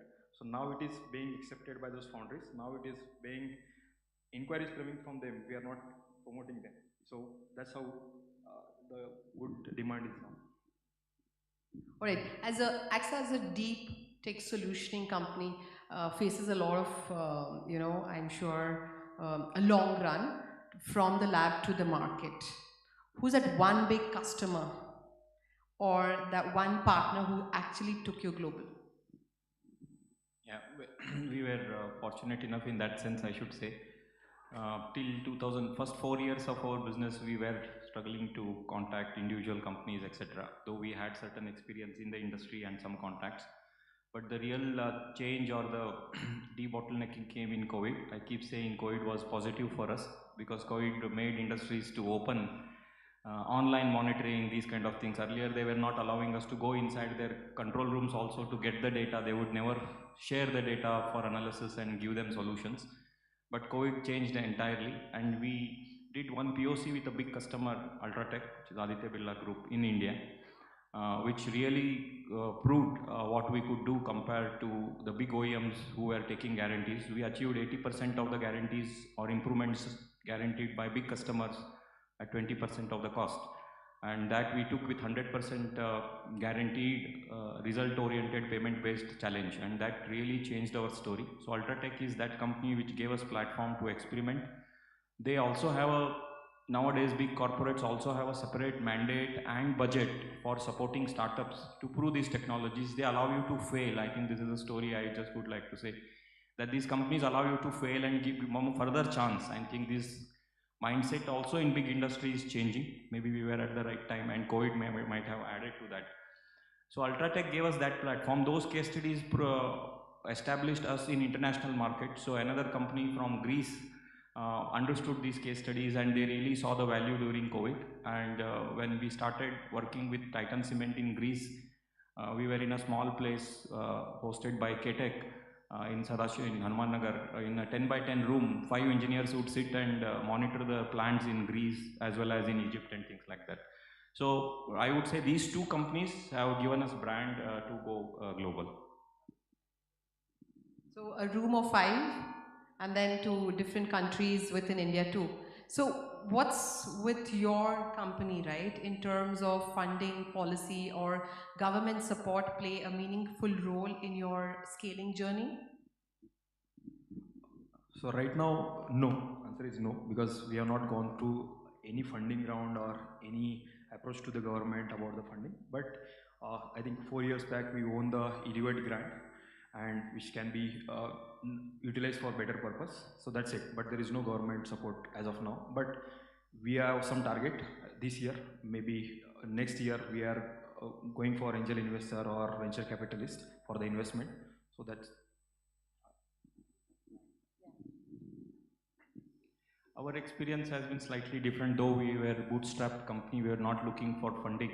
But the government policies, especially we were enrolled in Startup India. We were incubated at IIT Madras. So we were the first of the few who got tax benefit. So we have availed the 3 years tax benefit, which has really helped us in terms of cash flows and other things, which we could use for our best 3 years out of the 10 years history we have. We have got 2 patents, 2 more applied. Both of them were subsidized due to government policy. So we did it under Startup India scheme. We have registered our trademarks on a subsidized price thanks to the policies of the government.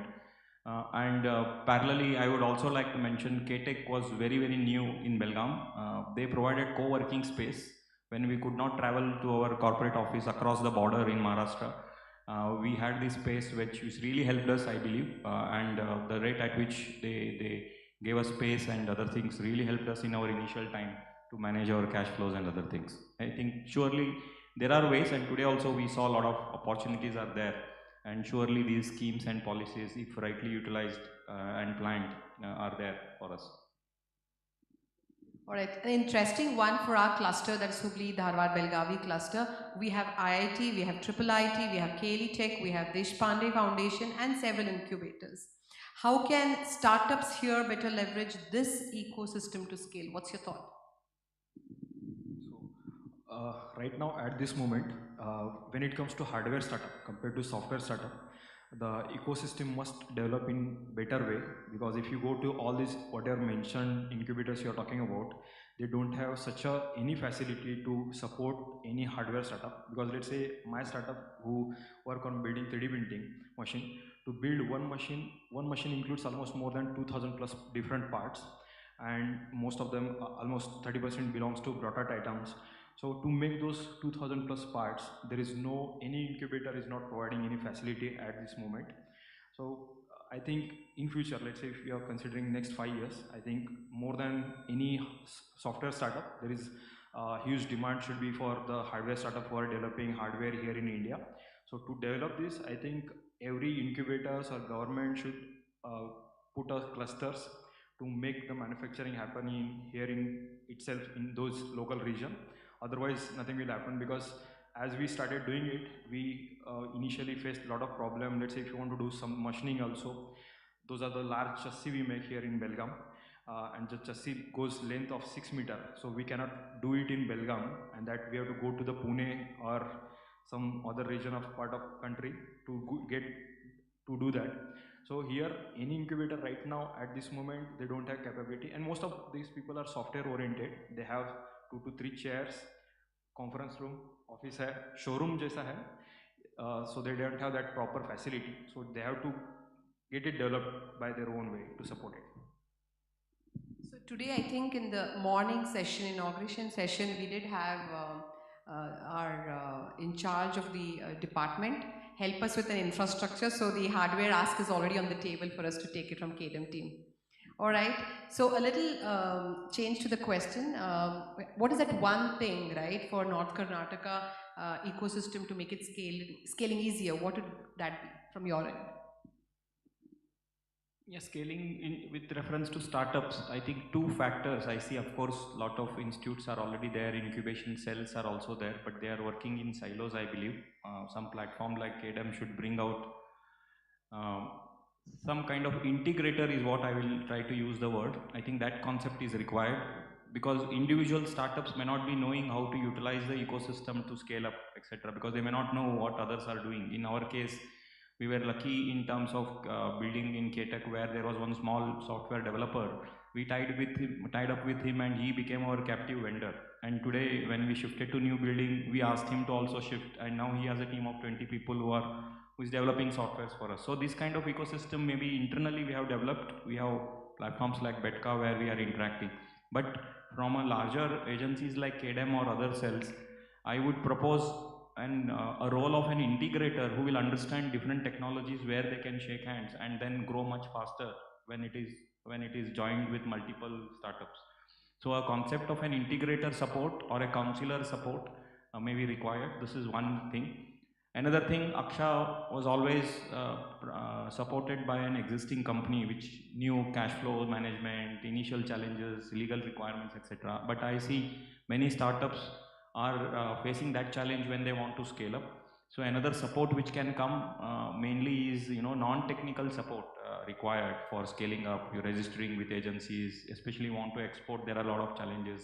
Managing your cash flows, simple things like how will you price your product. These kind of support. If there are common facilities, we have seen this in bigger incubation cells. Like you have a tax consultant, you have an accounting consultant centrally placed and give a common support to all startups. And that I think is very much relevance when you want to scale up, especially globally. Anyone who owns a legal company, you all know who to reach out to today. Exchange your visiting cards. Do you want to add anything from your end? The same question? One change to the startup ecosystem? Do you want to?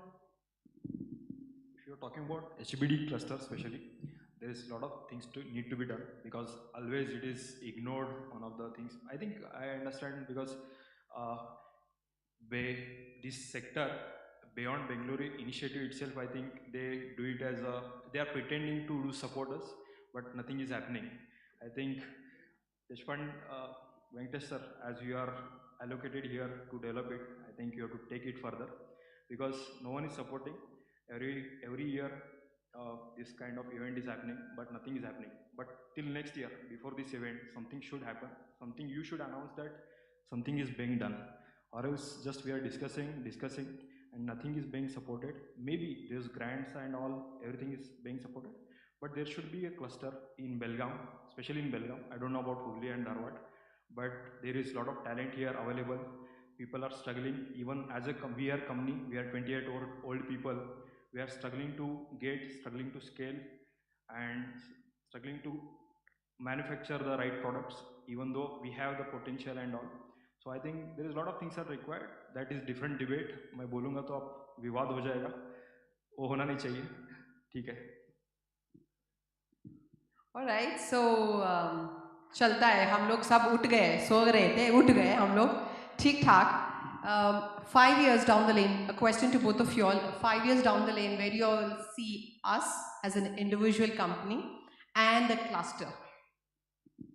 As in where do you want to see? As a company, yes, in last 5 years we have been growing year on year significantly. Whereas in the similar fashion, we now see it's an age where it's getting saturated. So we would like to see ourselves diversifying in terms of some of the interesting products we have developed, take it to the bigger markets, especially Europe and US. Globally, global expansion and diversification is the main focus for us. From technology angle also, we are trying to see we are in the space, especially IoT space, where technologies change very quickly. So we are trying to de-risk that from developing multiple technologies so that we cater to the same customer with a different value. So that will be our focus for next 5 years.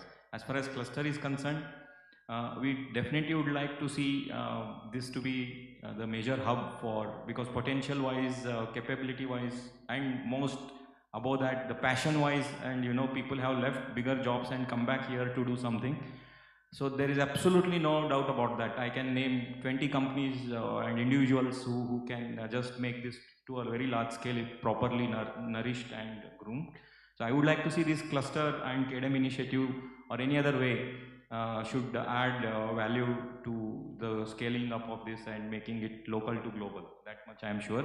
Only maybe a small addition to that, infrastructure wise also I would like to see a lot of development, especially roads and other things, because when our customers globally want us to visit here, we hesitate ourselves whether can we bring them to and take them to our office or not. Especially roads, whereas there is airport here, we are always proud to say we have airport, it is well connected, all those.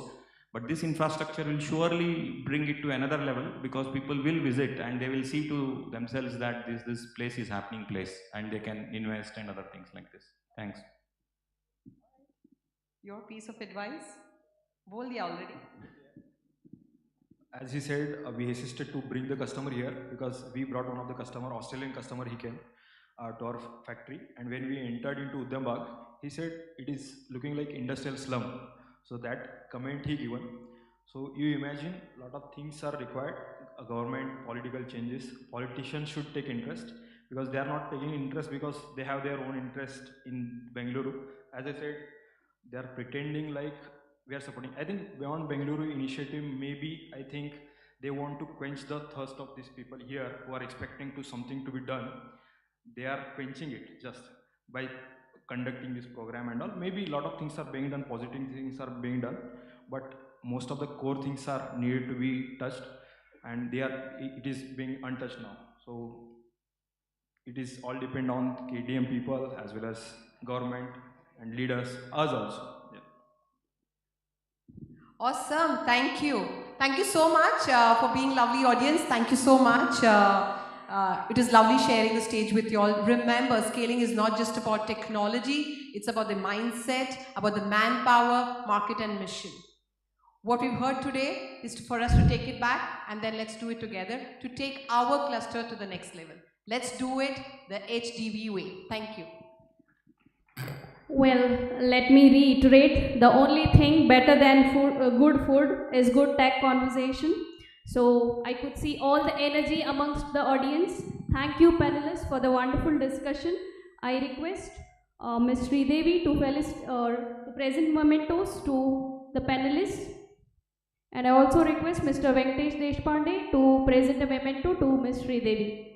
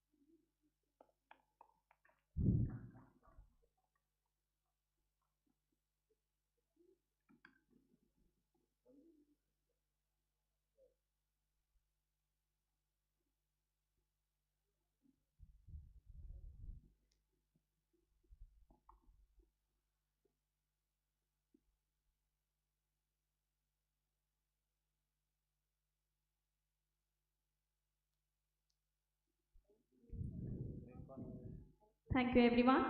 Moving ahead, I have the honor of welcoming the keynote address by Mr. Sundara Raman Ganapatha Raman, Chief Scientist and Head of Research at Wipro. His insights will illuminate key trends and opportunities shaping the manufacturing and design landscape. Please join me in welcoming Mr. Ganapatharaman.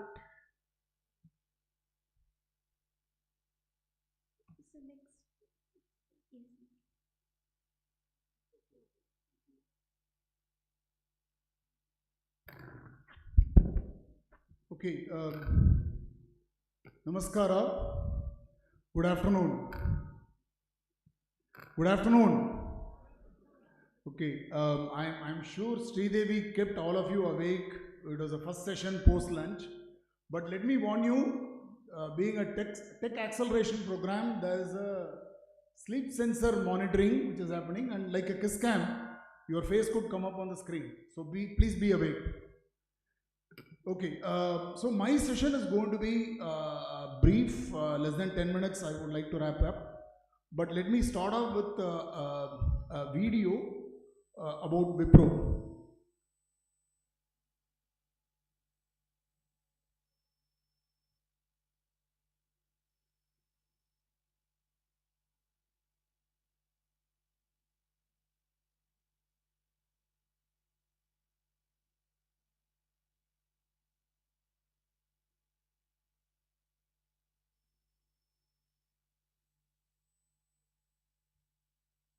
Okay, till the video comes up, the reason I wanted to show this video is most of you will be thinking Wipro is about Wipro Limited, which is a $12 billion global ITES engineering services company and about 300,000 employees across the world. But Wipro has a different face altogether. I'm part of Wipro Enterprises Private Limited, which is a hardware factories producing products. So in the morning session, Mr. Rahul was mentioning, he made two powerful statements when he summarized. He's talked about software versus hardware as a key change which has to come up. And then he also mentioned about 40% of the AA engineers belong to Karnataka. So these two were powerful statements. So my session is going to connect to these two themes.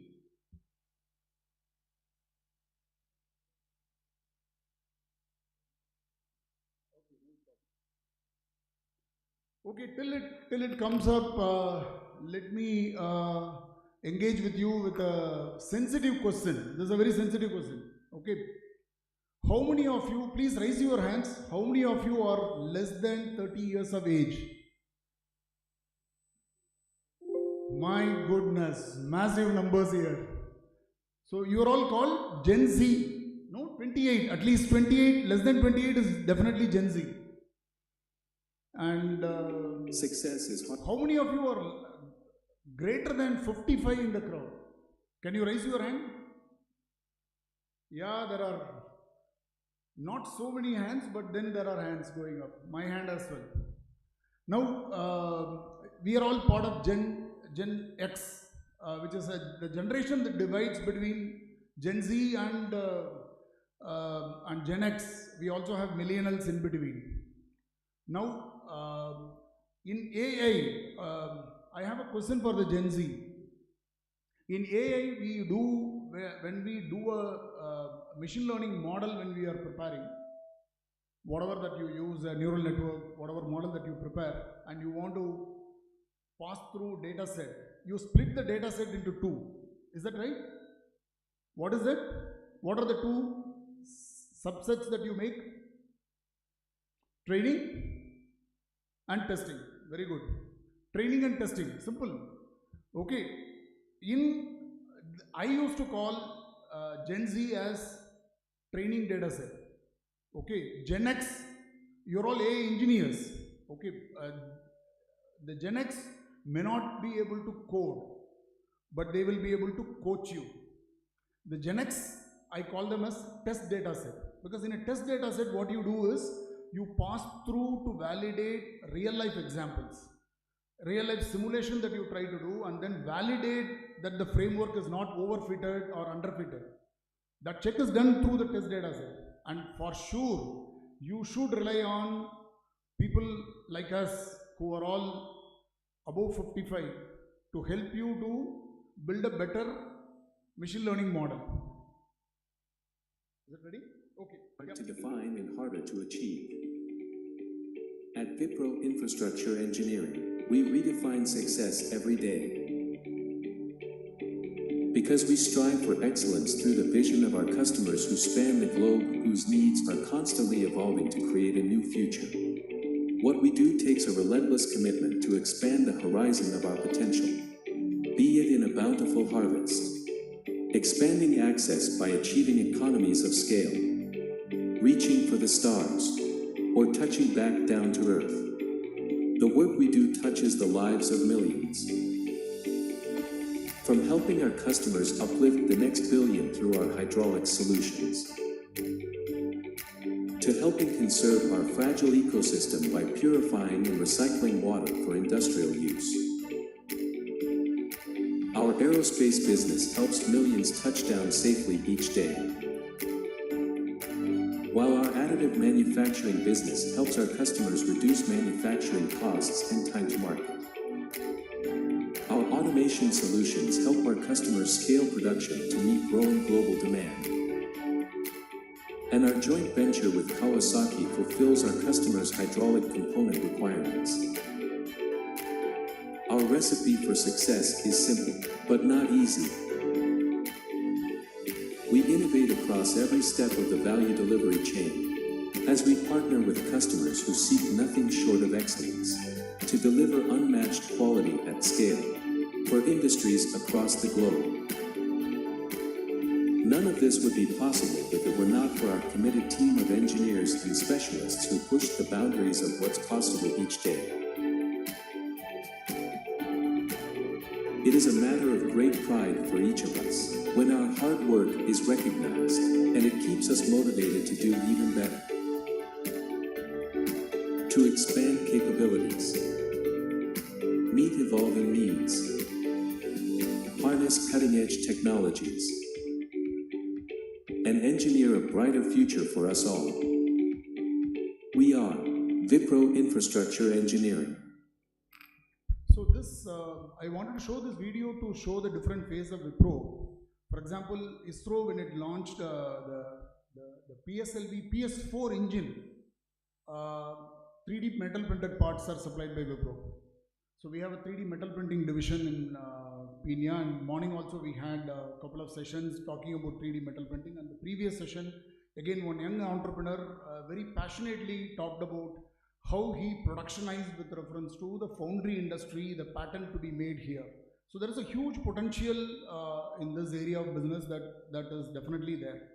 Similarly, Wipro is largely into hydraulics. So Tata Hitachi in Dharwad factory, 100% of their excavators are all fitted with Wipro's hydraulic cylinders. They are the world's #1 largest cylinder manufacturing facility. So wherever Caterpillar is there, or John Deere, or Komatsu, Hitachi, JCB, all of them are fitted with Wipro's hydraulic cylinders.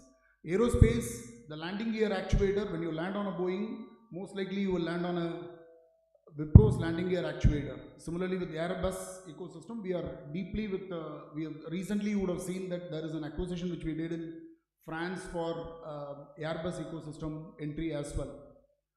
Recent introduction is the automation business. About 6 years back, Wipro entered into automation business. So Mustang EV, the Ford's first electric vehicle which was launched, was produced in Wipro's battery pack assembly line. So all the whether it is Tata Motors, Mahindra, Maruti, all the engine lines, transmission lines are all supplied by Wipro Pari, the automation company. And not to leave that, electronics is an area where we have entered now. 2 weeks back only it was announced we are setting up a factory in Karnataka, investing about 500 crore on a copper clad laminate, because 100% of the copper clad laminate is imported in the PCB industry in India. So we are entering into that area as well. We are evaluating entering into the semiconductor as an option as well now. The reason I wanted to touch upon this is the software versus hardware. All youngsters who are all sitting here, you are going to be in a generation which is going to be very different. We all grew up seeing Maruti setting up the car factory, and the car industry grew in India between Maruti and Hyundai and Tata Motors and Mahindra and various other manufacturers in the country. You are all going to be seeing semiconductors coming in a big way.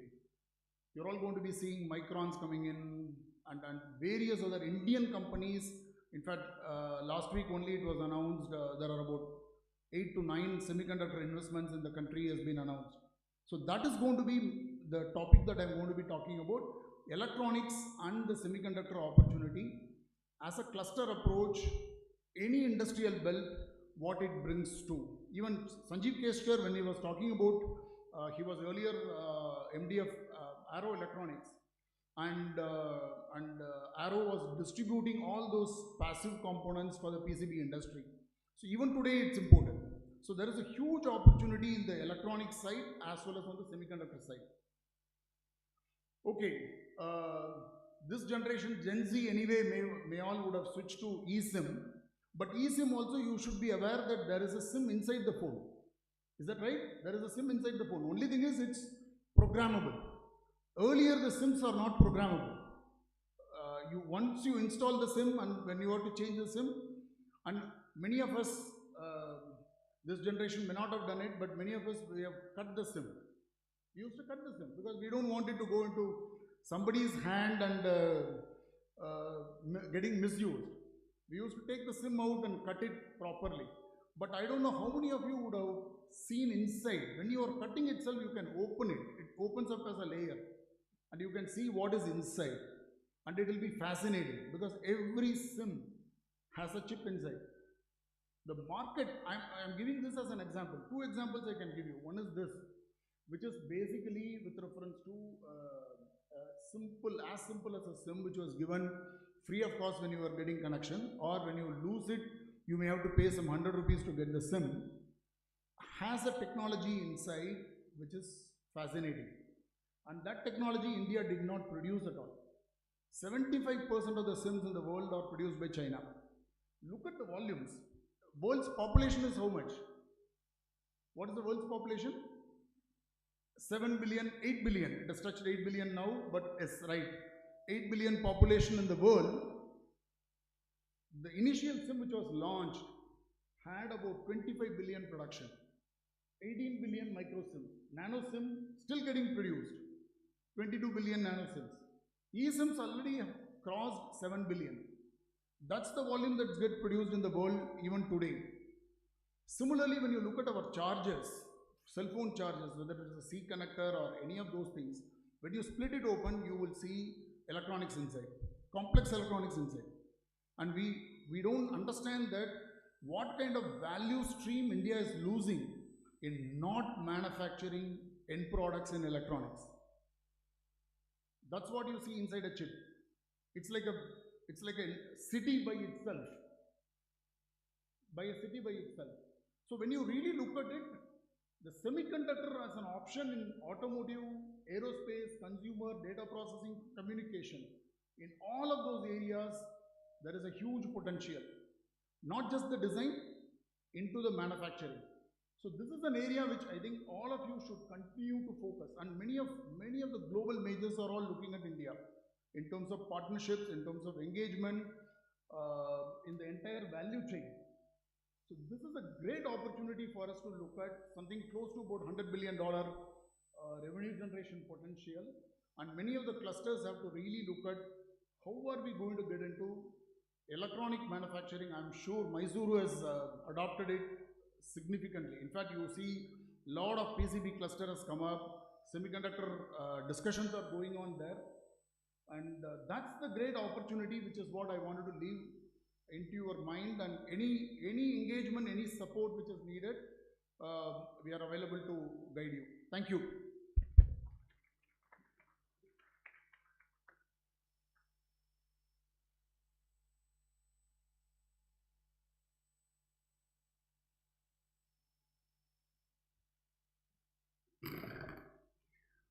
Thank you for your impactful session, sir. I request Mr. Ajay to present a memento to Mr. Ganapati Raman, Sundara Raman.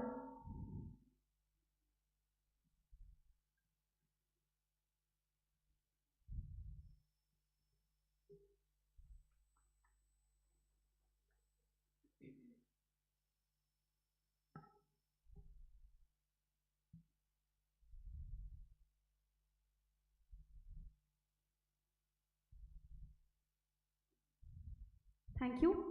We now have the privilege of hearing from our keynote speaker, Mr. Balu Masti, an entrepreneur, advisor, and ecosystem builder with vast experience spanning Silicon Valley and India.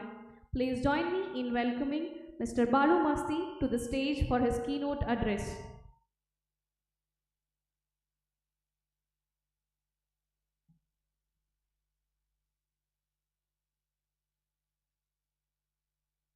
One round of applause, please. Over to you, sir.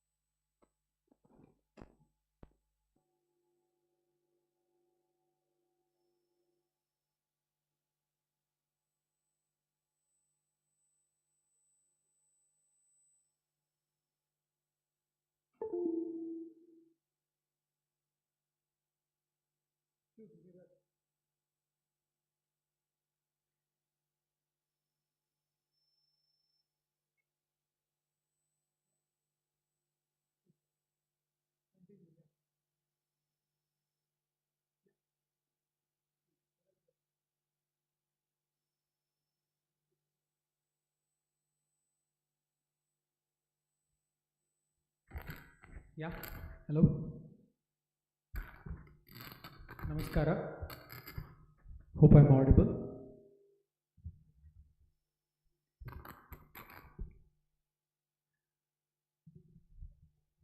Good afternoon. Thank you very much, KDM, for giving me this opportunity to share a few thoughts. So, I have a presentation but may not go in the right order. What I want to talk about is something very dear to me. I work very closely with a lot of very good early stage startups from across the world, both in Silicon Valley and India and also Japan. And in the context of this beautiful event and setup and growing Hubballi-Dharwad-Belagavi cluster, and in the context of many conversations I've had with entrepreneurs, accelerators, and people visiting this, I wanted to share a few thoughts. Just in the in the previous, one of the previous sessions as well, we've kept hearing about the need for a robust ecosystem. So I want to just talk about what this is and what it takes to build, and my journey helping and being immersed in this quote-unquote ecosystem.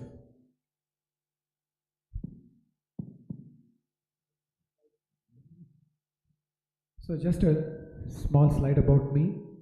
I come from deep tech. Yeah, hello. Yeah, I come from deep tech background. Worked in semiconductor, built software for many years. And as my career journey would take me, I've been very closely associated, built a startup, co-founded it, and then I work with some of the finest accelerators in the world. Very privileged to represent Berkeley Skydeck, which is one of the marquee funds and ecosystems in the world in Silicon Valley. I'm the ambassador for India. I also work very closely with Carnegie Mellon's Venture Bridge and IIMB's NSR Cell. So there's something common here. I love working with new ideas, tech-enabled solutions, and what it takes to nurture at the grassroots all the way to I don't go work on scale. Lately, one of the projects that's very dear to my heart is I work in RV University, Bengaluru, creating an ecosystem with students and startups. I'll tell you how it is. So essentially, I enjoy building academia and industry bridges. And I always tell this to a lot of my founder friends across the world. Whether it's in Berkeley or CMU or Bangalore, the best machine learning talent outside the industry is in colleges, second and third year students. So if you really want good ML, AI kind of talent, you have to go search. Some of these are extraordinarily gifted students, and it applies to, yesterday I met so many students from IIT Dharwad, Triple IT Dharwad and so on. Next slide. So, you can skip through it. I just talked about it. We can go to the next one. What happens is there are a lot of, when you start working from the grassroots, a lot of great ideas come, and there should be a system, right, to nurture at the very, very, at the very bottom of the grassroots all the way up. And they find and they succeed at some of them. So having worked in these very nice ecosystems, when I say very nice, there's very robust support for the journey of every founder. We've tried to understand that and try to replicate some of that in my space. I work with Berkeley Skydeck. A lot of the students whom I support in Berkeley Skydeck, students and other entrepreneurs, they are global. They're all over the world. Students from Bangalore work for Berkeley companies, vice versa. I work with some very, very gifted groups in Berkeley, like AI groups. And you train enough kids in India, they go to solve these very good problems. Similarly, I do a lot of work, as I said, in CMU's Venture Bridge. It's a much smaller fund, but they get a grant of $25,000 as they go up, through their journey. Next slide. So, why do we need this synergy? You have startups, you have universities, you have industry, and you have capital. So they all need to work together at different stages, and they need to come together to create these success stories. The biggest ingredient, according to, from my own experience for all this, is a good ecosystem. Ecosystem is all this, everything working together, and a very strong mentorship network. Because many times founders have ideas, they have, every founder is different. Every founder is working his tail off to do things. It could be, okay, I need access to this company for a pilot, I need to know the GTM, I need to size the market. So you need to be able to reach out, you need to be able to pick and choose what you want. And I'll tell you, NSR Cell has a very good program for that. They have built this over many years. And I talk about Berkeley Skydeck because it's probably one of the finest networks in the world. You name any area, you can get somebody to help you. We need to build that. We need to build that painstakingly over years. Capital is important. The university ecosystems, there are a lot of good things that professors and students do, and we need to also figure out how to help them monetize some of these things, though that's a separate topic. Next. Yeah, and I think there's something here that's very popular in some of the university circles. It's called Lab to Market. It's a big program for example, even in Carnegie Mellon, it's a big program. And IISc also does some of that. So, these are the opportunities with so many great educational institutions here, creating a lot of IP. Creating this ecosystem will help in this journey. Next.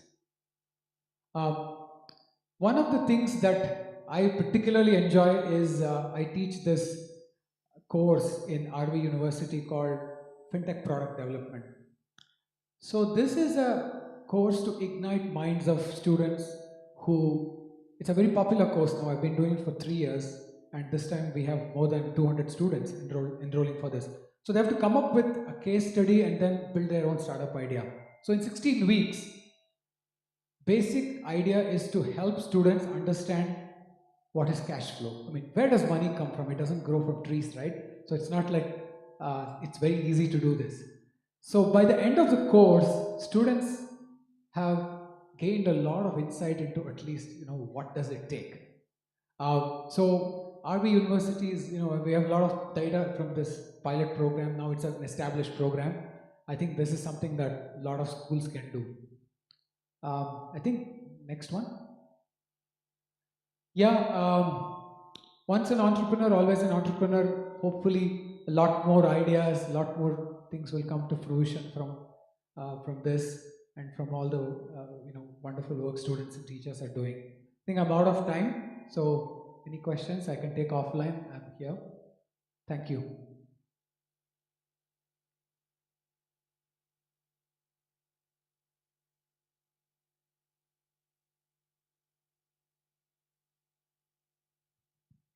We have a panel also now, right? Sorry? Yes, the professor from MIT and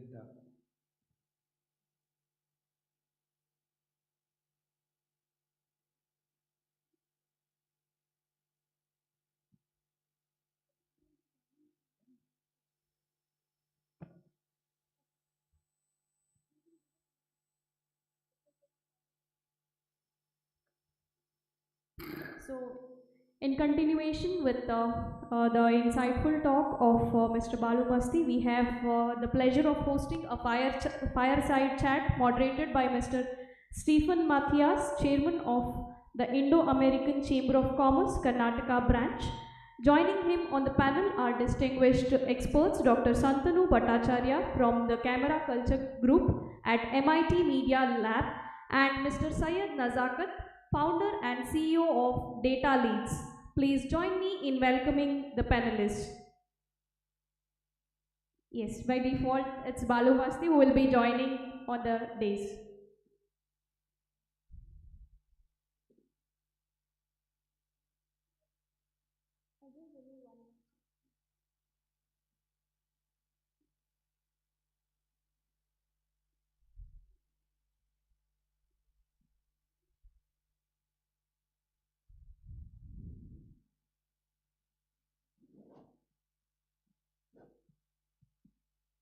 Over to you, Mr. Matthias. Check.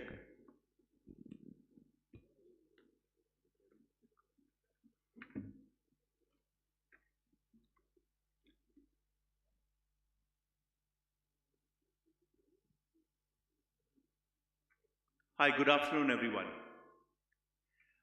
We're going to just have a small panel discussion here.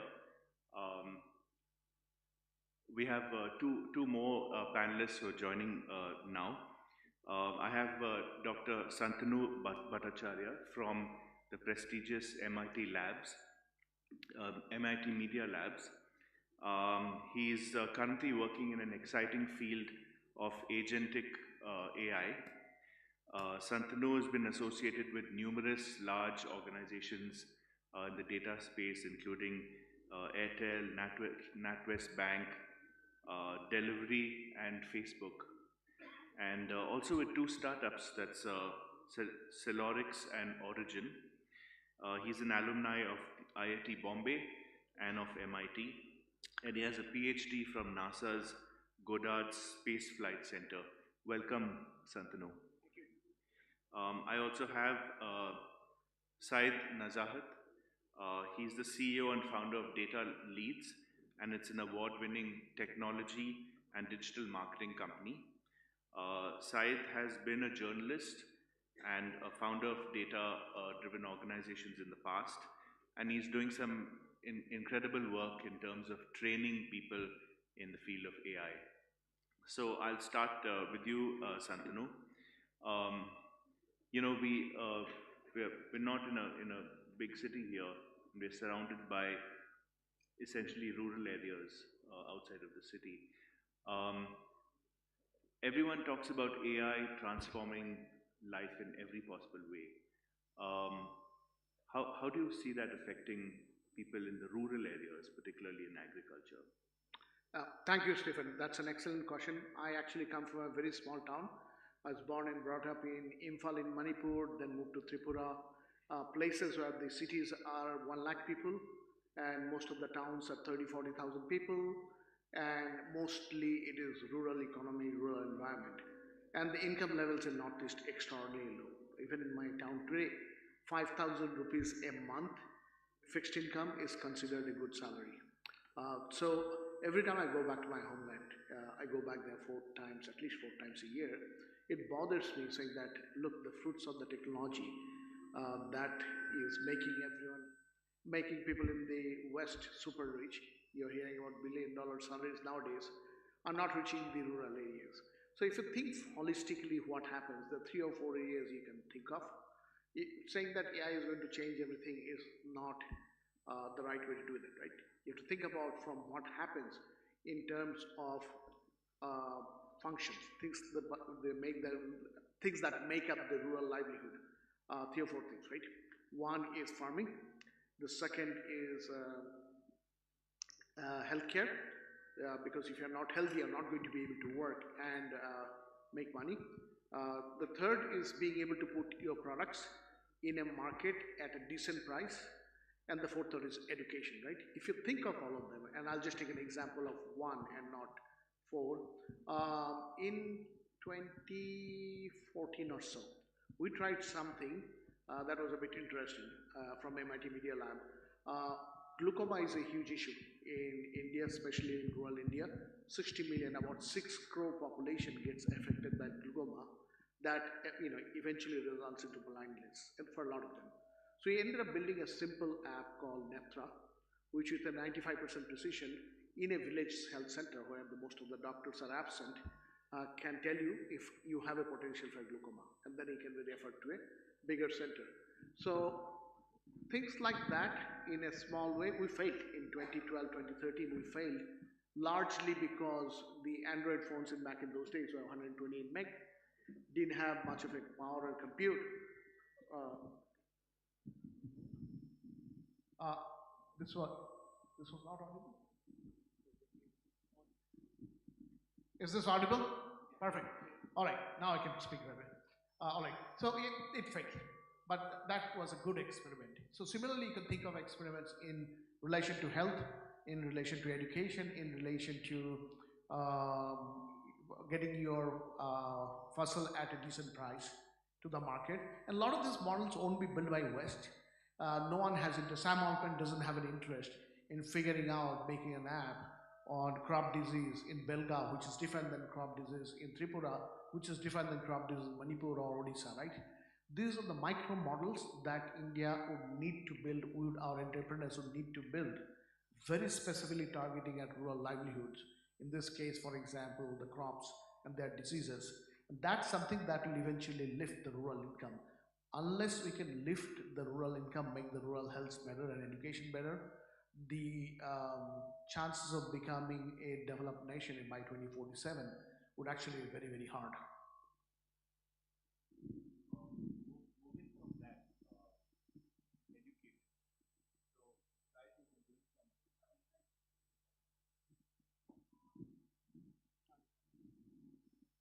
Can you hear me?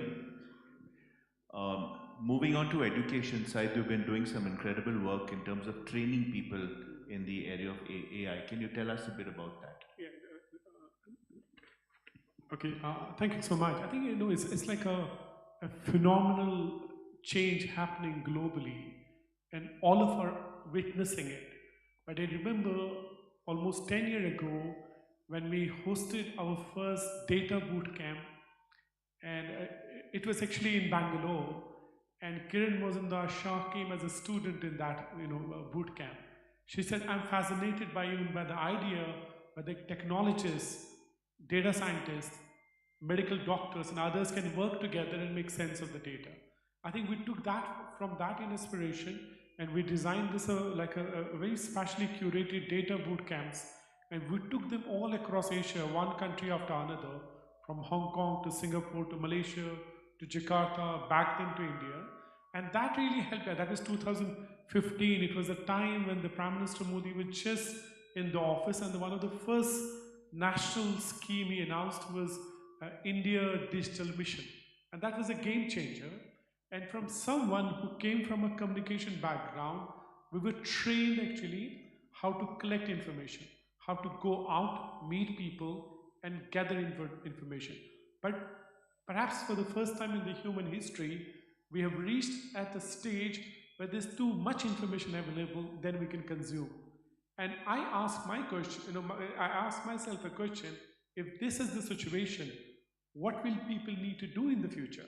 They don't need to collect more information. Then that took us to a second question, which was we need people who can make sense of information, who can make sense of data. That's how I started a company, Data Leads, with 2 people, which is now based in 5 Asian countries. And we've been leading number of massive, data analytics work, but at the same time, the skilling work.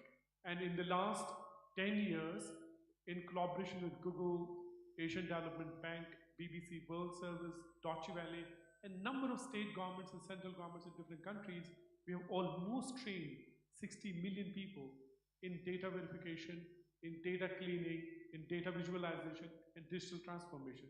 And I think it has been a game changer, because I feel like one of the things we really have to embrace and adopt when things change too fast, you cannot train yourself on a one tool, on a one thing.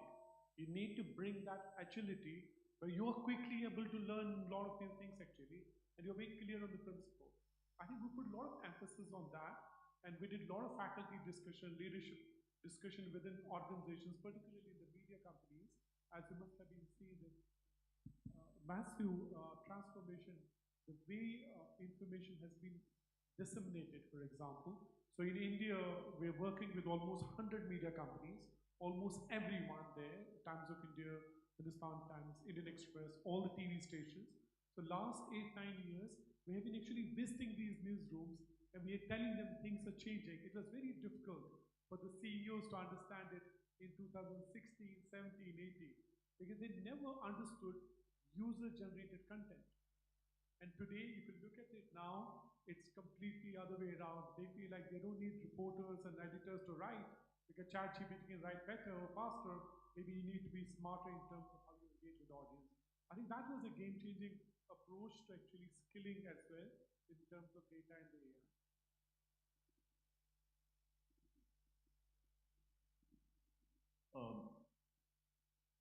So we're constantly being told that AI is going to change the world, and particularly going to change employment, and that a lot of jobs are going to go away. So is AI more of a threat, or is AI more of an opportunity? And how can we, here we are in Belgaum, trying to build up more industry here. What should the government be doing? What should industry be doing? What should engineers and students be doing so that we can make this more of an opportunity? I'll start with you, Bal. Shantanu and I were walking around the campus today here, and we talked about agents. And this is a great example. I'll do the first part and let the professor take the second part. So we're going to unleash billions and billions of whatever agents, right? All these agents are going to be autonomous, going around, doing things. Then you would think, oh, it's going to make so many jobs disappear. It's going to unleash a new set of problems and paradigms that need to be solved. Agent security, if rogue agents, all kinds of new models will come. I'll let him answer the second part. When he was talking about rural economy and things like that, I've had again I told you, across the spectrum, so many brilliant startups across the world I've worked in. So we might think, oh, if robots come, aisa hoga, jobs will go and all that, right? But actually, if we look at even things like picking of apples or strawberries or whatever, it's hard sometimes to get the right time. You have to pick things, otherwise the crop will go. Many times you don't get laborers, so a lot of crops go bad. So using computer vision, people are designing solutions, retrofitting vehicles to go pick things. Now, those people will actually end up doing something else. It's not like those jobs will disappear. I think this is just a way of saying whole new things will open up, and what we were doing will change the way we're doing. Thank you, Bob. Thank you, Balu. Can you hear me now? Okay, all right. Thank you, Balu. That was a great example. So I'll answer it a bit rhetorically, as opposed to saying what should Belgavi or HBD cluster do. I will give us the rationale and the news about optimism. There are two things for which the price will keep dropping exponentially in the next 10 years. Today, storage is cheap. What will come down is compute and power. Solar power will essentially go to zero in the next 10 years. So when you have abundance of anything, in this case, the storage as well as, compute as well as power to run those compute, right? An explosion, closer? Can you, no, not audible.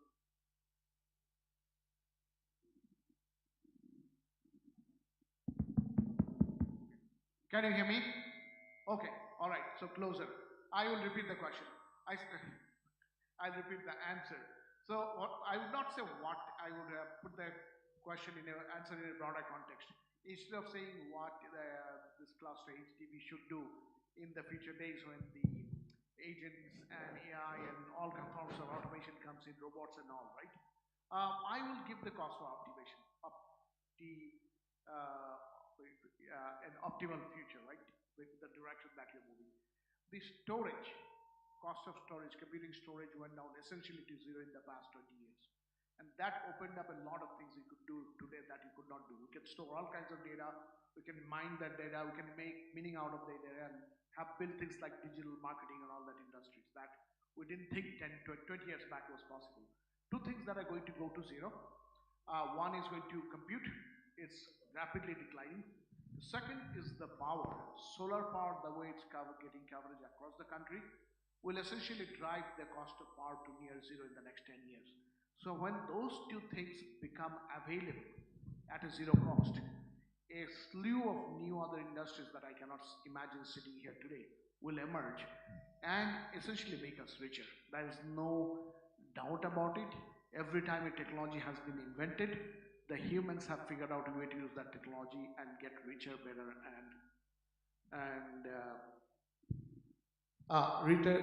richer, better, and more productive. So that's the hope. By the way, there is one thing that I want someone to invent, which is if someone can invent photosynthesis synthetically, that will also solve the other problem, which is a lot of problems in the food is not the quantity, it's the distribution is a problem. And if there's one invention that should get Nobel Prize, is someone figuring out how photosynthesis happens and then producing at scale, right? It will take away the main reason a lot of people suffer, about 2 billion people suffer every day in the world, which is the food insecurity. Back to you, sir. Syed, final words from you, having been involved in training. How can we make AI an opportunity, not a threat? I think there are two key questions which I often as a founder of organization think. One is, what will AI change in next 10 years? And what will AI not change in next 10 years? And if we have a distinction of the two, it will actually allow us to build new businesses in both sectors. But I think one thing is fundamentally clear, that AI will not change anything. The whole basis of this argument will be how we as humans will engage with AI. Like if we stop doing nothing, it will do nothing for us, to be honest. So I think it will be how critically we are engaging with the technology, how we are embracing it. And I think for the region here, to be honest, because I've heard a lot of discussion about semiconductors, IT, but I feel like India has a massive space in media and entertainment industry. It's $1 trillion industry. And we are storytellers by culture. I think there should be I can see here KDM, like team here, the Sanjeevji here. I really feel like there should be within the cluster, there should be emphasis on like media and entertainment sector and the growth in that sector and the possibilities of that sector in this region. Yeah. Thank you to my panel. Big round of applause from everyone.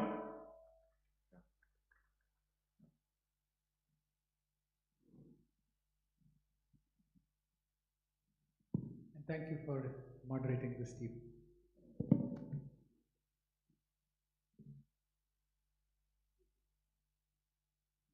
Thank you for moderating and everything. One great news as I talk about food, that's my other passion. India became the greatest producer of milk just as of last week. This region and all the region, all the farming communities, they worked hard to put us in #1 position. We all should owe an applaud to them. That was a great panel discussion that went on. So I request Mr. Samir to present mementos to all the panelists over the days.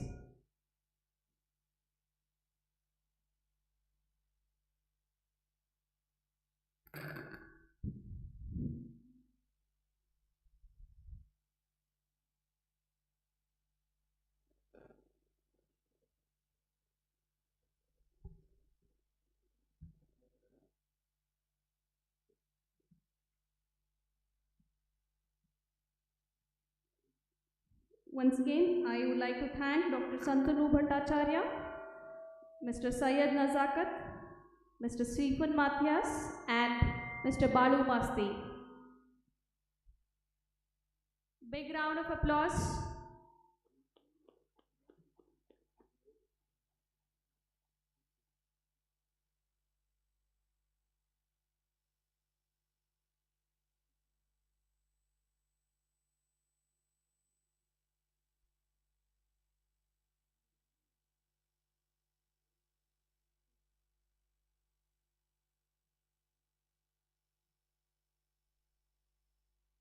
Yes, can we have a group photo, please?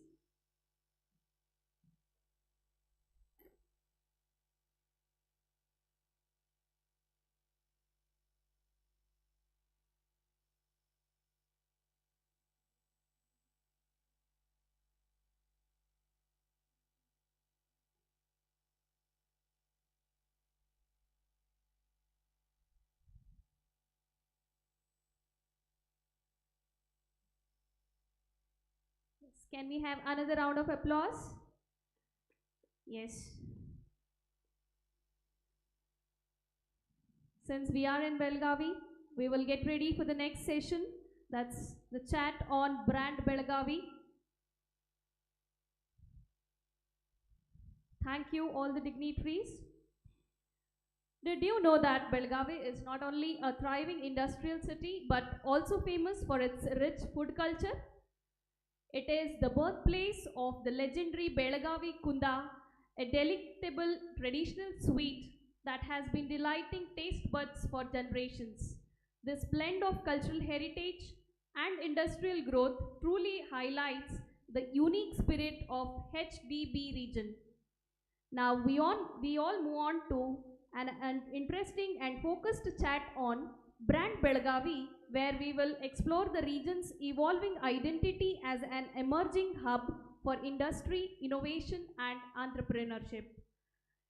Joining us for this conversation are Mr. Venkatesh Patil, Industry Anchor of the HDB Cluster and Managing Director of Belgaum Oxygen Private Limited, Mr. Rohan Juwali, Managing Director of Minix Alloys Private Limited, Mr. Rajendra Belgaonkar,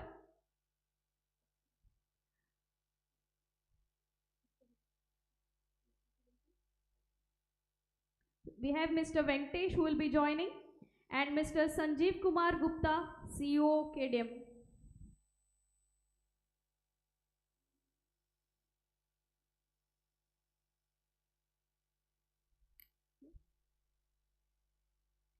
Please join me in welcoming them to the stage for what promises to be an engaging discussion on building and promoting the brand Belgavi. A big round of applause, please.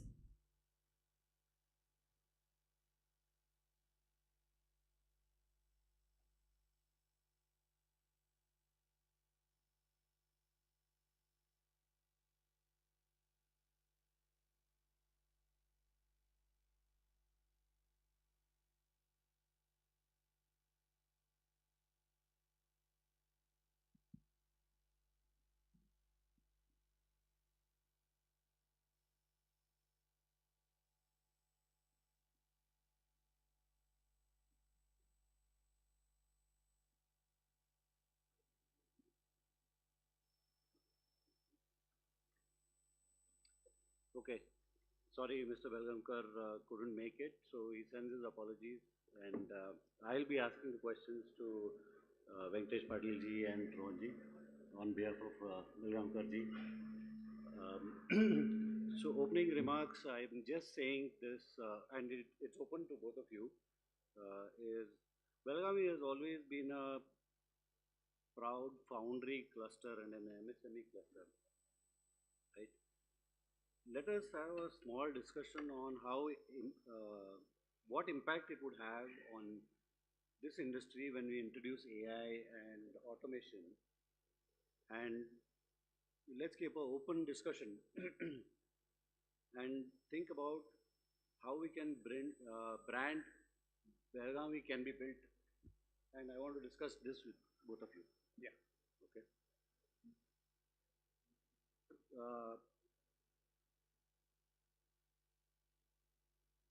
Venkatesh Patil ji,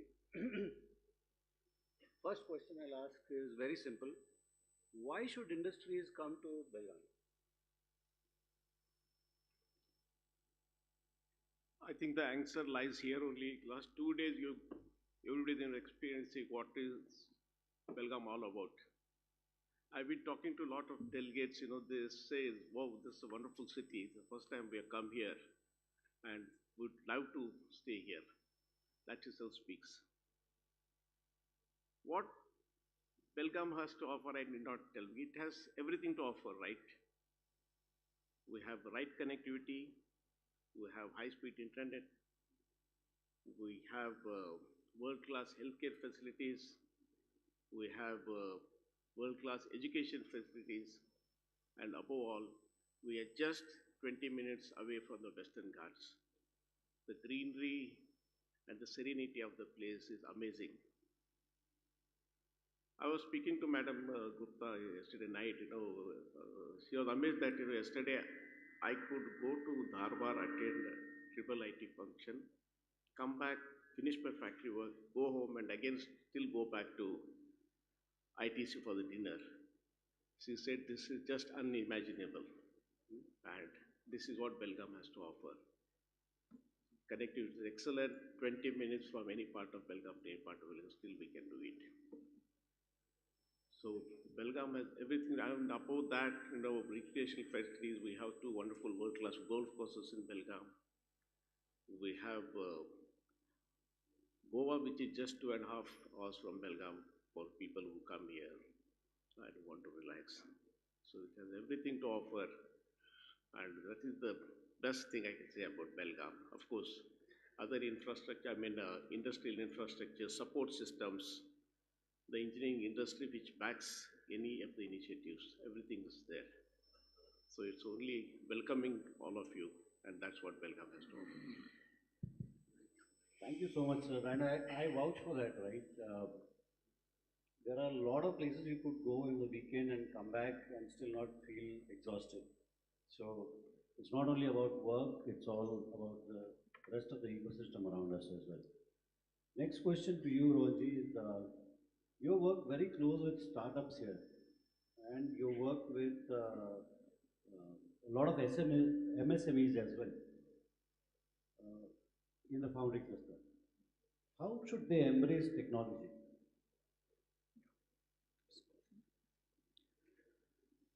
So, good evening, everyone. Good evening. Good evening.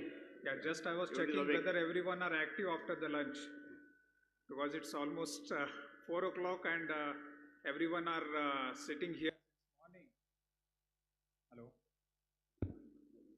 Since morning, everyone are sitting and listening, and lastly, we got the chance to brand regarding Belgavi.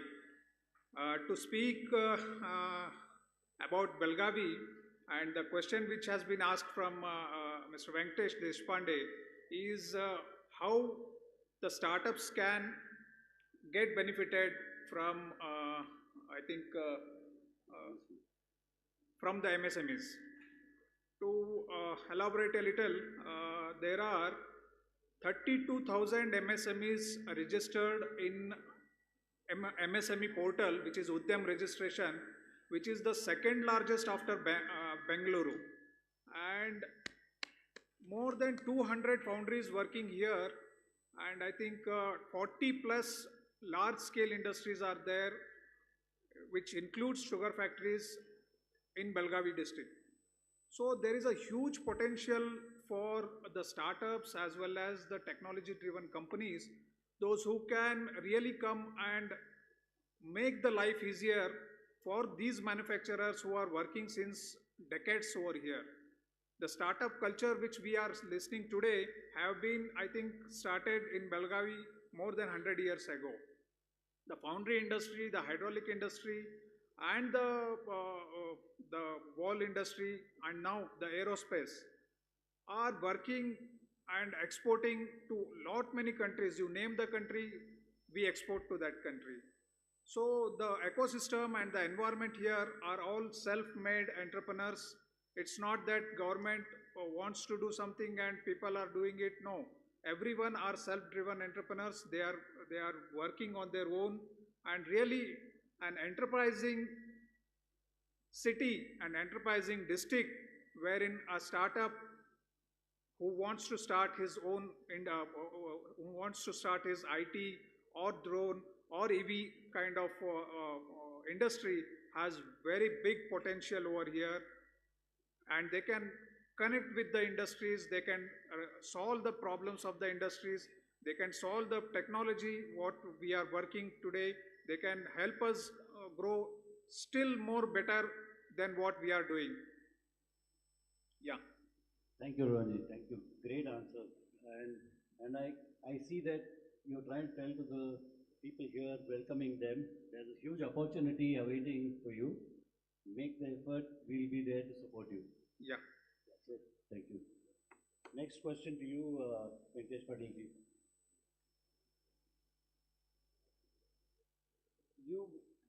You've been very vocal about the infrastructure support. What is your view on this one? Yeah, for any startup or any industry for that matter, if it has to thrive, it has to have a proper infrastructure. And fortunately, Belgaum has excellent infrastructure facilities. Of course, a lot is being done again from the government, as the HDB Secretary also announced today. They're going to have a plug-and-play sort of facilities for the new IT companies or new mechanical industries also, which are going to come to Belgaum. So with these kind of facilities available, and with all the other things I spoke about, health, education, I think that makes a perfect match for any industry to come and thrive here. Of course, as Rohan just said, any industry, I mean, all the mechanical industries in Belgaum, which are, started by a lot of first-generation entrepreneurs.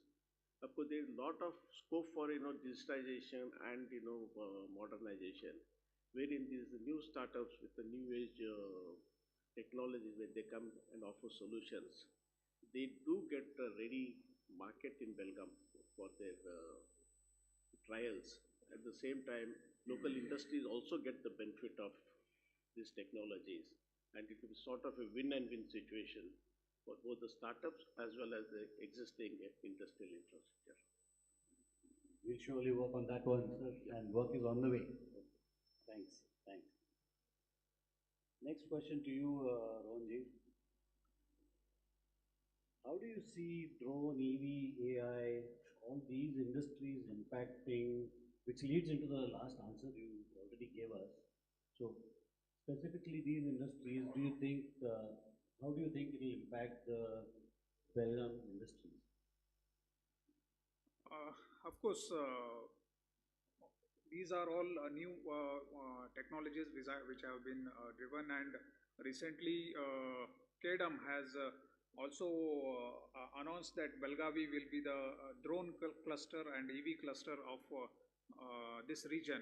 So definitely there is a huge scope, because we are connected with all the industrial hubs over here. There are so many industrial estates, and the vendors and the suppliers are all nearby, wherein we can get the services through these new technologies.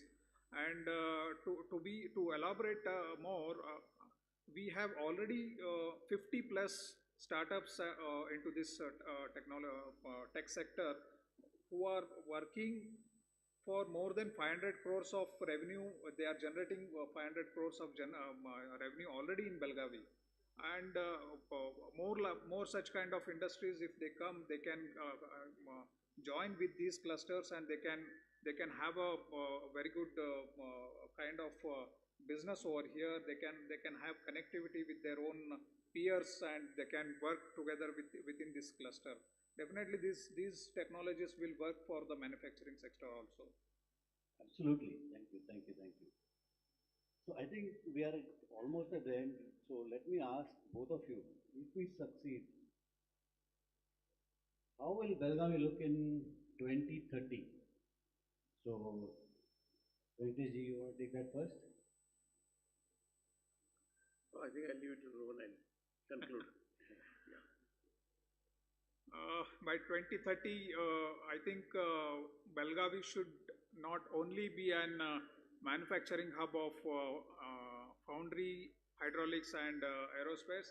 It should be AI driven, it should be digitalized, it should be completely digital foundries who should cater to the entire, not only to the country, to the entire world, wherein we should this area should not only be an manufacturing sector, it should be a deep tech manufacturing zone. Great.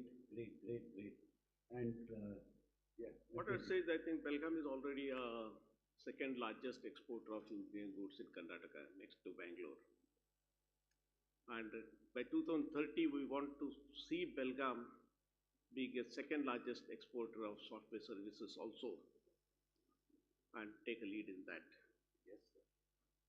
Of course, there are a lot of things happening with VTU, where Vishwesvaraya Research and Innovation Foundation is formed, where a lot of companies are being mentored and incubated. Gupta Institute of Technology has come up with a beautiful incubation center, and they are also coming up with a much bigger 20,000 square foot facility. And more than that, today the secretary, with all the effort of KEDAM and especially Sanjeevji put in, we have been able to convince the government to set up a world-class plug-and-play facilities. When these sort of infrastructure is created, naturally world-class companies will come to Belgaum, and hopefully we'll be able to see Belgaum as the second largest exporter of software services, and that's our dream, and we are all working towards that. We'll work towards it, sir. Thank you so much. Thank you for your time. Yeah. And we'll work on this brand Belgavi and our vision for 2030, and we'll put some action items and we'll work together, sir. Thank you for your guidance. Before concluding, I would like to even mention over here that not only foundry and conventional kind of manufacturing is there in Belgavi, also a company like Servo Controls, who is working for they are the scientists, and they have already supplied the materials to the ISRO and defense this thing, and the Mars project which has been done, they were also having a great share into the supply of parts to the technology which we have driven. So Belgavi contributes in every manner. So we welcome you all to come. Welcome to Belgavi and invest. It's a very good environment we are having, as everyone have mentioned. After Bengaluru, this is the good climate, good infrastructure, and a very good entrepreneurial spirit, and the support over here is very good. So I request everyone who all are just thinking, just come, start your journey. It's going to be a wonderful journey in coming days. Thank you. We welcome you all. Thank you. Before you conclude, Naidu sir has just walked in. So the question was asked, how do you want to see Belgaum in 2030? I said, Belgaum is already a second largest exporter of engineering goods. we want to see Belgaum being the second largest exporter of software services also, and a lot of responsibility lies on you, sir, because you set up the STPI and made Bengaluru. So next assignment is Belgaum. Thank you, sir. Thank you. Thank you.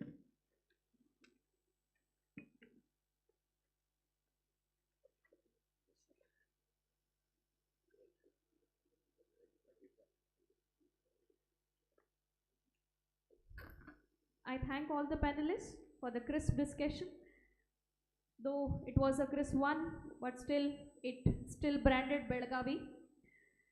So moving ahead, we have some interesting segment where we are giving some amazing goodies. So meanwhile, I would like to call Mr. Stephen Matthews to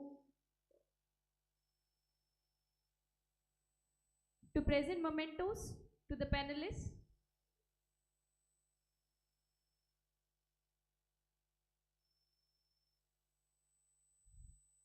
Audience, one round of applause, please.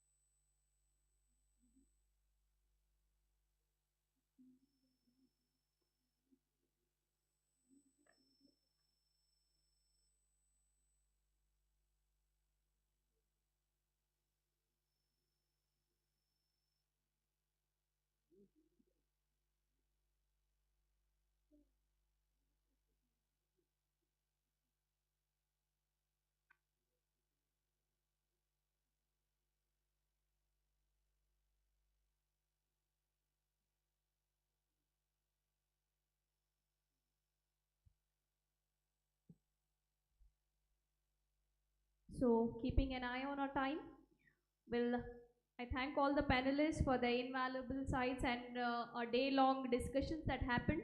And here we come to the concluding session, that is the valedictory session.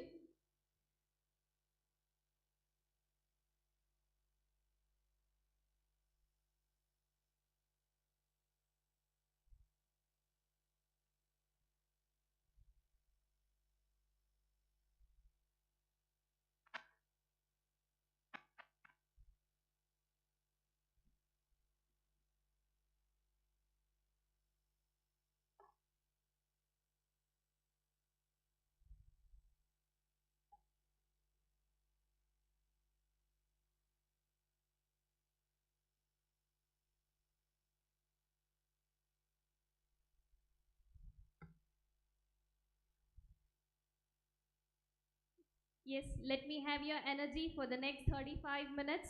So as we move towards the conclusion of this inspiring event in this beautiful building at the heart of vibrant Karnataka, I now invite to the dais the distinguished dignitaries who have been instrumental in making this gathering a grand success. Mr. Sanjeev Kumar Gupta, Mr. Venkatesh Patil, Mr. Santosh Hurlapi, Mr. Rahul Sanknur, IAS, Mr. B.V. Naidu, Mr. Sanjeev Nair, Mr. Manjunath, Mr. Luka Miska, Dr. Sanjay Tyagi, and Dr. Vidyashankar S. Audience, may I have one round of applause, please?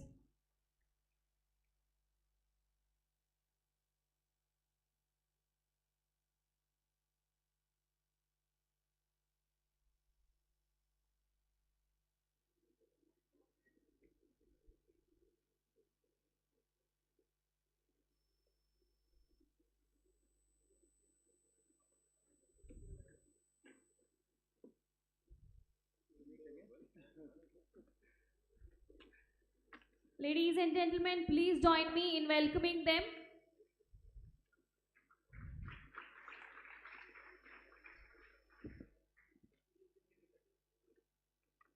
I now invite Mr. Sanjeev Gupta, CEO of KDM, to deliver the opening remarks for our valedictory session. Over to you, sir. Concluding session starts with an opening remarks. Wow, I love this. First of all, कल शाम से हम लोग मिल रहे हैं. Yesterday evening we started meeting each other, and we have reached a day when almost this is one full day we spent with each other. I think you had a good fun. I think you really enjoyed Belgavi hospitality. And the brand which has been shown just now has touched your heart. Yes. हमारा तो काम पूरा हो गया. So the validity function is now completely done. We've saved 35 minutes, madam.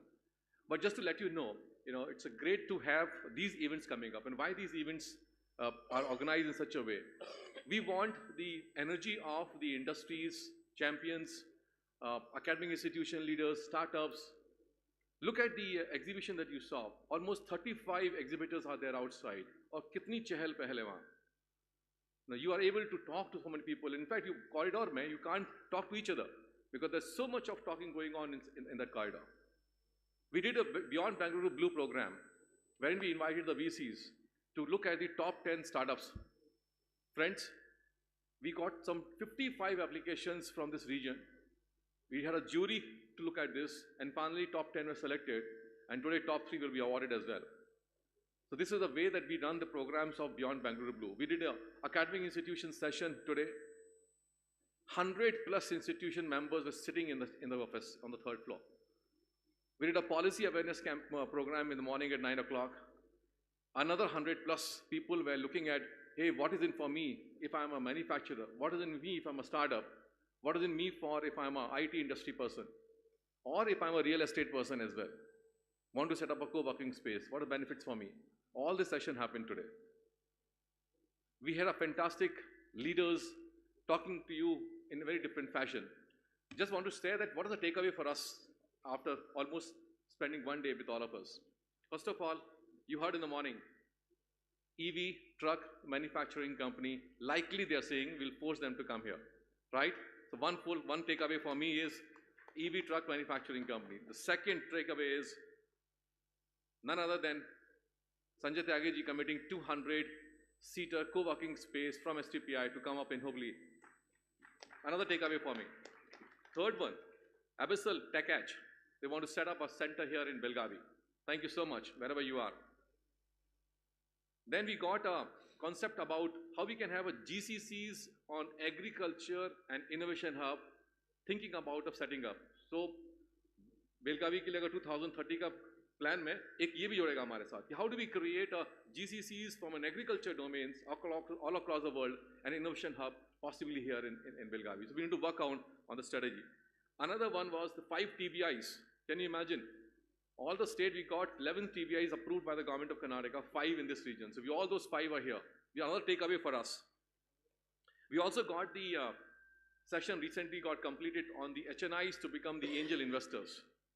And none other than Mr. Sudhir Rao must be here or not, but he was driving the conversation. What we're trying to do is we are coming with a fund of fund from the government under the LEAP program. That will impact in terms of you set up a fund here in Belgavi, you're able to access the fund of fund. But to set up a fund, we need to motivate HNIs to come up and become angel investor and also set up a VC firm as well. I think that's a journey that we've started now. We had that exercise as well. And other thing which we want to also say that today, more than in this event today here, we were expecting that around 300+ very serious delegates will come across. I am so happy and so proud to tell you, we have got 700+ serious delegates coming together here. Our expectation was 300 ka hum 700 पहुंचे. Whole credit goes to you. And I think this is where we will make this event much more bigger and bigger, much more contribute to you. Lovely to have you all. I wish you all the best on a journey when you're taking forward. Don't forget, Belgavi is with you, and we want you to come back in Belgavi once again.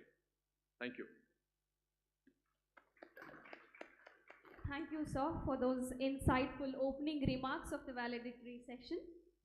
So next, it is my pleasure to request Mr. Sanjeev Nair, Chief Information Officer and Chief Information Security Officer at ESDM to deliver his address. Mr. Nair brings a wealth of expertise in cybersecurity and digital transformation, driving innovation to protect and empower enterprises in today's evolving technological landscape. May I have your apologies, please? Out of oversight, I missed out Mr. Lakshmi Srinivas Rao, Deputy General Manager, State Bank of India. May I have your presence on the dais, please? Sure. Good evening, everyone. So I think, we started off with a keynote, and we also have the valedictory session starting off, saying that it was a wonderful experience. I second that, right? So the moment we came in and we sat at the hotel and we looked at the corridor, we saw windmills. We said, oh wow, power, right? We talk about green energy, a very good start to the whole episode here. Secondly, when we talk about going beyond Bangalore, right, or Bengaluru, and when we are talking about the HDB cluster, right, we are also talking about a 1 trillion economy coming by 2030, right? And if you look at the global economics also, we are talking about edge data centers. We are talking about scenarios, right? We are talking about scenarios where everybody is trying to talk about edge data centers, BCP planning, DRs, right? And looking also like where we had an excellent presentation which was sent to all of us as well, right? And we could see and we saw all the keynote speakers as well talk over the last 2 days, right? And what we can clearly see that we have the right resources, we have an educated population, we have skilled labor, right? We have all the elements which are required, which are poised for growth with AI, because obviously we have manufacturing today here, right? In this cluster, we have education, we are talking about farming, and all of this gets connected with IT, right? So I think it has all the elements which is required to surely act as a fabric, to extend infrastructure, like with extended infrastructure which can move or be back up to tier 1 cities, right? So that is something I see that this will surely happen, that especially when we are talking about when we are talking about AI picking up, we are talking about manufacturing, all the segments which we are talking about today. You talk about farming in this cluster, you are talking about manufacturing in this cluster, you are talking about growth coming in IT. All of this is going to get connected, right? So this is where I have my presentation. I will try to wind it up very fast, right? Because there are a lot of other speakers here as well, right? So the theme of what I was talking about is navigating the digital frontier, right? And going very quickly, okay? Yeah. So some analysis on where the global market is going. So digital is a new infrastructure, right? So earlier people used to build road, bridges, right? Now they build digital infrastructure. So ever since COVID-19 came in, we saw that the economy grew very fast, right? We saw that what was happening over 5 years started happening in less than 18 months, right? And that trend is continuing, right? Obviously, when that is continuing, you're seeing a lot of transformation. Initially, it was movement to cloud, right? Now you're talking about smart clouds, you're talking about more applications, you're talking about AI clouds, right? So that's something which is coming out. Second about it is that we are talking about edge computing, right? So edge computing is something because of latency sensitivity of IoT, manufacturing, OT, right? So we would see a lot of edge coming in, and that is where this cluster, I can see, obviously we will talk about it later, but this is where we are seeing a global movement to edge computing. Secondly, we are talking about AI and automation everywhere, right? So automatically when AI is picking up, it is picking up on things which are already existing. Like if you look at the HDB cluster, which I will talk about in my next slide, in the HDB cluster, we already have manufacturing, we already have farming, we already have education, and all of these sectors are going to be influenced by AI in a big way, right? So automatically when we are saying everything from AI op, agentic AI, which we discussed during the day today, right? And all of this finally is going to culminate or bring into fore cyber security, because obviously when you digitize, you will also have threats of cyber security, right? So we are talking about huge amounts of trillions of dollars of losses coming through to cybersecurity if we are not careful. So obviously that is also a segment which holds a lot of priority when it comes to digitization. So that's something we wanted to bring out. And also a regional opportunity, right? In global framework, we see a lot of trend coming and a lot of focus coming towards Asia and especially India when it comes to infrastructure.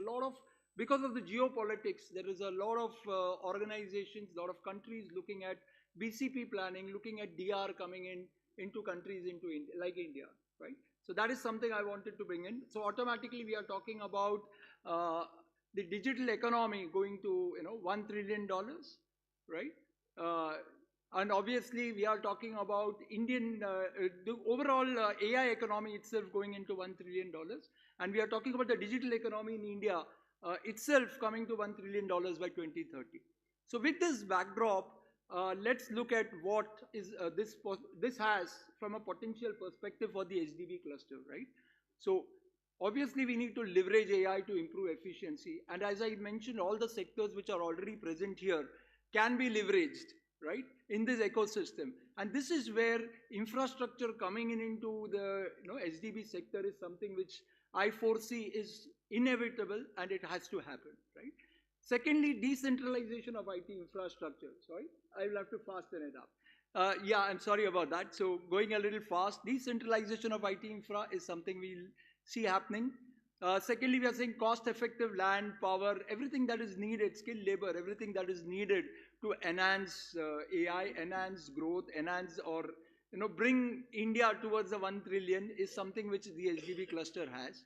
Cybersecurity with, like I mentioned, that we have the right skills, we have the right people, we have the right educational institutes, we have the right focus, right? So obviously that is something which is going to come, and the focus to move away from tier 1 cities, right, is something which I see an HDB initiative picking up in a big way, right? Not going very deep, obviously I have my presentation, we can discuss later. Very quickly talking about my org, right? We are into data centers, we are into cloud, we are into managed services, we are into managed security, we have 1,000+ customers, we have 470+ banks, and we would want to play a big role in ensuring that the HDB cluster grows along with India, and we want to make that happen. So very quickly winding up my thought, thank you, thanks for the time.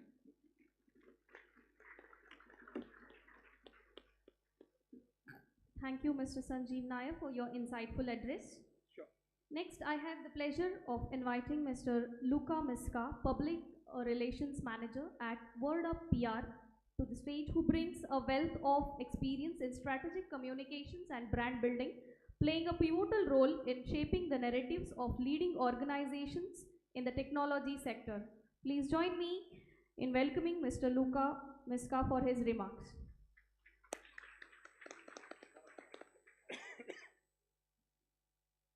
Thank you so much. Hey, good year.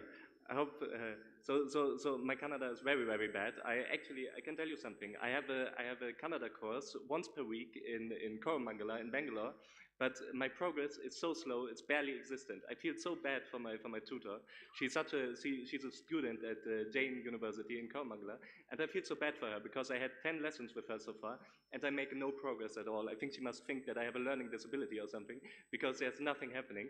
But I hope next time that I'm here on stage, maybe I can say something more in Kannada. I'm actually quite nervous to be here, because Karnataka means a lot to me. It was the first time I landed in India, it was in Karnataka. So my first steps into India were here in Karnataka, in Bangalore back then.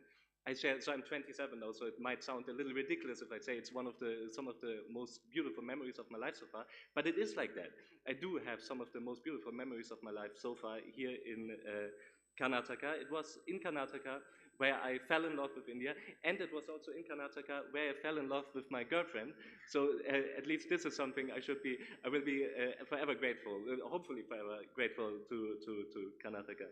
So whenever I'm here, it feels like coming home, coming to Karnataka.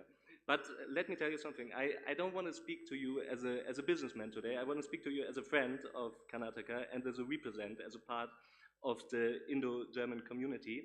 because as we all know, the world is changing super fast right now. It's like everything is spinning in paces we are not used to that. Like we see with the United States throwing tariffs around, that hits all of us. It hits the German economy very badly. In fact, I've been talking to small and medium-sized enterprises of Germany 2 weeks ago, and it turns out that 30% of them fear their existence because of the tariff situation with the United States. But at the same time, more and more try to develop China plus one strategies, where they are looking for strong and reliable partners beyond China. And I say that this is the perfect moment for India, and especially for Karnataka, and also for this region, to step in and to become one of Germany's most trusted and most reliable and beloved partners when it comes to business collaboration. Also, we celebrate 25 years now of strategic partnerships between Germany and India. Germany is the largest trading partner of India in Europe, and India is one of Germany's closest friends in the whole of Asia. And whenever I speak, so I've spoken to lots of you entrepreneurs that are here in the room, and of course I speak to a lot of entrepreneurs from Germany, and I always get the same feeling that the German business landscape and the business landscape of Karnataka, we share the same DNA. It's when it comes to being eager about keeping to innovate, when it comes to fostering education, the entrepreneurial spirit, and also new emerging fields like sustainability are huge in both our countries, huge in Karnataka. And I'm 100% convinced that if Karnataka, if the technology and innovational spirit of Karnataka keeps evolving like this, and if Germany keeps evolving like this, it could be the perfect match for Germany's Mittelstand, Germany's small and medium-sized enterprises, the backbone of the German economy, to keep working closely with Karnataka, closely with the Belgavi region. And I hope to see many, many, many of your faces to at least eyeing on Germany and eyeing on doing business with Germany, because I'm convinced that together we can lead in sectors like green technology, digital transformation, renewable energy, and education, and of course, many, many more. So I think that considering the developments, the latest global developments, I think that the 21st century belongs to the ones who build bridges, who look outside their horizon to diversify intercontinental. And I believe that the friendship between Karnataka and Germany can truly become one of the greatest stories of this century. And as someone who is so deeply affected to Karnataka, so deeply connected to Karnataka, I'm always happy to build bridges between our regions, our people, and our ideas. So I would happily dedicate my whole life to bringing Karnataka closer to Germany and Germany closer to Karnataka. Thank you. Thank you, Mr. Luca Miska. So he has addressed us, all the Kannadigas, as our people, and he would like to foster more collaborations in Indo-German relations.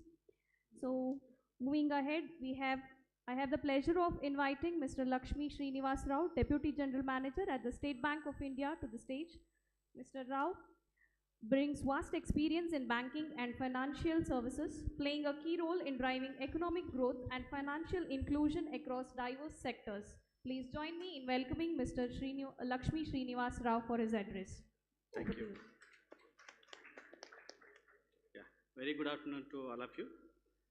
Respected dignitaries on the dais, Sanjeev Kumar ji, Venkatesh ji, of course Rahul ji is not there, and B.V. Naidu sir, Sanjeev Nair sir, Manjunath ji, and Luca Miska, Sanjay Tyagi ji, and Vidya Shankar ji, and particularly today the government officials, from Karnataka, senior functionaries of KDM, industry leaders, investors, and my dear tech friends from tech ecosystem.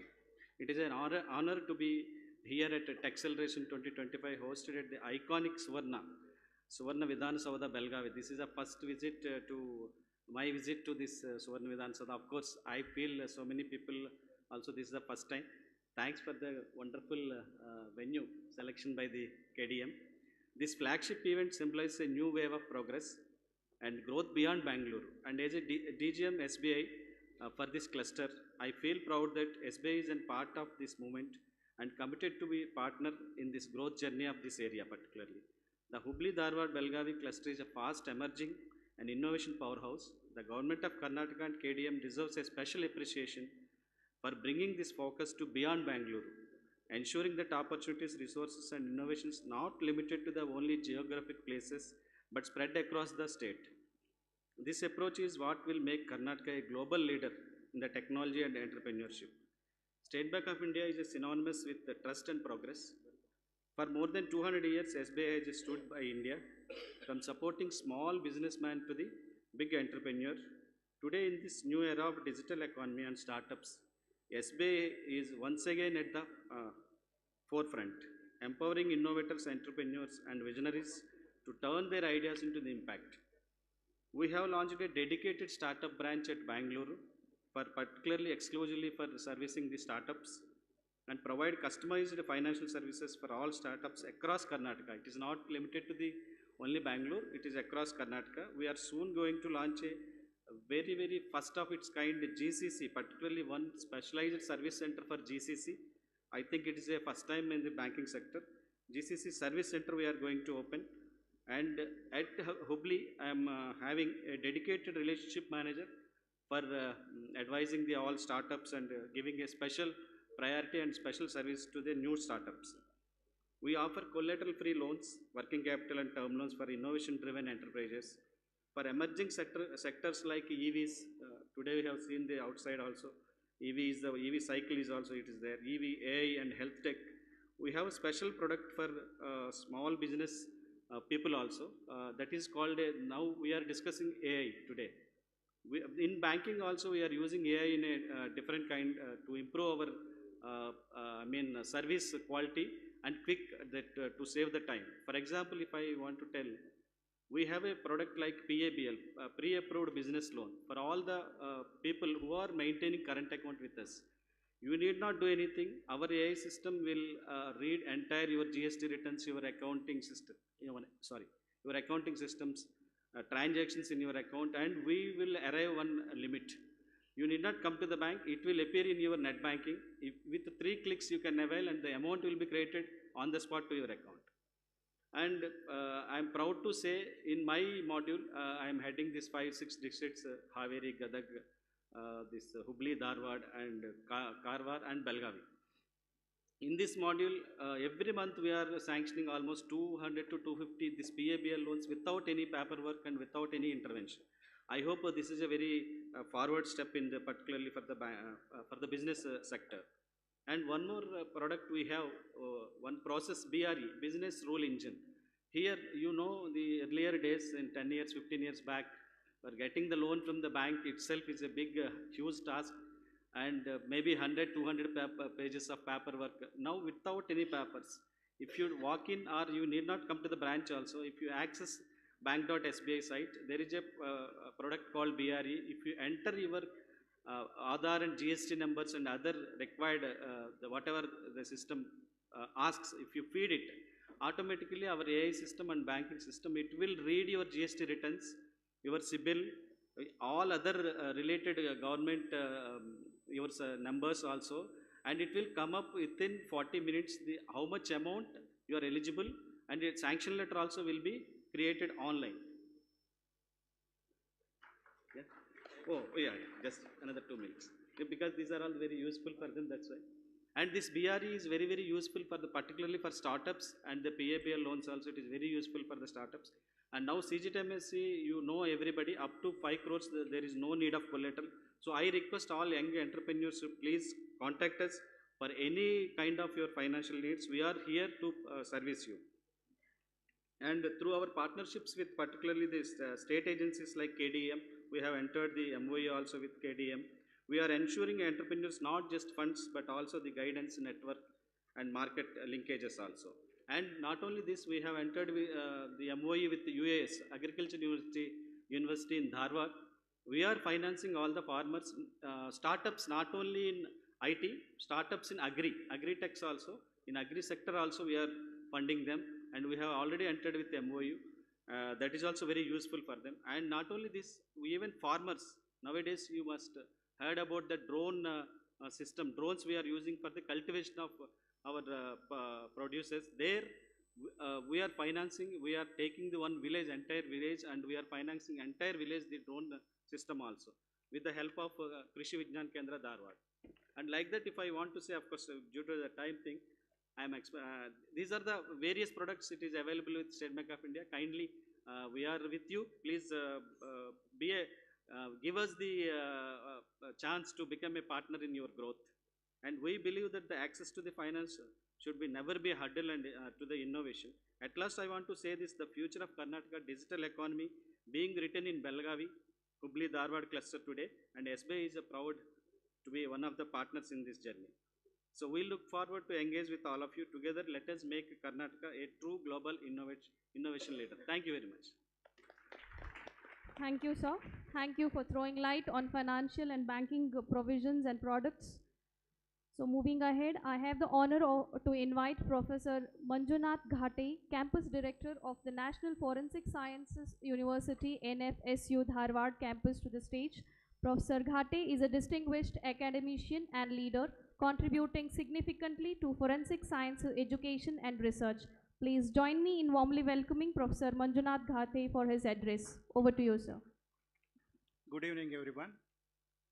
Respected Naidu-ji, respected Sanjeev Kumar-ji, and Venkatesh and Chetan, all the distinguished members on the dais and off the dais, all the technocrats, budding entrepreneurs, and some of the students here. From morning you heard about IIT, IIIT, etc. There's one more institute came to Dharwad. It's a central government institute, National Forensic Sciences University, Dharwad campus. We started in 2023 and we completed 2 years now. We are in a transit campus that is earlier, it is housed for IIT Dharwad. Now we are in Valmi campus and it is beside High Court. And the National Forensic Sciences University, which started from Gujarat, providing education in the area of forensic science, cyber security, and it's world's only university offering these courses. So we started with the BTech, MTech program in cyber security and BSc, MSc in forensic science. And this National Forensic Sciences University, it is under Ministry of Home Affairs, and it is also Institute of National Importance. So we are proud that this institute is in Dharwad now. So we are collaborating with KEDAM. We are going to sign MOU with them. So National Forensic Sciences University and KEDAM are going to collaborate, and we take this opportunity to thank all the members of the KEDAM, especially Sanjeev Kumar-ji and Venkatesh and Chetan, who have given me this opportunity to speak to you. And this collaboration, which is a significant step towards building a industry-academia relationship in the area of forensic science, in the area of cyber security, digital forensic, quantum computing, and also the other areas in the forensic science like wildlife forensic, accidental forensic, arsenals, and forensic odontology, all this. I invite all the technocrats, look into these areas. If you have anything, you can come to our campus, visit our campus, and we are in a transit campus now. Definitely, we can collaborate in these areas. I'm very, very much thankful for giving me this opportunity. And I complete my talk by saying, imagination is more important than knowledge, which is said by Einstein. Thank you. Thank you, sir, for those wonderful words. Ladies and gentlemen, at this proud moment, we come together to celebrate the trailblazers of our cluster, the innovators and entrepreneurs shaping the future. We are honored to formalize a strategic partnership between National Forensic Sciences University and the Karnataka Digital Economy Mission. This collaboration will drive forward research, innovation, and knowledge in critical areas of cybersecurity, forensics, and artificial intelligence. Together, we envision establishing Karnataka as a global leader in cyber excellence. This partnership will open doors to joint research projects, enrich academic engagements, and fortify industry collaborations, creating a resilient and thriving ecosystem for digital security. Thank you, Dr. Ghate and Mr. Sanjeev Kumar Gupta for committing to this impactful partnership. I now call upon the following companies to be felicitated as part of HDB Blue, recognized as fund-ready startups after a rigorous competition featuring over 52 startups and the discerning eyes of more than 5 VCs. First, I call upon the founders of Sifarian Private Limited, Ms. Pooja Ekbote and Mr. Nagaraj Bhandare.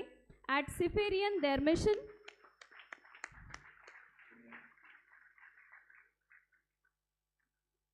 Ms. Pooja Ekbote and Mr. Nagaraj Bhandare.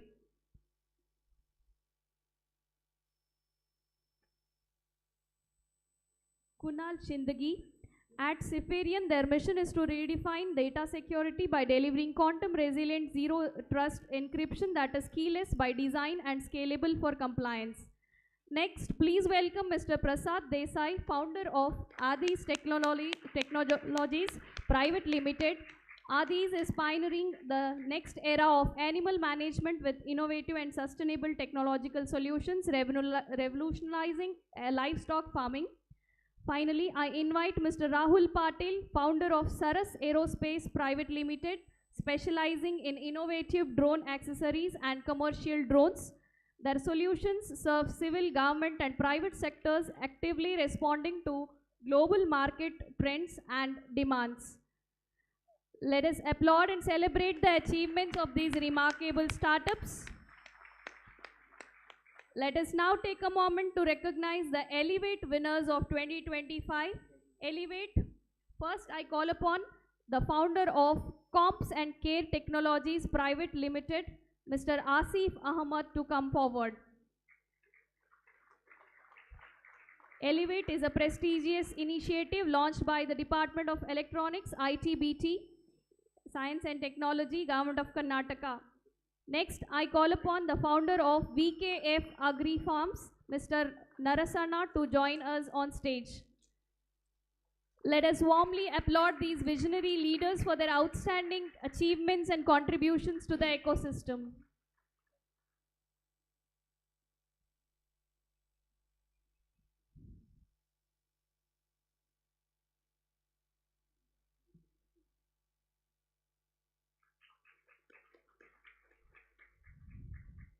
A big round of audience, big round of applause.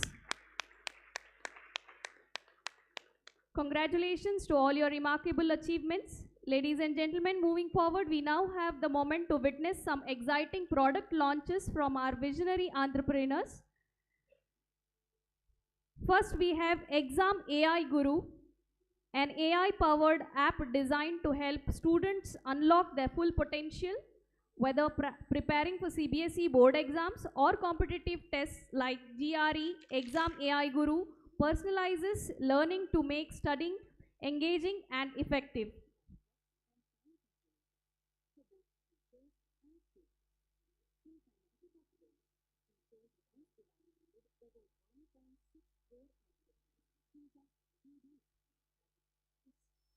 Next, introducing Medora, a cutting-edge AI-driven digital healthcare ecosystem committed to providing personalized, secure and accessible healthcare for all. Following that, we have Next Edge Tech, a pioneering health tech company utilizing immersive virtual reality therapy to address mental health challenges such as hospitals, stress, clinics, anxiety, and families everywhere. Ready to see the future of connected care? In today's world, health connects us all. Yet the system feels scattered, like a globe of care divided into countless fragments. Patients, doctors, and families meant to be together remain apart, struggling to fit as one. This fragmentation creates cracks in the journey of care. Delayed diagnoses, endless queues, and mountains of paperwork leave patients uncertain and doctors overwhelmed. Families face the stress of navigating a maze. Appointments here, reports there, advice scattered everywhere. The pieces just don't connect, and the result? Lost time, missed chances, and compromised health outcomes. But what if care could be seamless, intelligent, and human? That's where Medora comes in. With AI-powered pre-diagnosis, smart doctor-patient triage, and a connected health ecosystem, Medora bridges the gaps. Patients feel heard, doctors act faster, and families find comfort and clarity. Together, the puzzle finally completes. Medora, your complete circle of care. For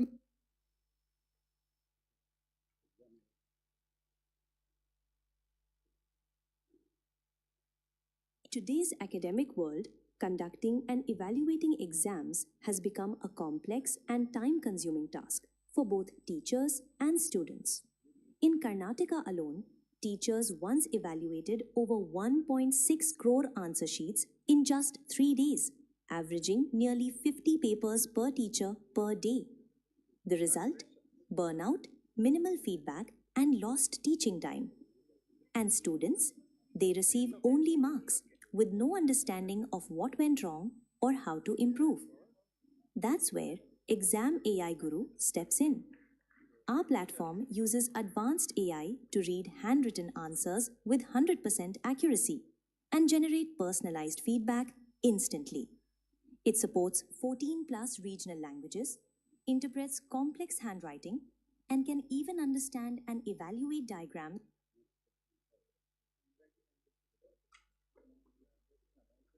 Next, I call upon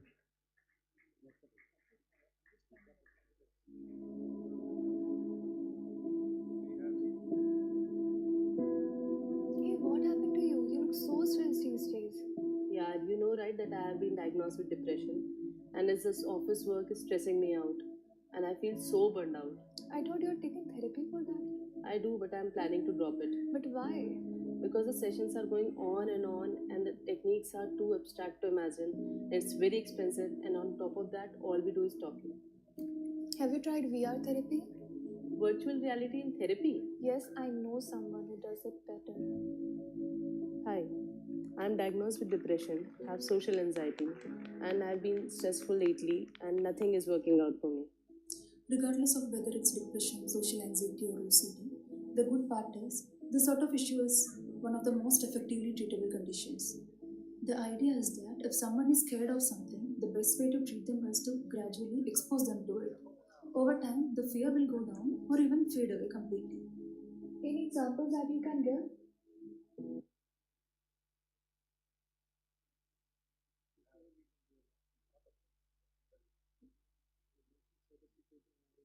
Loka, travel safely with us. Are you owner, admin, school transportation, office transportation, motor driving school, travel agency, feeling stressed with daily transportation management, struggling to keep track of vehicles, drivers, and traveler safety? Meet your guide, Mr. VL. Vanloka eases your daily transportation activities and relieves your stress. Vanloka is recognized by governments of India and Karnataka. Manage vehicles, drivers, and traveler safety, all in a click.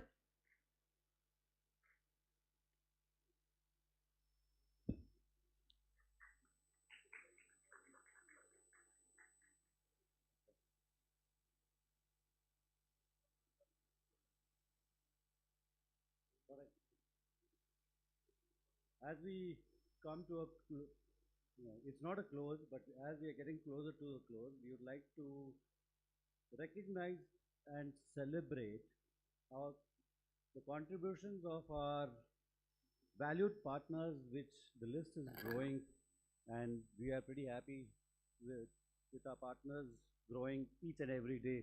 Now adding NFSU to our partners list too. Your organizations have put a lot of effort in the region, and this will help us establish better in the region. And so we would like to call a few people who have put in so much effort with us that today we are standing in front of you with pride. I'd like to start by calling Rakshit Kalyani, CEO, Dharti Foundation, IT Dharwad. Mr. Santosh Itangi, CEO VIRF, VTU. Dr. S.S. Dolly, CEO, ETB Krishi Agri Business Incubator. Mr. Ritesh Deshpande, GM CARE. Dr. Deepak KT, CEO, IIIT Dharwad Research Park. Mr. Manish Jaiswal, Deshpande Startups.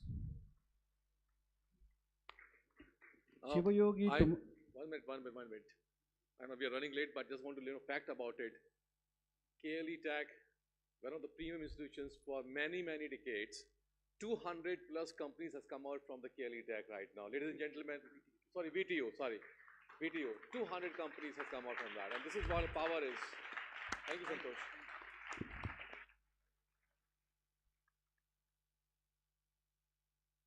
Shivayogi Turmuri, Director KLE Tech, Sita Hubli. Shachikumar V, GM, STPI Hubli. Dr. Arun Kumar Chavan, Director, DM.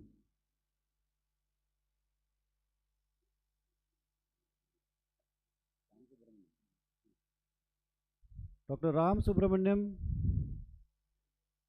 you've been a great contributor. Please, is he here?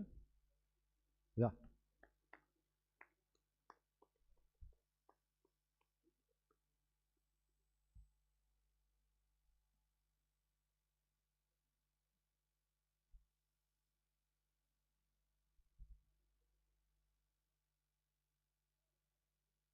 So the statement which I was making was for them, the KLE Tech organizations. Thank you so much for supporting us and bringing the entrepreneurs in the ecosystem here. Thank you. Just to let you know that we have about 150 startups from the day one, and we have currently 75 startups at KLE Tech Hubli, and that's all because of the lot of motivation success of a Karnataka Digital Mission, who are helping us a lot in providing this startup ecosystem there. Thank you. Thank you.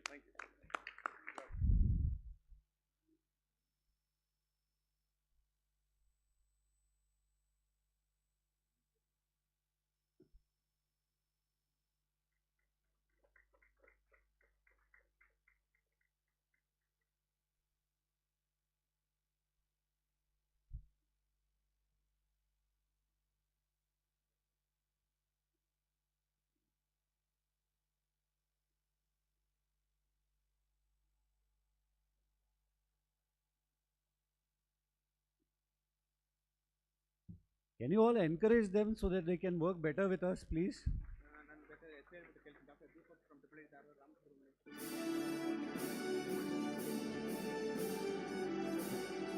This is Ram Kumar Subramaniam.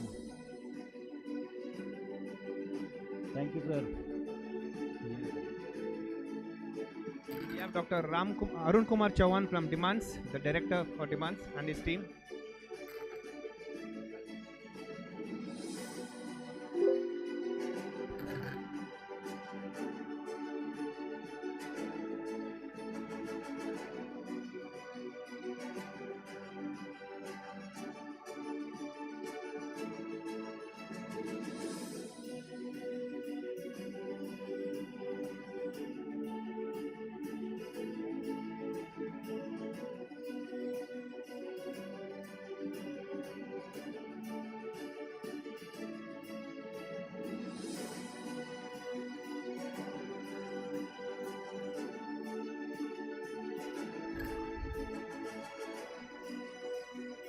Next, I would like to invite PV sir to say a few words as we come to a close.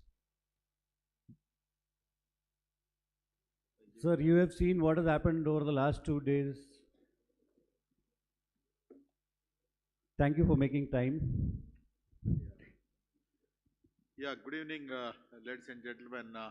It's suddenly what used to be called the Suvarna Soudha has become a tech Soudha today. That's what the action I could see when you walk into the corridor with lots of people and a lot of demos and stalls and vibrant panels, since morning. And most importantly, all of you are still there at the concluding session. That speaks about how effective the sessions have been, how interested you are. And personally, we feel very proud and excited that what has started in a small way a few years back has grown to this level, and you could see so much of innovation flowing in. The people has innovated the products, who have demoed the products. There are some the software tools, etc., etc. That nothing but culminating the innovation coming together, and that's where I think all our people are working in a sense that all of you would get benefited. And as I told you in the morning itself, it is an action by industry for industry, and we could see the enormous support that is coming from the industry, particularly I think SBI did not announce the startup branch here. I will be announcing on their behalf and make sure that they are going to have a startup branch in the Hubballi-Dharwad cluster in next 6 months. Yes, you need sir, to yes. make it happen. Sure. That's a promise, right? Already identified nodal office is Absolutely, there, absolutely. But exclusive branch will have. Correct.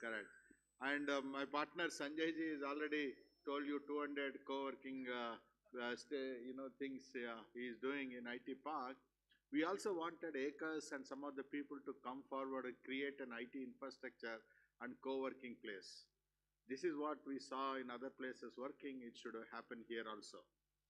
And other thing, lastly, when we came here, we created this vision document. Now it is up to the policies are there from the government, and KDM is supporting, enabling to fine-tune and support all of you.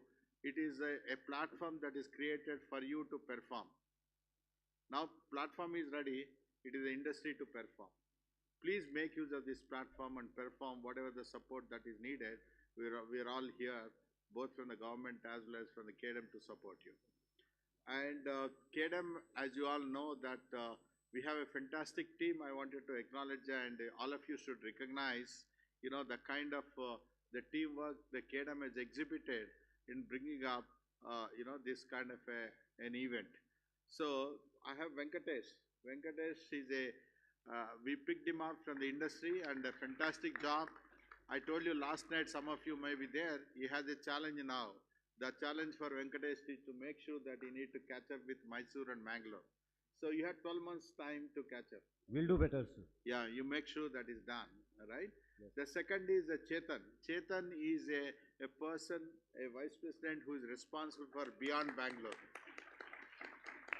If you are doing the Beyond Bangalore activities across the Karnataka, and Chetan is the first point of contact, working with Sanjeev to make sure that all the planning and implementation is done in the Beyond Bangalore. And Suvin is supports Chetan, and then of course the Samir. Is the Samir there? Suvin, come. Yeah, Samir, please come down. See Samir.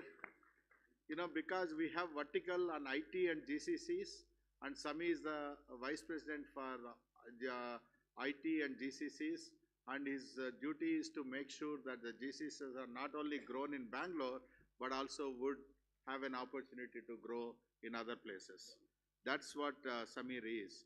And Shubha, the talent is very, very important. We need to make sure that talent is available, skilling and reskilling, whatever is needed for that industry. There is a vertical working in KDM, and Subha does that. Where is Subha? Please. Yeah. And you saw so many startups, right? There's so many startup, Startup Blue or all that. These all the startups are recognized. Otherwise, 2 years back, I still remember when we come here, most of the startup used to feel that they are inferior to the startups in Bangalore. Not for any reason. They are very good in their own innovation, but nobody is recognizing them. So we put a floodlight on them to make sure that they are visible, not only here and across the Karnataka, and that job is greatly done.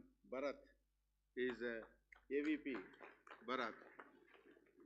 And supporting them, Sanjay, Varun and Divyesh. And one person which is a very key, why make sure that the whole event is gone. We call him jokingly as our Dadiwala. Where is our Dadiwala? Gaurav. Gaurav. Come in.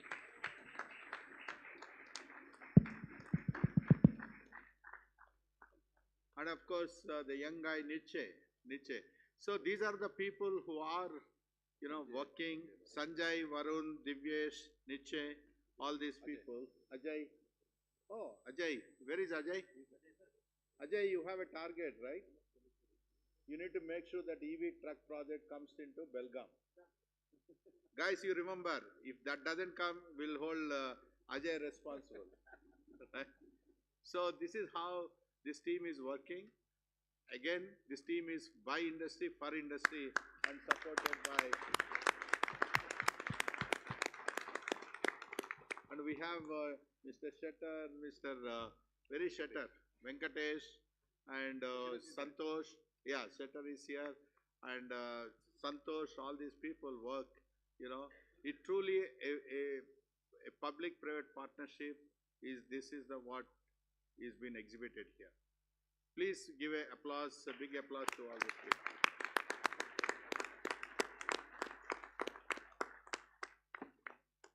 Supporting them, we are always there.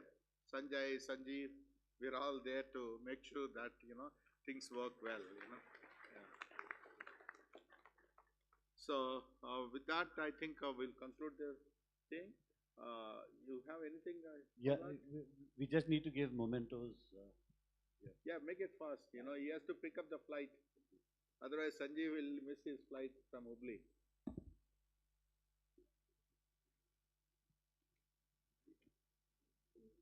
So let us meet after 12 months and make sure. Mr. Lakshmi from SBI. Thank you. Thank you for your partnership and offers. Mr. Luca, thank you for traveling in the bus and an auto, experiencing Belgavi really One the thing way. I forgot, I think Van Loka, where is Van Loka person? He needs to catch up to the SBI and make sure that you get your 40 lakhs loan from them. If you don't call me. Sajeev Nair from ESDS, thank you for your partnership, sir.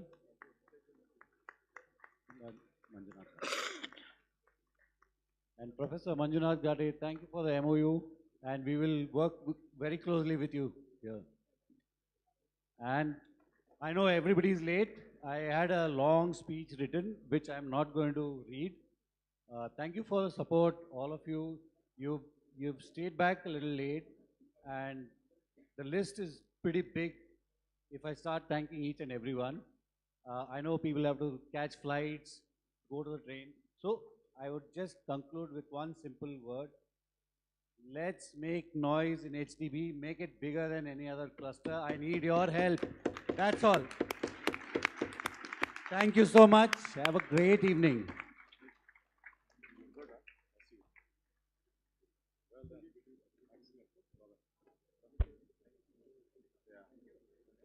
Calling all the people?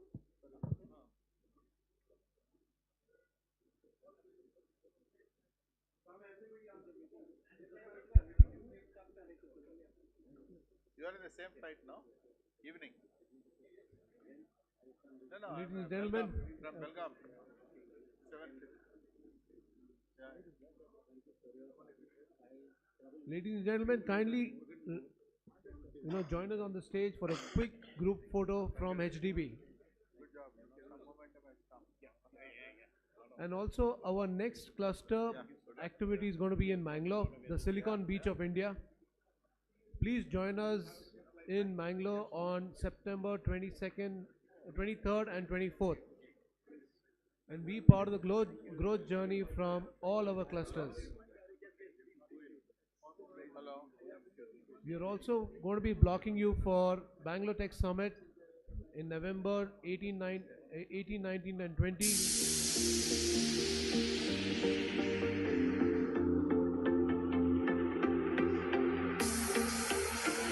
Come on guys, come in the front.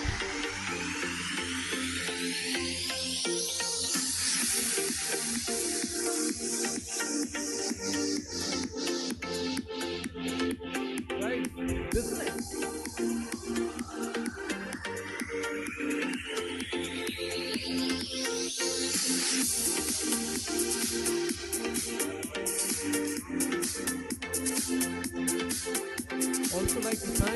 our sponsors, SBI Bank,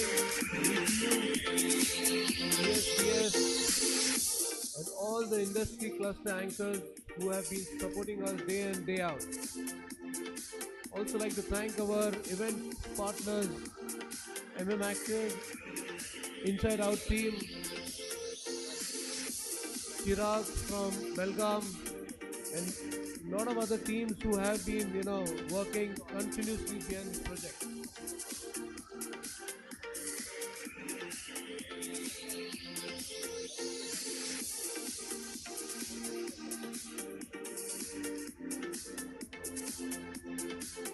I'd like to also invite our, earlier anchors, Santosh ji, Kiran. Come on, video team. Come on, stage. Mr. Shashi Kumar, STPI, the SBI team sitting in the back. Arindam sir.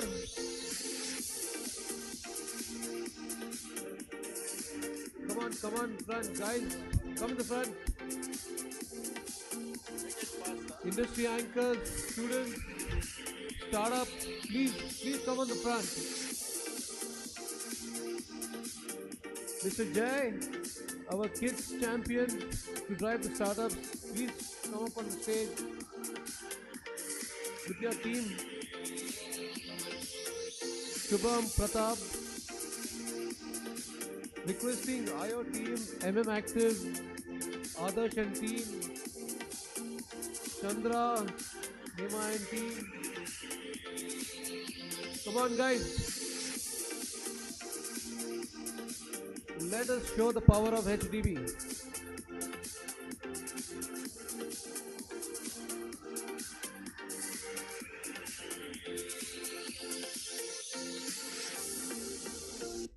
This is our 5th edition of HDB Techceleration, and it's the most successful because of the industry activation and industry contribution, and a big thank you to all stakeholders.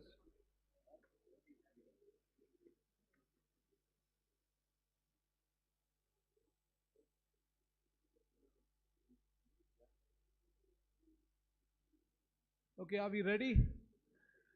Can we have 3 cheers for HDB? Hip hip. Hip hip. Hip hip.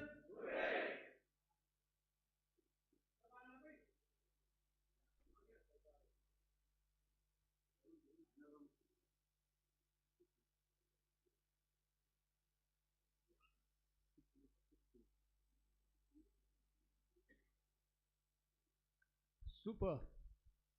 Come on, one cheers. Okay, come on guys. Big round of applause to all stakeholders and all who have been here today.